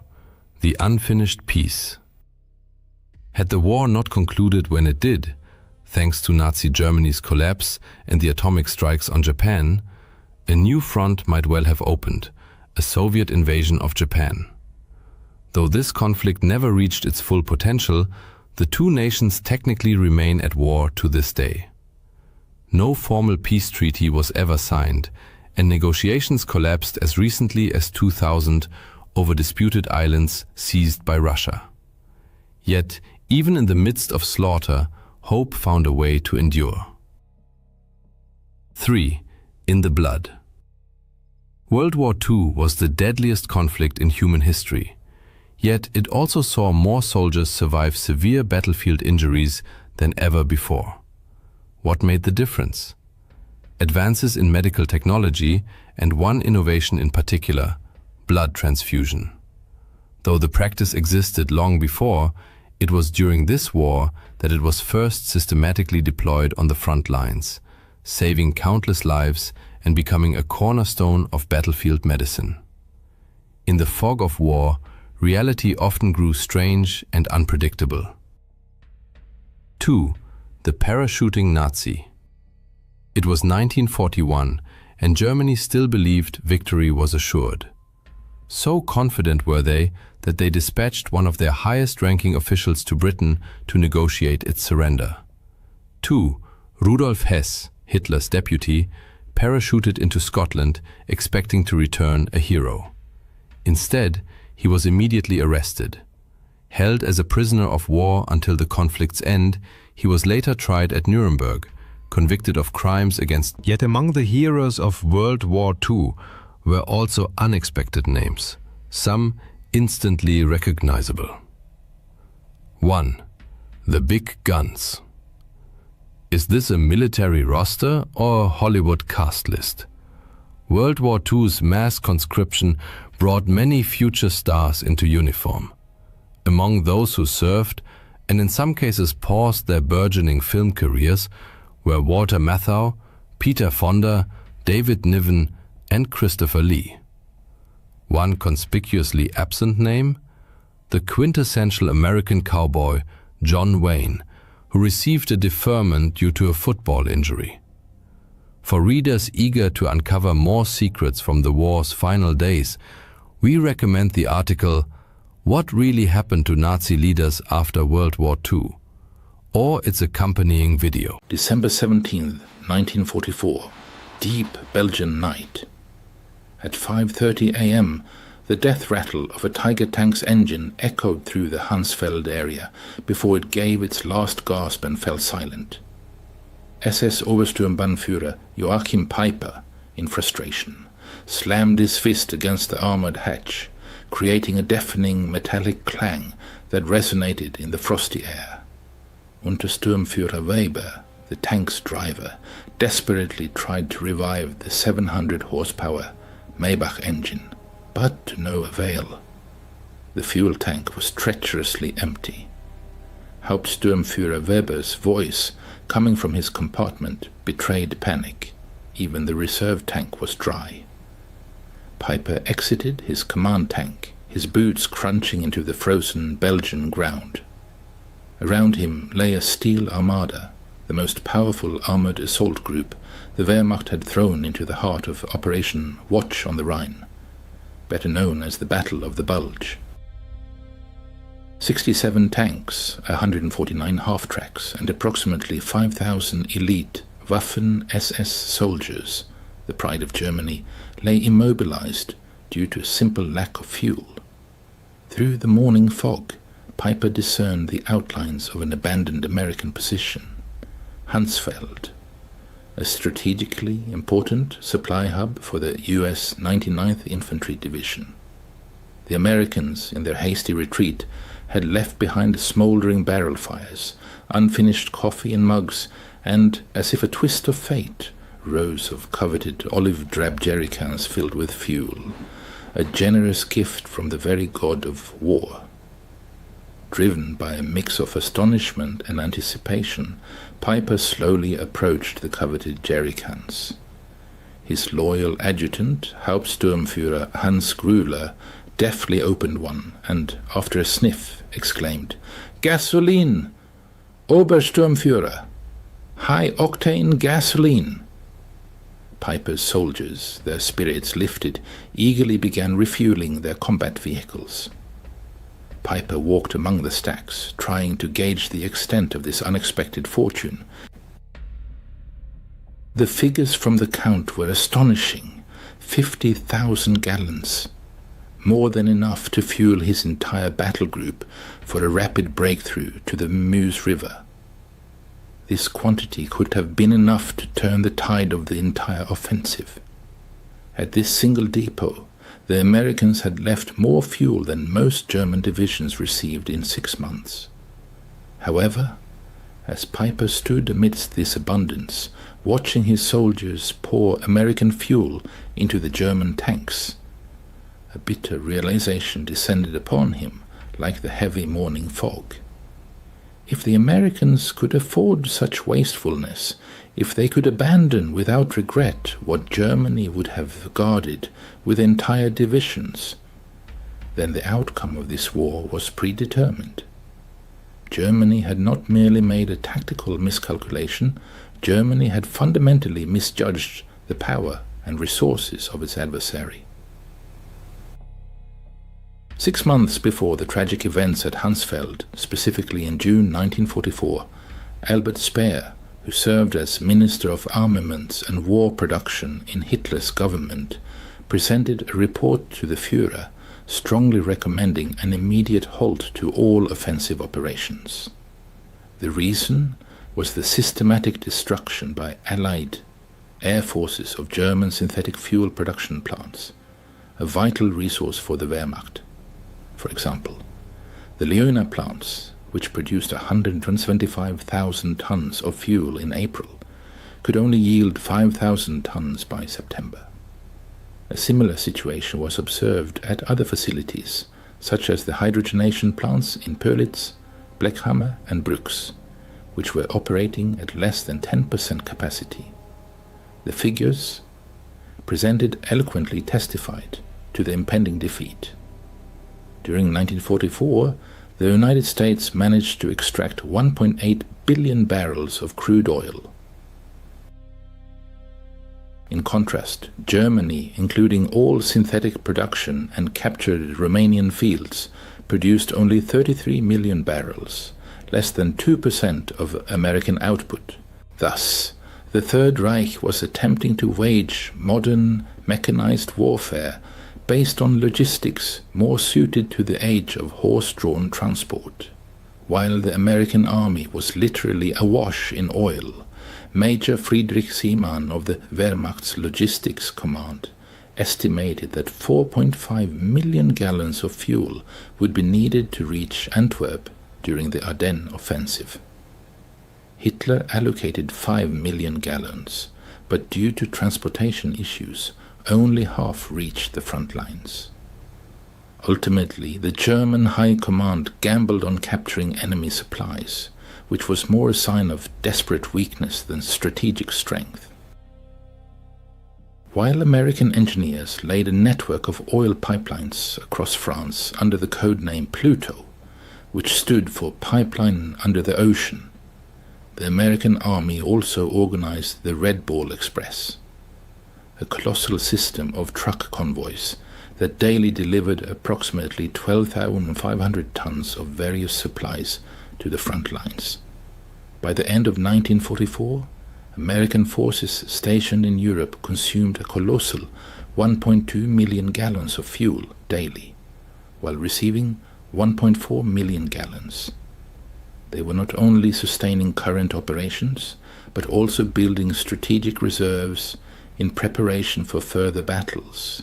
Joachim Peiper, by no means lacking strategic thinking, was at 29 years old one of the youngest regimental commanders in the Waffen-SS, a recipient of the Knight's Cross with oak leaves and swords. He had endured the harsh schooling of the Eastern Front, where he learned that in modern warfare, fuel often held greater value than ammunition itself. His battle group was designated as the Schwerpunkt Vernichtung, the focal point of the entire Ardennes offensive, on which special hopes were placed. 2 days before the offensive began, on December 14th, Peiper attended a final briefing in Tondorf. General Sepp Dietrich, commander of the 6th SS Panzer Army, laid out the situation with stark clarity. You will only have enough fuel to reach the Meuse if you capture American supplies. Peiper's battle group was allocated 31,000 gallons of fuel, providing a combat range of only 50 miles. However, the distance to the Meuse was 65 miles. Thus, the offensive plan itself inherently contained the mathematics of defeat, casting doubt on the success of the entire operation.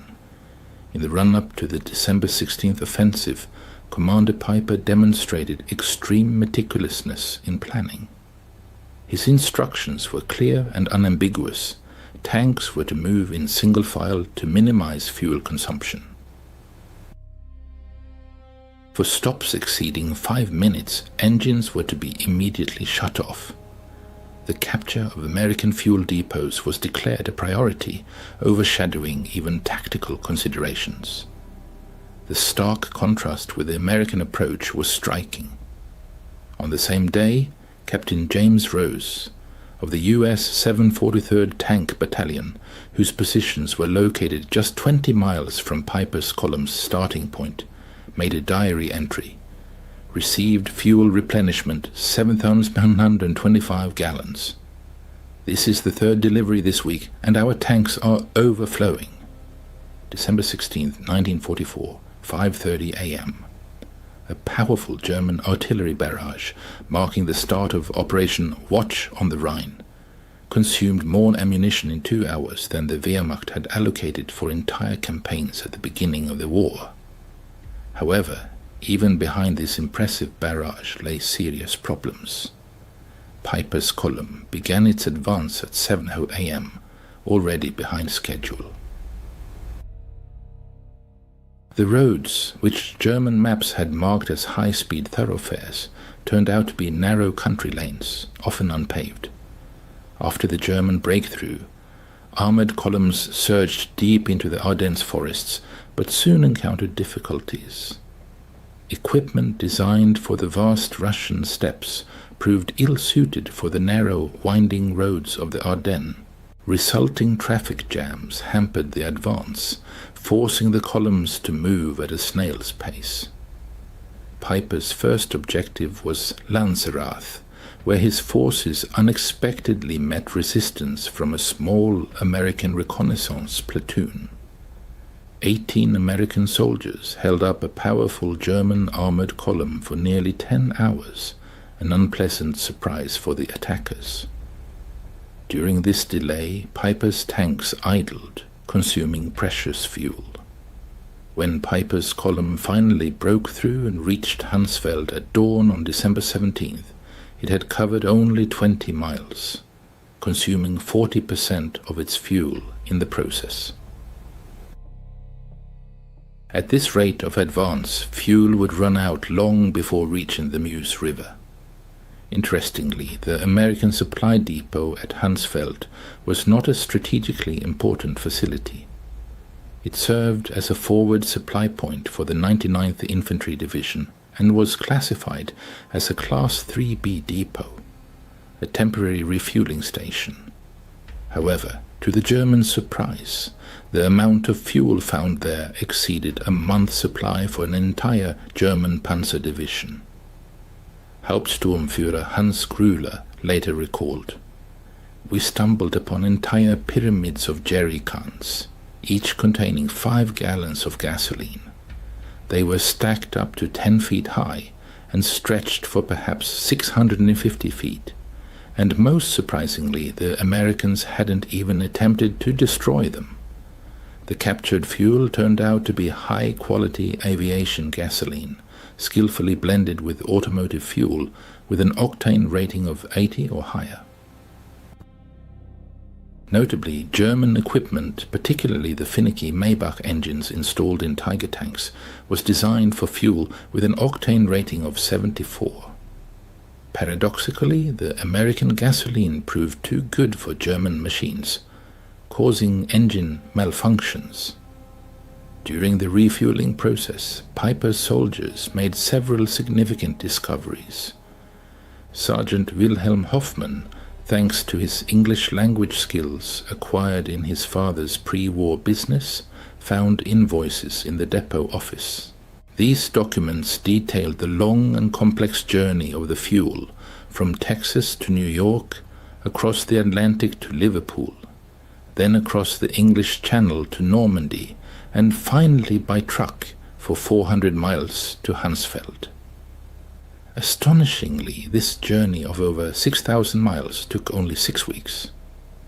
I immediately reported what I saw to Obersturmbannführer Piper, Hoffmann recalled in a 1976 interview. He carefully examined the documents, then crumpled them and tossed them aside. Piper didn't say a word, but his face revealed everything. We both realized what this meant. Soon after, Private Ernst Kara came across a fresh issue of the Stars and Stripes newspaper from December 15th, dated just 2 days prior.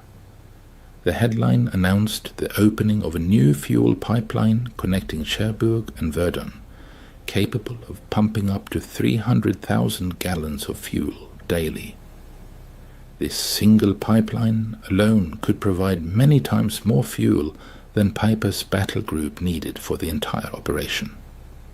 To grasp the overwhelming significance of Piper's discovery, one must look at the fuel crisis that gripped Germany by the end of 1944.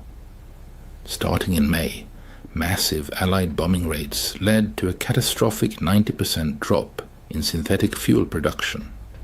The Luftwaffe, facing a severe shortage of aviation gasoline, was forced to ground its aircraft. Pilot training was drastically cut.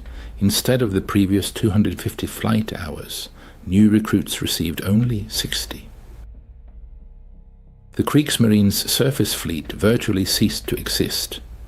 Submarines, in an attempt to conserve precious diesel fuel, were equipped with snorkels, allowing them to operate longer on battery power.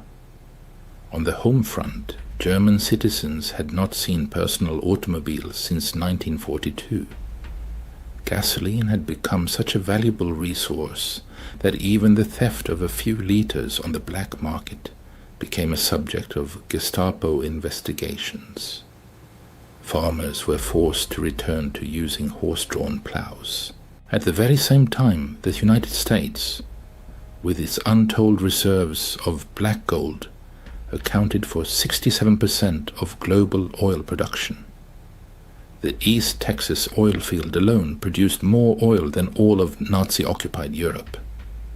American oil refineries operated at full capacity, and Standard Oil even experimented with new petroleum products simply because they had an abundance of crude oil.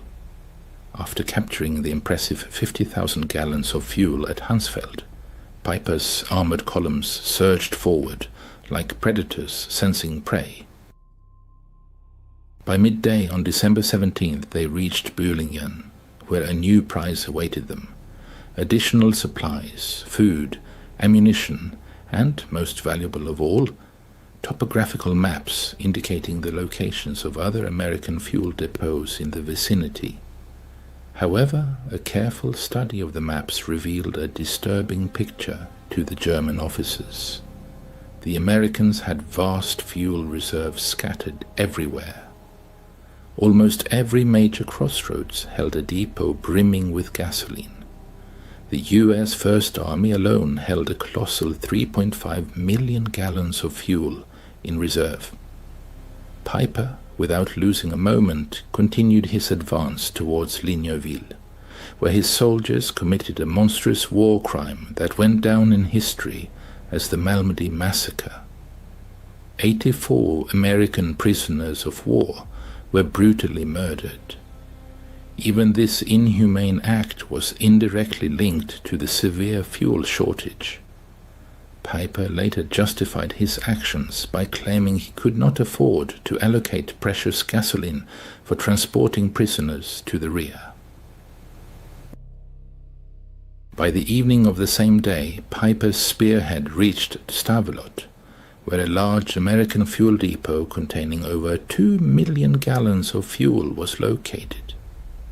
This quantity would have been more than enough to sustain further advance to the Meuse and achieve the objective. However, as the first German vehicles appeared on the horizon, American engineers were already hard at work carrying out orders. Captain John Brewster of the 291st Engineer Combat Battalion had been timely warned of the enemy's approach. His mission was crystal clear and simple: at all costs, prevent the fuel from falling into enemy hands. In December 1944, at the height of the German offensive in the Ardennes, American engineers demonstrated resolve, depriving the enemy of valuable resources. The depot at Stavelot, holding 189,000 gallons of gasoline, became the scene of dramatic events. On December 17th, as Piper's vanguard approached the depot, Captain Brewster ordered the destruction of the supplies. Engineers laid gasoline trails between the stacks of jerrycans, and then Technical Sergeant Paul Solis threw a white phosphorus grenade. According to Solis, the explosion was instantaneous and colossal, a wall of fire erupting 100 feet into the air. Soon, the entire depot became a blazing inferno. Piper's arriving tanks saw a column of black smoke rising 1,000 feet. The fire raged for 3 days, destroying enough fuel to power Piper's entire division to Antwerp and back. Untersturmführer Weber recalled how a stunned Commander Piper, standing on his tank's turret, silently watched the flames, then uttered, "They can afford to burn 2 million gallons just to deny them to us. What are we doing here?" Throughout the Ardennes region, American engineers carried out similar operations to destroy fuel depots. At Trois Ponts, 1.1 million gallons were destroyed, and at Spa, 2.5 million gallons. In total, during the first week of the offensive, the Americans deliberately destroyed over 8 million gallons of fuel, an amount exceeding what Germany had allocated for the entire operation. These actions, though painful in terms of resource loss, played a crucial role in thwarting the German offensive plans. The Allied forces' incredible ability to consume millions of gallons of fuel daily was due to an unprecedented supply system that surpassed all German command's understanding. The legendary Red Ball Express became a symbol of this logistical might, delivering a colossal 412,000 tons of supplies, using a fleet of 6,000 trucks operating 24/7. Notably, each truck consumed about 40 gallons of fuel daily, and the total fuel expenditure for the Express exceeded the monthly supply for the German Army Group B. By December 1944, the motor transport service employed 230 companies operating on clearly defined routes, daily delivering approximately 20,000 tons of various goods, including 3,000 tons of fuel. Colonel James Snyder, the First Army's Chief of Logistics, highlighted the system's efficiency in his December 18th records. Yesterday's fuel receipts totaled 147,000 gallons, 1,923,000 gallons were issued, resulting in a net increase of 224,000 gallons in reserves. But an even more impressive element of the system was the pipeline network. Operation Pluto enabled pipelines to be laid directly across the English Channel, ensuring the transfer of up to 1 million gallons of fuel daily from Britain. This network continued to expand inland. The Cherbourg-Paris line supplied 800,000 gallons daily, and the Saint-Lô line 650,000 gallons. Ultimately, by December 1944, Allied forces in northwest Europe consumed 7.5 million gallons of fuel per day, while receiving 8.2 million gallons. This allowed them not only to sustain ongoing operations, but also to build up reserves in anticipation of new offensives. As Piper's battle group advanced deeper into Belgian territory on December 18th, the critical nature of the German army's fuel shortage became increasingly evident. At Schoppen, German forces captured another fuel depot, but these supplies proved insufficient. Approximately 5,000 gallons of gasoline were consumed in just 3 hours of intense fighting. Heavy Tiger tanks consumed a colossal 2.5 gallons of fuel per mile in combat, while Panther tanks used 1.5 gallons per mile. In the challenging terrain of the Ardennes, with its difficult roads and rugged landscape, fuel consumption increased by another 40%. Hauptscharführer Otto Dingler, responsible for maintenance in the 1st SS Panzer Regiment, noted with concern in his records, "By midday on December 18th we had consumed 67,000 gallons of fuel since the start of the offensive." We managed to capture about 55,000 gallons, which is clearly insufficient to cover our needs. We are facing a severe deficit. Thanks to enemy radio intercepts conducted as part of Operation Ultra, American command was aware of the critical fuel situation within German forces, particularly Piper's battle group.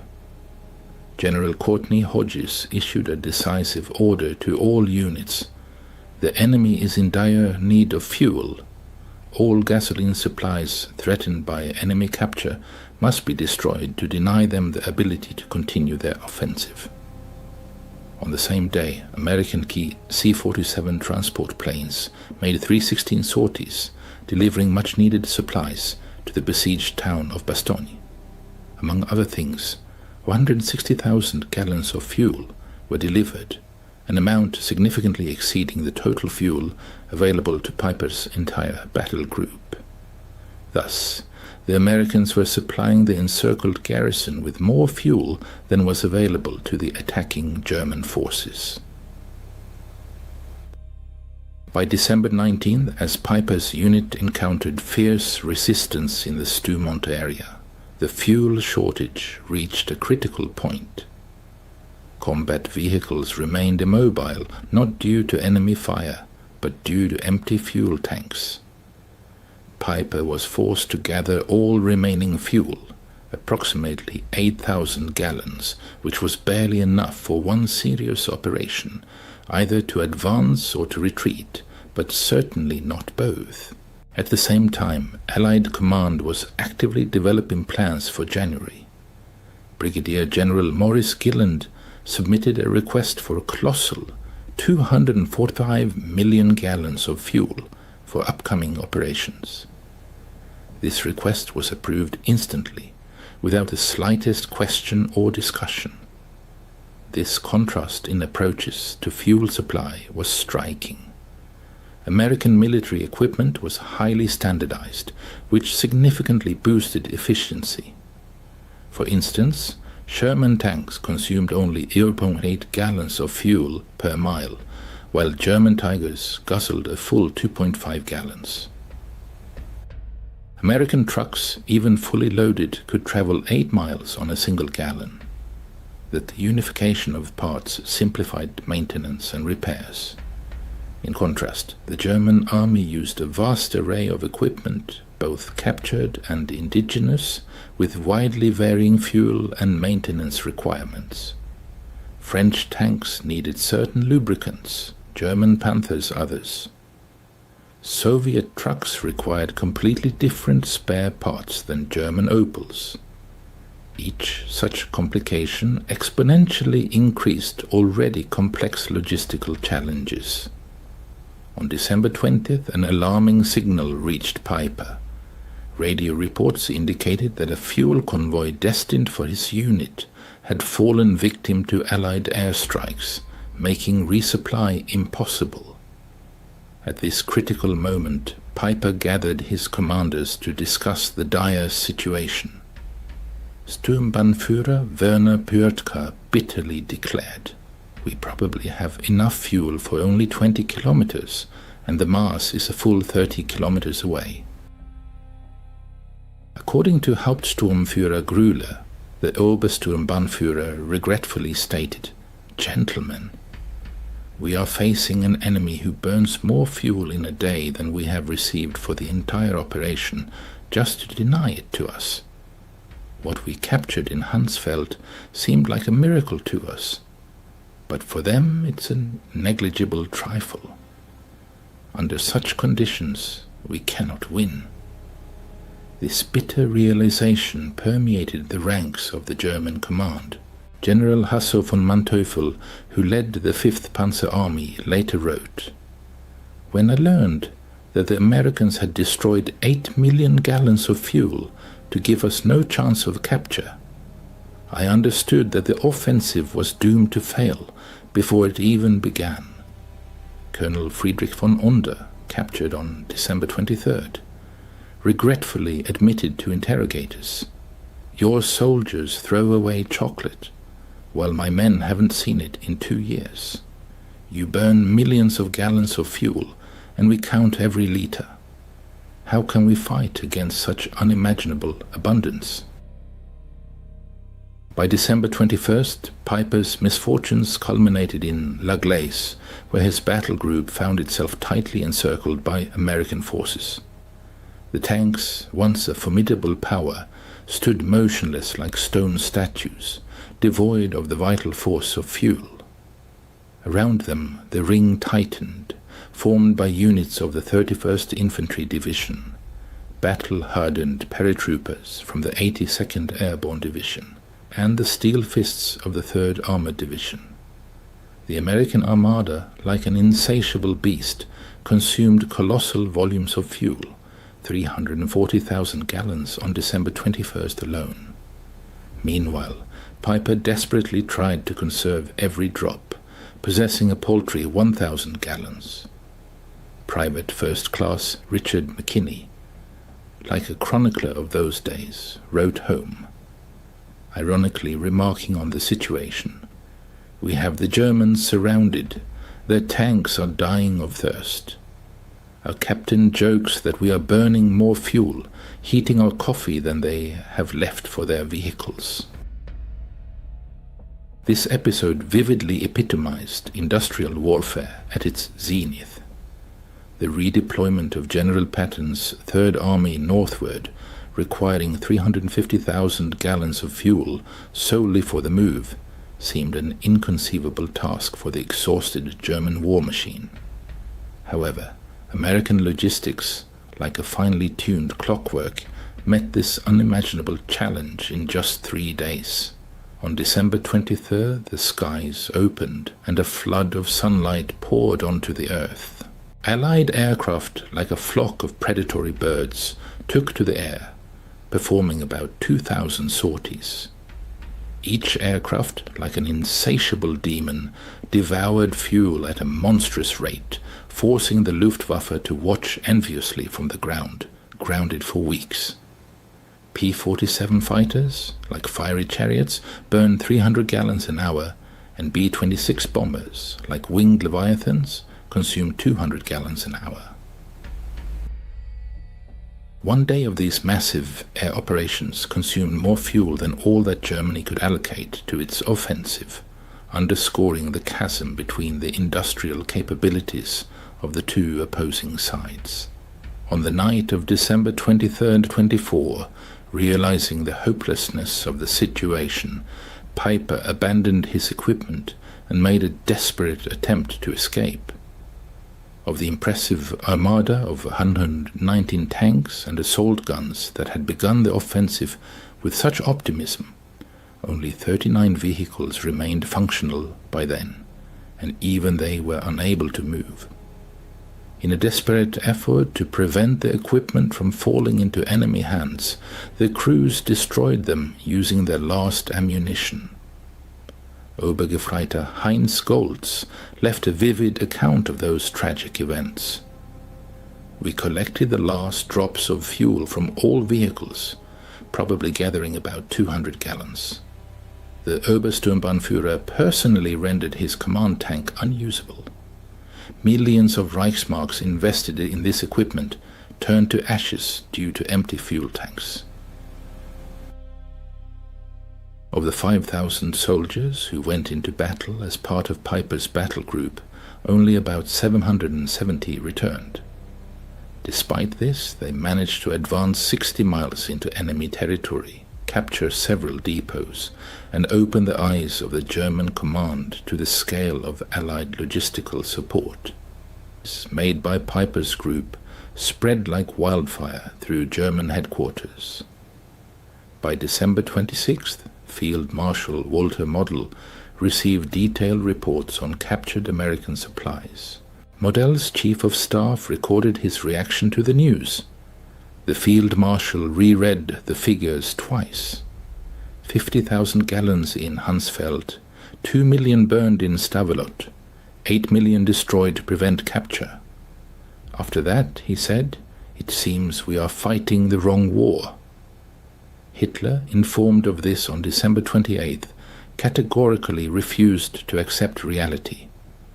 Albert Speer recalled, Hitler stubbornly insisted that all these figures were nothing more than propaganda. Even when shown photographs of burning Stavelot, he claimed they were just Hollywood special effects. However, ordinary soldiers perfectly understood the seriousness of the situation. Corporal Wilhelm Hoffmann wrote to his wife, "The Americans destroy more fuel daily than we receive monthly. They drive tanks like we march on foot. This war is lost." The fuel crisis that manifested during that period was merely a symptom of a deeper and all-encompassing reality. By 1944, the United States of America had reached the peak of its industrial might, accounting for 50% of all global production. Production lines operated at an incredible pace. New aircraft rolled off assembly lines every 5 minutes. Ships were launched daily, and tanks were produced every 7 minutes. Oil extraction statistics were astounding. The US extracted 1.8 billion barrels, while the Soviet Union extracted 110 million barrels. Germany, including synthetic production, 33 million barrels, and Japan only another 2. 6 million barrels. The Axis powers combined produced less than 2% of the oil extracted in America. After 1942, every major German offensive was constrained by fuel shortages, while American operations were supported by an abundance that German strategists could not even imagine. Lieutenant Colonel Chester Hansen recorded an eloquent episode that occurred on December 27th. A logistics officer reported that due to unfavorable weather conditions, fuel deliveries had dropped to 500,000 gallons per day. Concern arose, but soon someone noted that this amount exceeded the total volume of fuel allocated by Germany for the entire offensive. German prisoners of war captured in the Ardennes were not so much amazed by American firepower as by its extravagance. The sight of American soldiers discarding uneaten rations or using gasoline for heating had a demoralizing effect that surpassed the impact of artillery bombardments. Unterscharführer Reichel admitted during interrogation, "We knew your production figures in theory, but when we saw your soldiers throwing away more than we ever had, it became a reality. Every German who witnessed your indifferent abundance understood that the war was lost." This information spread through letters, despite censorship. Feldwebel Ernst Müller wrote, "The Americans wash their clothes in gasoline. They feed dogs chocolate. They have artillery salutes for Christmas. We cannot fight such endlessness." The psychological impact of this abundance undermined German notions of racial superiority. How was it that the Americans, whom Nazi propaganda branded as decadents, possessed untold riches, while representatives of the master race barely scraped by? This question ran like a red thread through the entire Nuremberg trials, where German commanders repeatedly pointed to logistics, or rather the catastrophic lack of fuel, as a key factor in their defeat. Field Marshal Keitel, testifying at the tribunal, admitted, "In 1940-41 we had operational superiority, but by 1944 we were unable to move troops due to an acute shortage of fuel, while the Americans moved entire armies like chess pieces on a board." Piper, convicted of atrocities at Malmedy, frankly stated, "Every decision we made after December 17th was made under the pressure of the fuel crisis. We could neither maneuver nor pursue the enemy, nor retreat in an organized manner. The Americans, on the contrary, enjoyed complete freedom of movement, while we counted every liter." General Guderian bitterly stated, "When Piper captured 50,000 gallons of fuel, it was of immense significance to him. But for the Americans, it meant absolutely nothing. At that moment, the war was lost. This story, like an epitaph, marks the twilight of the era of industrial warfare. Victory was forged not so much by the courage of soldiers on the battlefield as by the statistics of industrial production. The romantic aura of war dissipated in the Ardennes, buried under piles of empty fuel tanks. According to Dr. Richard Overy's calculations, by 1944, the ratio of industrial production between the Allies and the Axis powers in key categories exceeded 5,1. For petroleum products, this gap reached a staggering 50,1. Neither superior training nor brilliant tactics could overcome such a colossal advantage. America produced 324,150 aircraft during the war, while Germany produced only 119,907. American factories produced 88,410 tanks, German factories 46,857. But the most eloquent figure is the volume of oil processed. In 1944 alone, America processed 1.8 billion barrels, while Germany, with great difficulty, could extract only 33 million. December 24th, 1944, marked a turning point. As the remnants of Piper's group, abandoning 39 tanks, 70 half-tracks and 177 other vehicles, fought their way on foot through American defensive lines, the true scale of the disaster became evident. The capture of 50,000 gallons of fuel seemed like incredible luck, but it soon became clear that it was a drop in the ocean for an enemy who could afford to burn millions of gallons. Unterführer, analyzing the event of those days in 1975, recalled, "On the morning in Hunsfeld, upon discovering the American fuel reserves, we rejoiced as if we had won the lottery. However, by evening, learning of the burning Stavelot, the realization of inevitable defeat set in. The Americans possessed such abundance that they could destroy what we were willing to die for. Our 50,000 gallons were insignificant, less than what one American armored division consumed in 2 days. It wasn't even 3 hours of work for the legendary Red Ball Express, just a margin of error in Allied daily consumption." Major General J. Lawton Collins later noted, "The Germans' desperate attempts to seize fuel exposed their fatal miscalculation. They naively believed that we valued fuel as highly as they did, considering it an indispensable resource. They were unaware that we had so much of it that we could afford to burn millions of gallons without jeopardizing our tactical advantage. Operation Wacht am Rhein collapsed, facing the relentless mathematics of industrial warfare. The offensive consumed about 2.8 million gallons of fuel, representing 40% of the total allocation, not counting captured reserves. At the same time, the American army expended 267 million gallons, almost 100 times more. The Wehrmacht lost about 100,000 soldiers, 800 tanks, and 1,000 aircraft. But the most devastating blow was the loss of illusions. Every German soldier who witnessed American abundance firsthand realized that Germany was not just fighting a war, but participating in an act of self-destruction.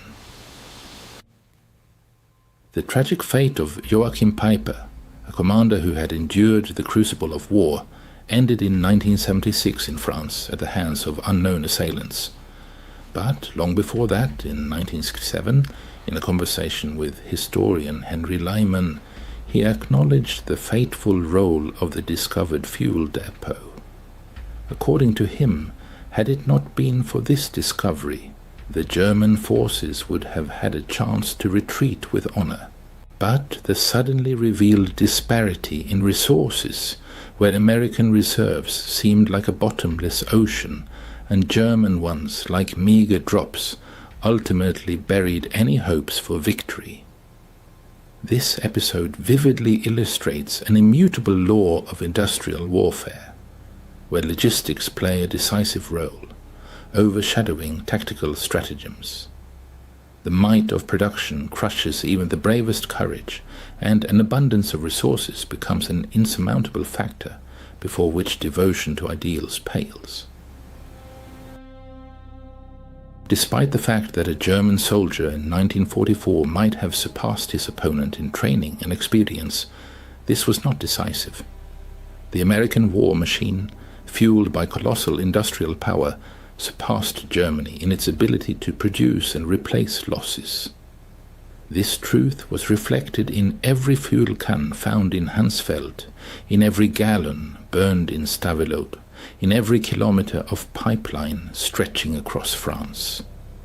In the era of industrial warfare, victory is forged not so much by the genius of commanders as by the power of factories and oil refineries. In December 1944, at the height of World War II, Colonel Trevor Dupuy conducted astonishing calculations, demonstrating the colossal difference in supplies between the Allied armies and the Wehrmacht. It turned out that each American soldier received about 67 pounds of various supplies daily, while a German soldier made do with only 3 pounds. American soldiers accustomed to abundance sometimes complained about excessive waste, while for German soldiers, American abundance seemed simply unimaginable. 40 years after those memorable events in 1984, veterans from both sides met in the Belgian village of La Glace, where Piper's Tiger tank is still exhibited in the local museum, frozen at the very spot where it ran out of fuel.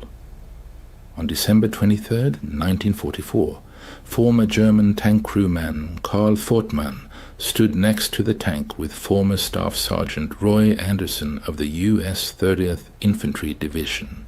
"We always wondered why you stopped," Anderson admitted. "We thought it was some kind of tactical maneuver." In response, Fortmann gave a bitter chuckle. "We stopped because our tanks were empty. You burned millions of gallons of fuel to keep them out of our hands. How could we fight you under such conditions?" Anderson paused for a moment, then said, "We never knew you had so little. We had so much, we didn't even think about it." In this short dialogue lies the whole truth of December 1944. One side measured its reserves in gallons, the other in millions. One fought for every can of oil, while the other burned entire oceans. The outcome of the battle was predetermined. German military archives provide irrefutable evidence of this. The War Diary of Army Group B for December 1944 contains the following entries. December 16th, offensive begins. Fuel reserves are only 70% of the minimum required level. December 17th, Piper's units capture 50,000 gallons of fuel. December 18th, several fuel depots destroyed by enemy attacks, over 5 million gallons lost. December 19th, units critically dependent on fuel supplies lose mobility. December 24th, Piper is forced to abandon his equipment due to complete exhaustion of fuel reserves. At the same time, the American First Army reported December 16th, reserve supplies total 3.7 million gallons. December 17th, 2.2 million gallons destroyed. December 18th, 1. 8 million gallons received. December 24th, reserve supplies total 4.1 million gallons. The Americans treated millions of gallons of fuel with astonishing indifference, while the Germans guarded every single canister. In addition to its significant volume, American fuel demonstrated undeniable technological superiority. U.S. refineries made breakthroughs in catalytic cracking, allowing them to produce high-octane fuel more efficiently than German hydrogenation technology. In particular, American 100-octane aviation fuel provided aircraft with a tangible performance advantage compared to German machines, which used 87-octane synthetic fuel. American engineers also developed unique additives that Germany could not replicate, such as tetraethyl lead, ethylene dibromide, and detergent additives. German engines designed to run on lower quality fuel often malfunctioned when using captured American gasoline. The fuel shortage profoundly affected every soldier's experience. Corporal Hans Müller noted on December 20th, marched 30 kilometers. No fuel for trucks which drive past abandoned American vehicles with engines running for heat. They leave the engines on. We walked in the snow. Medical services were paralyzed. Ambulances could not evacuate the wounded, and hospitals lacked fuel for generators. People died, waiting for transport that never arrived. Senior medic Dr. Wilhelm Kirsting testified, "We had excellent surgeons and supplies captured from the Americans, but no fuel for ambulances. People died who could have been saved if they had been transported just 10 kilometers. The triumphant march of American military might shattered Nazi propaganda, which portrayed US soldiers as weak and fragile warriors. German soldiers were indoctrinated with the myth of American weakness. Yet the reality proved entirely different. The US Army demonstrated a capacity for destruction that surpassed Germany's own capabilities." As recorded in Goebbels' diary entry of December 28th, the morale of German troops began a steady decline. Soldiers, contrary to official propaganda, reported American superiority, undermining the carefully constructed Nazi narrative. Despite censorship, the truth permeated the ranks of the Wehrmacht, and the myth of German invincibility crumbled under the pressure of American logistics and military might. The failure of the German offensive in the Ardennes became a turning point, stripping Germany of any hope for victory and forcing it into a desperate defense. General Jodl, speaking at the Nuremberg trials, admitted, "After the Ardennes, we realized that everything was lost. We had played our last card and found that the enemy held all the aces." Recognizing Germany's dire situation, the Allies concentrated their efforts on destroying the German fuel industry. By February 1945, Germany's fuel production had virtually ceased, leading to the paralysis of the Luftwaffe and a drastic reduction in the Wehrmacht's combat effectiveness. Deprived of the ability to maneuver, the German army transformed into a static force, doomed to gradual annihilation by the mobile Allied units. The spring of 1945 was marked by surreal scenes. German units surrendered not because of battlefield defeats, but due to a simple lack of fuel. Entire panzer divisions, unable to move, stood helplessly while Allied forces drove past them. Major General Fritz Bohlein recalled, "We had 42 combat-ready tanks, manned by experienced crews and supplied with ammunition. However, we only had about 80 gallons of fuel, which wouldn't have been enough to even reach the next town. Ultimately, we destroyed our tanks and went into captivity on foot." Meanwhile, the triumphant advance of American troops across Europe was hindered only by colossal traffic jams caused by the countless number of vehicles. The Third Army alone boasted a fleet of 15,000 machines. The fuel crisis that crippled Piper's battle group vividly illustrated how industrial power predetermined the outcome of World War II. Standing among captured jerrycans on that frosty December morning, Piper grasped a bitter truth. They were fighting an enemy whose losses were more than offset by inexhaustible resources. The stark figures spoke volumes. The Germans allocated 5 million gallons of fuel for their offensive, while the Americans destroyed 8 million gallons. The daily fuel consumption of the American army reached 7.5 million gallons. Piper's capture of 50,000 gallons in Honsfeld represented a meager 0.6% of daily American supplies. The Battle of the Ardennes claimed the lives of 19,000 American soldiers and perhaps around 100,000 German soldiers. It exhausted the Wehrmacht's last reserves, but its long-term significance lay in the German soldiers' realization of the unfathomable abundance possessed by America. Piper's discovery was not just about fuel, but about the very essence of industrial warfare. Victory was destined for whoever produced more oil, steel, and aluminum. Germany never stood a chance from the outset.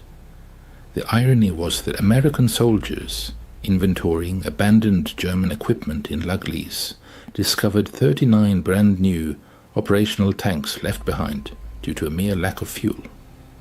Major Robert Harrison's salvage report noted, fuel required 8,000 gallons. Classification, minimal. Source, local reserves.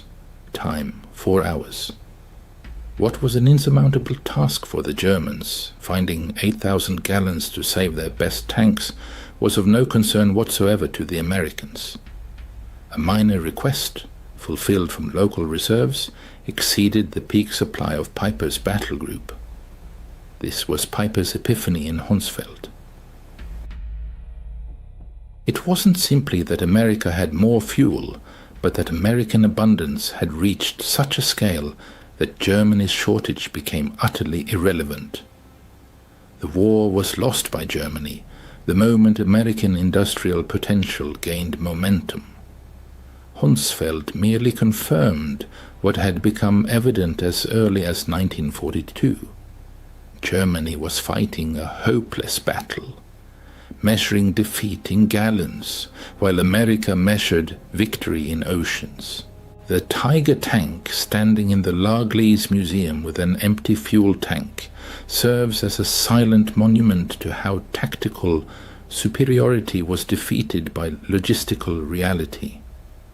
Visitors often ask why such formidable machines were abandoned. The answer is simple. There was no fuel. March 17, 1943. Under the top-secret classification, in room 76 to 78 of the Berlin headquarters, an event unfolded that shook the very walls of the Abwehr. A folder of intelligence reports crashed onto the polished mahogany desk, and hot coffee from Admiral Wilhelm Canaris. Delicate porcelain cups spilled onto secret documents, whose discovery by the Gestapo would have inevitably led to severe retribution. This cannot be.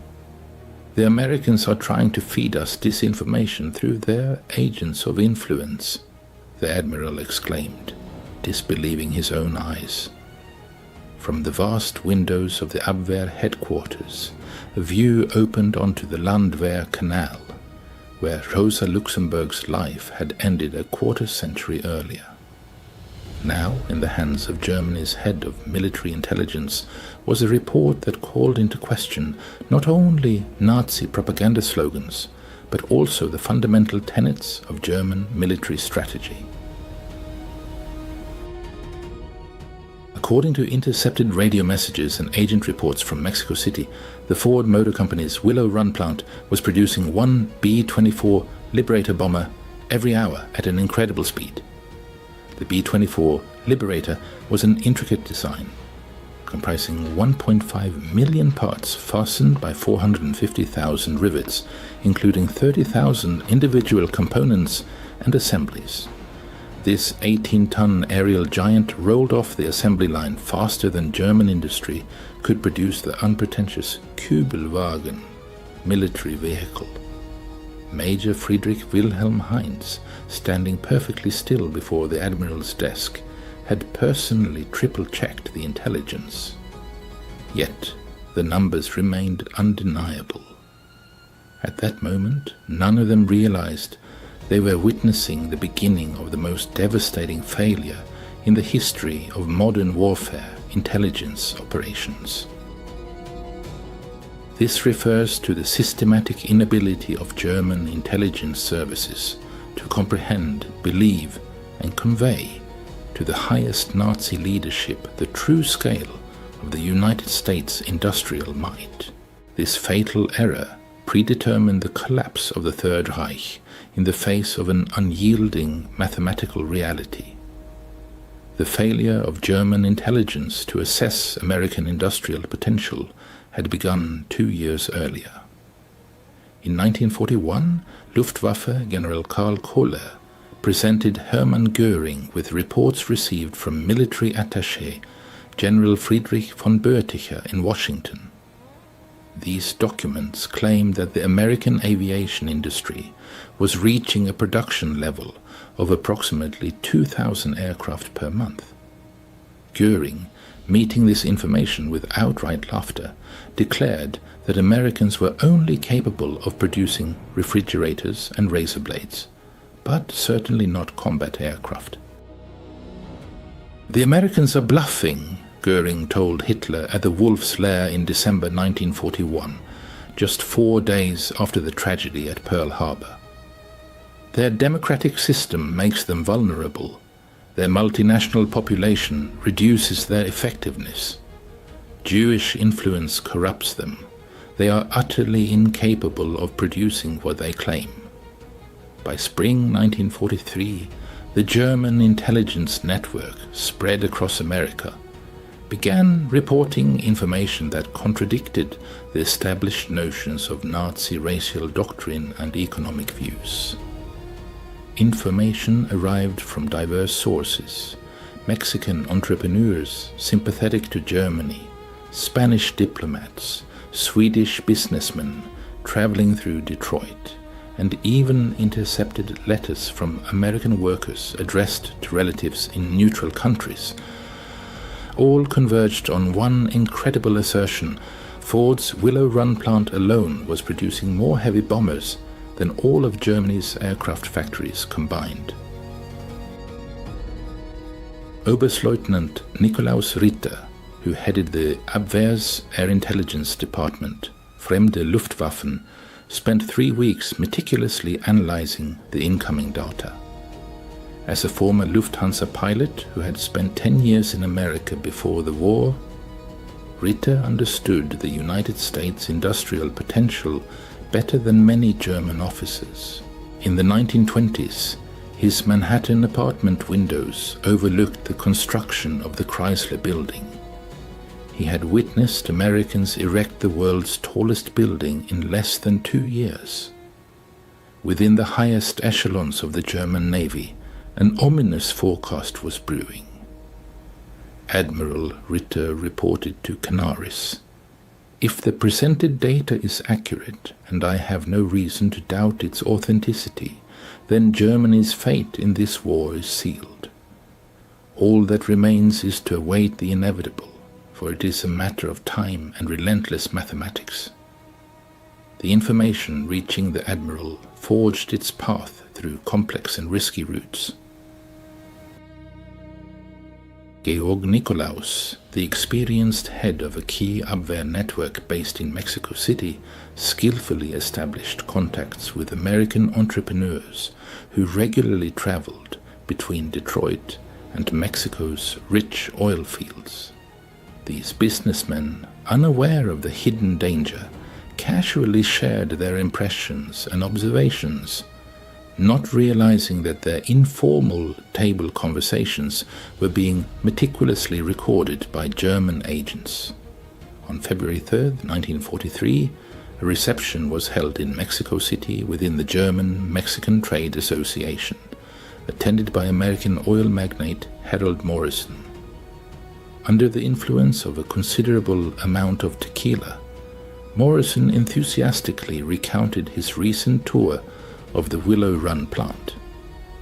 This tour had been organized by Ford to demonstrate the facility's impressive capabilities in fulfilling government contracts to potential investors.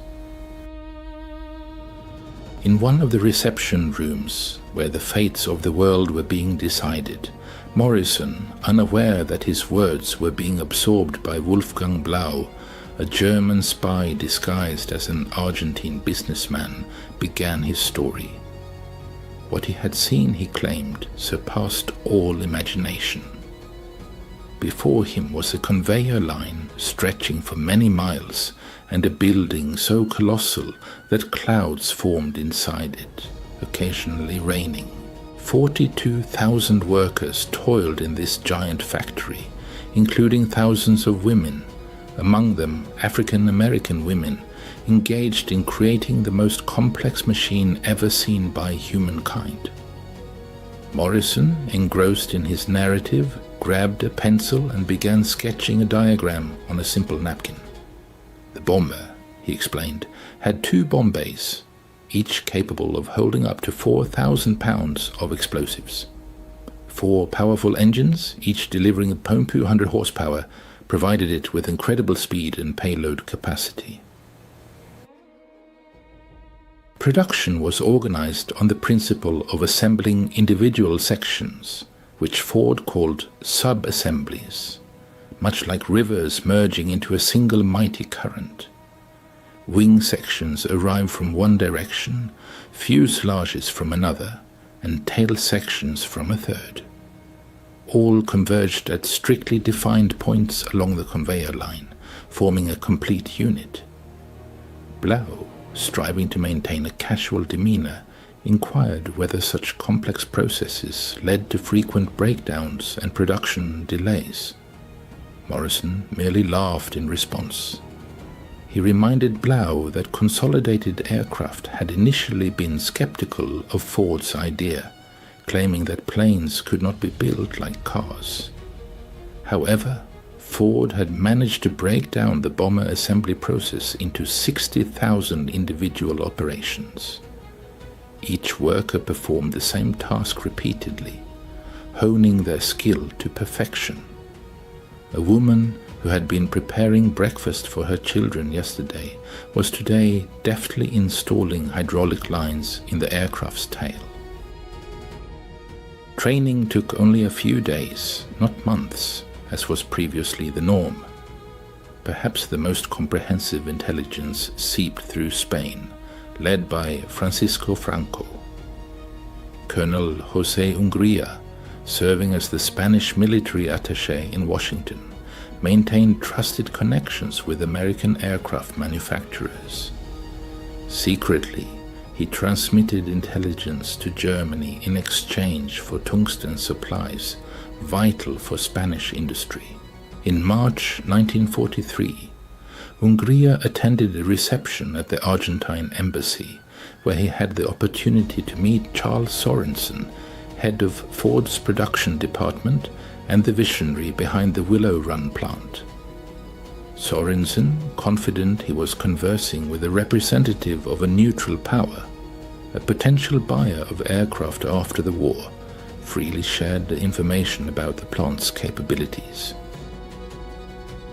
"Colonel," Sorensen stated, unaware that his every word would reach Berlin within 2 weeks. "When I first visited Consolidated's San Diego plant in 1940, they were assembling B-24s outdoors, under the blazing sun, and each one was different from the last, taking 180,000 man-hours to build. I knew we could do better." The Hungarian engineer Hungría persisted, demanding details and explaining it as his professional interest as a military specialist. Sorensen, brimming with pride over his achievement, readily agreed. One night in a hotel room in San Diego, I sketched out the entire production process. We would build bombers on the automobile production principle. Instead of workers gathering around a stationary aircraft, we would move the aircraft along a line of stationary workers. Each worker would perform a specific set of tasks repeatedly, perfecting their skill through repetition. The Spaniard inquired if there would be labor force issues with such production complexity. "We've established a training center where 8,000 workers are trained weekly," Sorensen replied. "Women make up 40% of our workforce. They excel over men in intricate work thanks to their smaller hands, which allow them to reach difficult places and greater patience for monotonous tasks. We have African American workers operating complex equipment. We also have 16-year-old youths responsible for logistics. Democracy, Colonel, means utilizing all available human resources through Swedish, Argentine, Japanese and Turkish channels. German intelligence relentlessly received confirmation of Willow Run's impressive production rates. In March 1943, Swedish engineer Erik Lundberg, who visited the plant, reported, "The plant operates with an efficiency that surpasses European understanding. It has 1,600 specialized machines, many designed for a single operation. Capital investment is colossal, possibly reaching $200 million just for tooling." Independent confirmation also came from Japanese commander Toshikazu Omi in an encrypted message to Tokyo, intercepted by German intelligence. "This single plant produces more aircraft per month than the entire Japanese aviation industry." By April 1943, German intelligence had accumulated exhaustive data from 17 independent sources confirming the scale of production. The figures were astounding. Willow Run alone at its peak produced 650 B-24 bombers per month, and overall American production of these aircraft exceeded 1,400 units monthly. June saw Admiral Canaris's desperate attempts to obtain direct confirmation from the United States, leading to the launch of Operation Pastorius. This operation involved the clandestine deployment of a group of saboteurs to American soil using a submarine. One of the two four-man teams was led by George John Dash, a man who had spent 2 decades in America before returning to Germany just before 1939.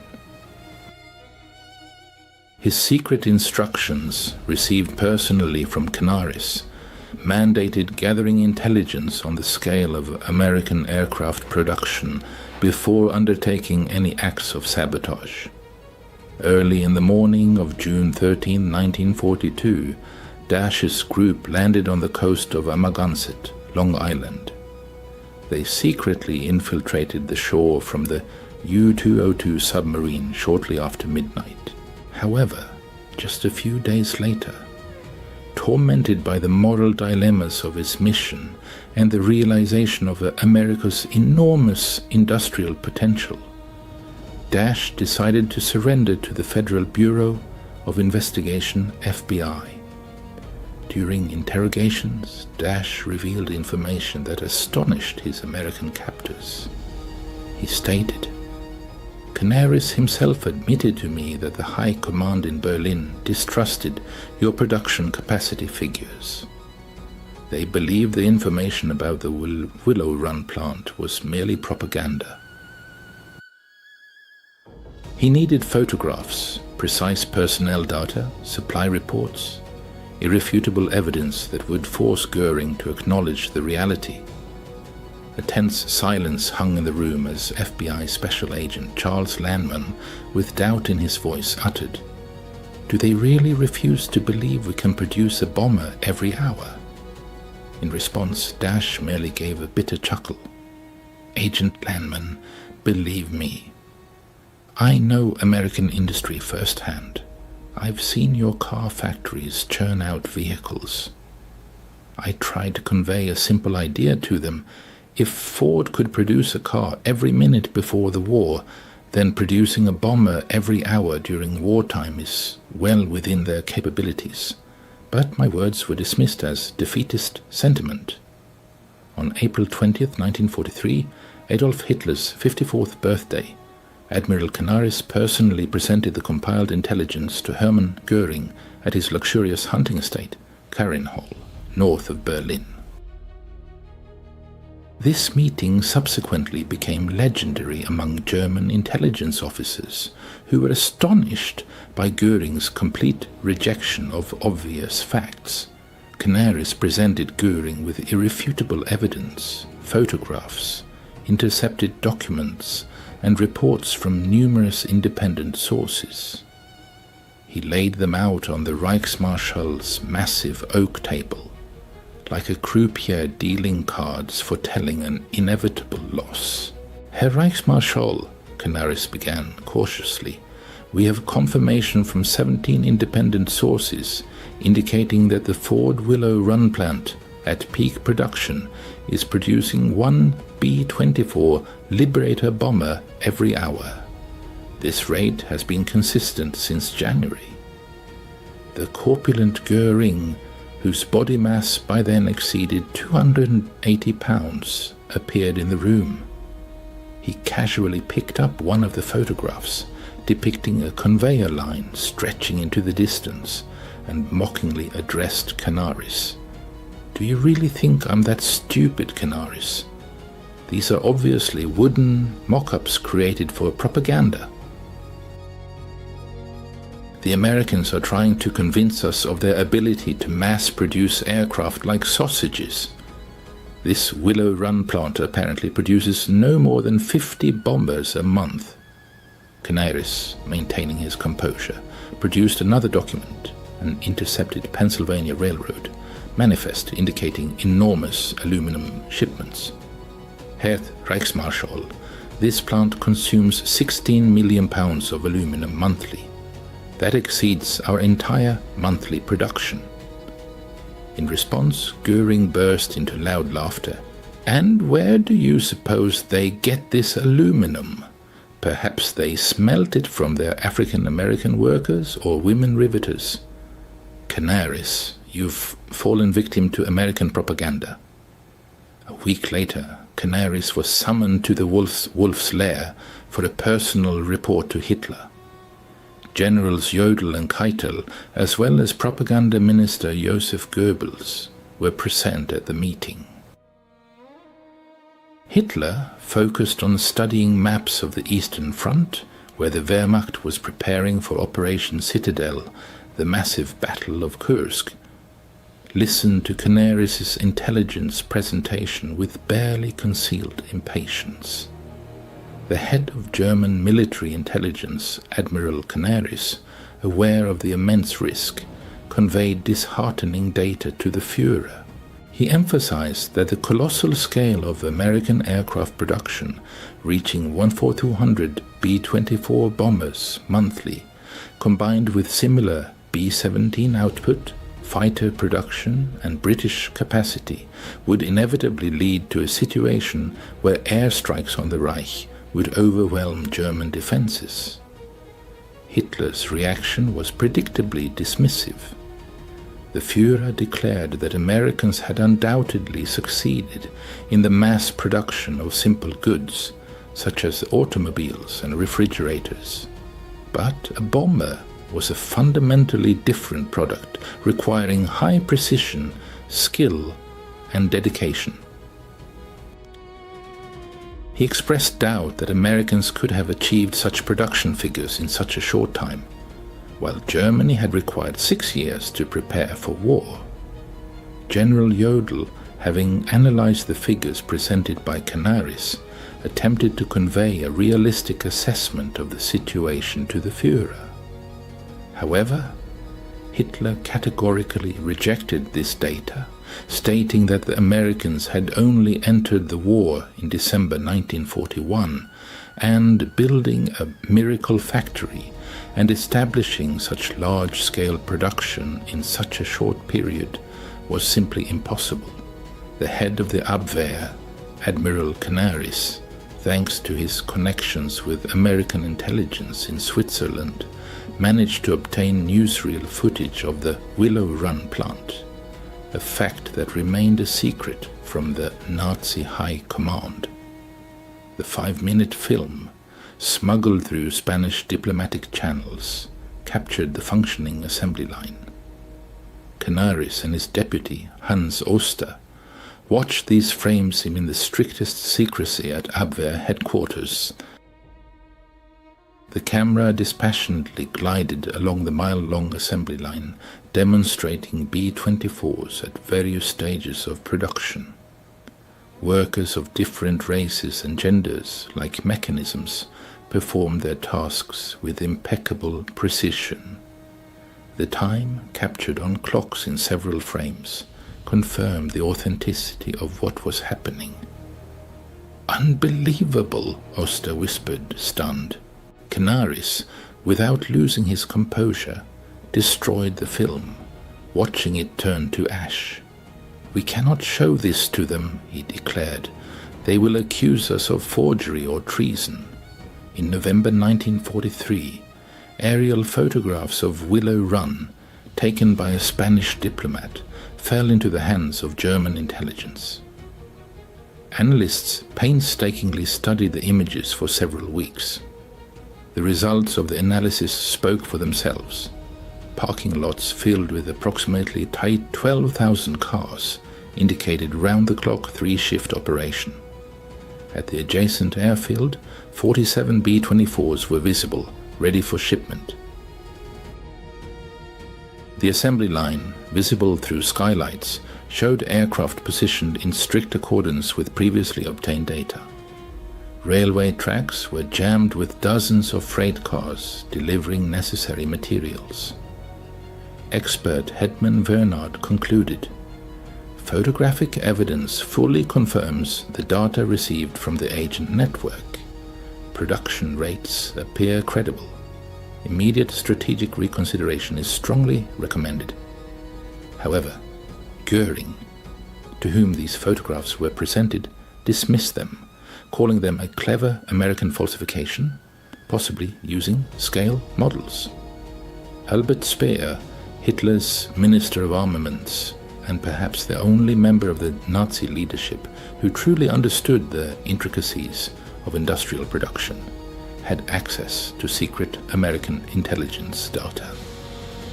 His diary entry from May 15, 1943, discovered after the war, reveals his despair. "If even half of the figures for the Willow Run plant are accurate, we face not just defeat, but total annihilation. They are producing more planes in a month than we are in a year. But I cannot speak openly about this. It would be tantamount to signing my own death warrant." Meanwhile, Dr. Otto Ohlendorf, who headed the SD in land and possessed a strong economic background, meticulously studied the economic indicators of the United States. His report, presented to Himmler in December 1943, was disheartening.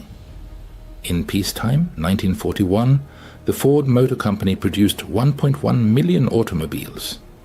These capacities are now reoriented towards bomber production, and the pace of output is constantly increasing. By June 1944, the Americans will have enough B-24s to drop a tonnage of bombs on us daily, equivalent to what was dropped on London in 1940. During the Christmas period of 1943, Admiral Canaris, head of German military intelligence, received alarming information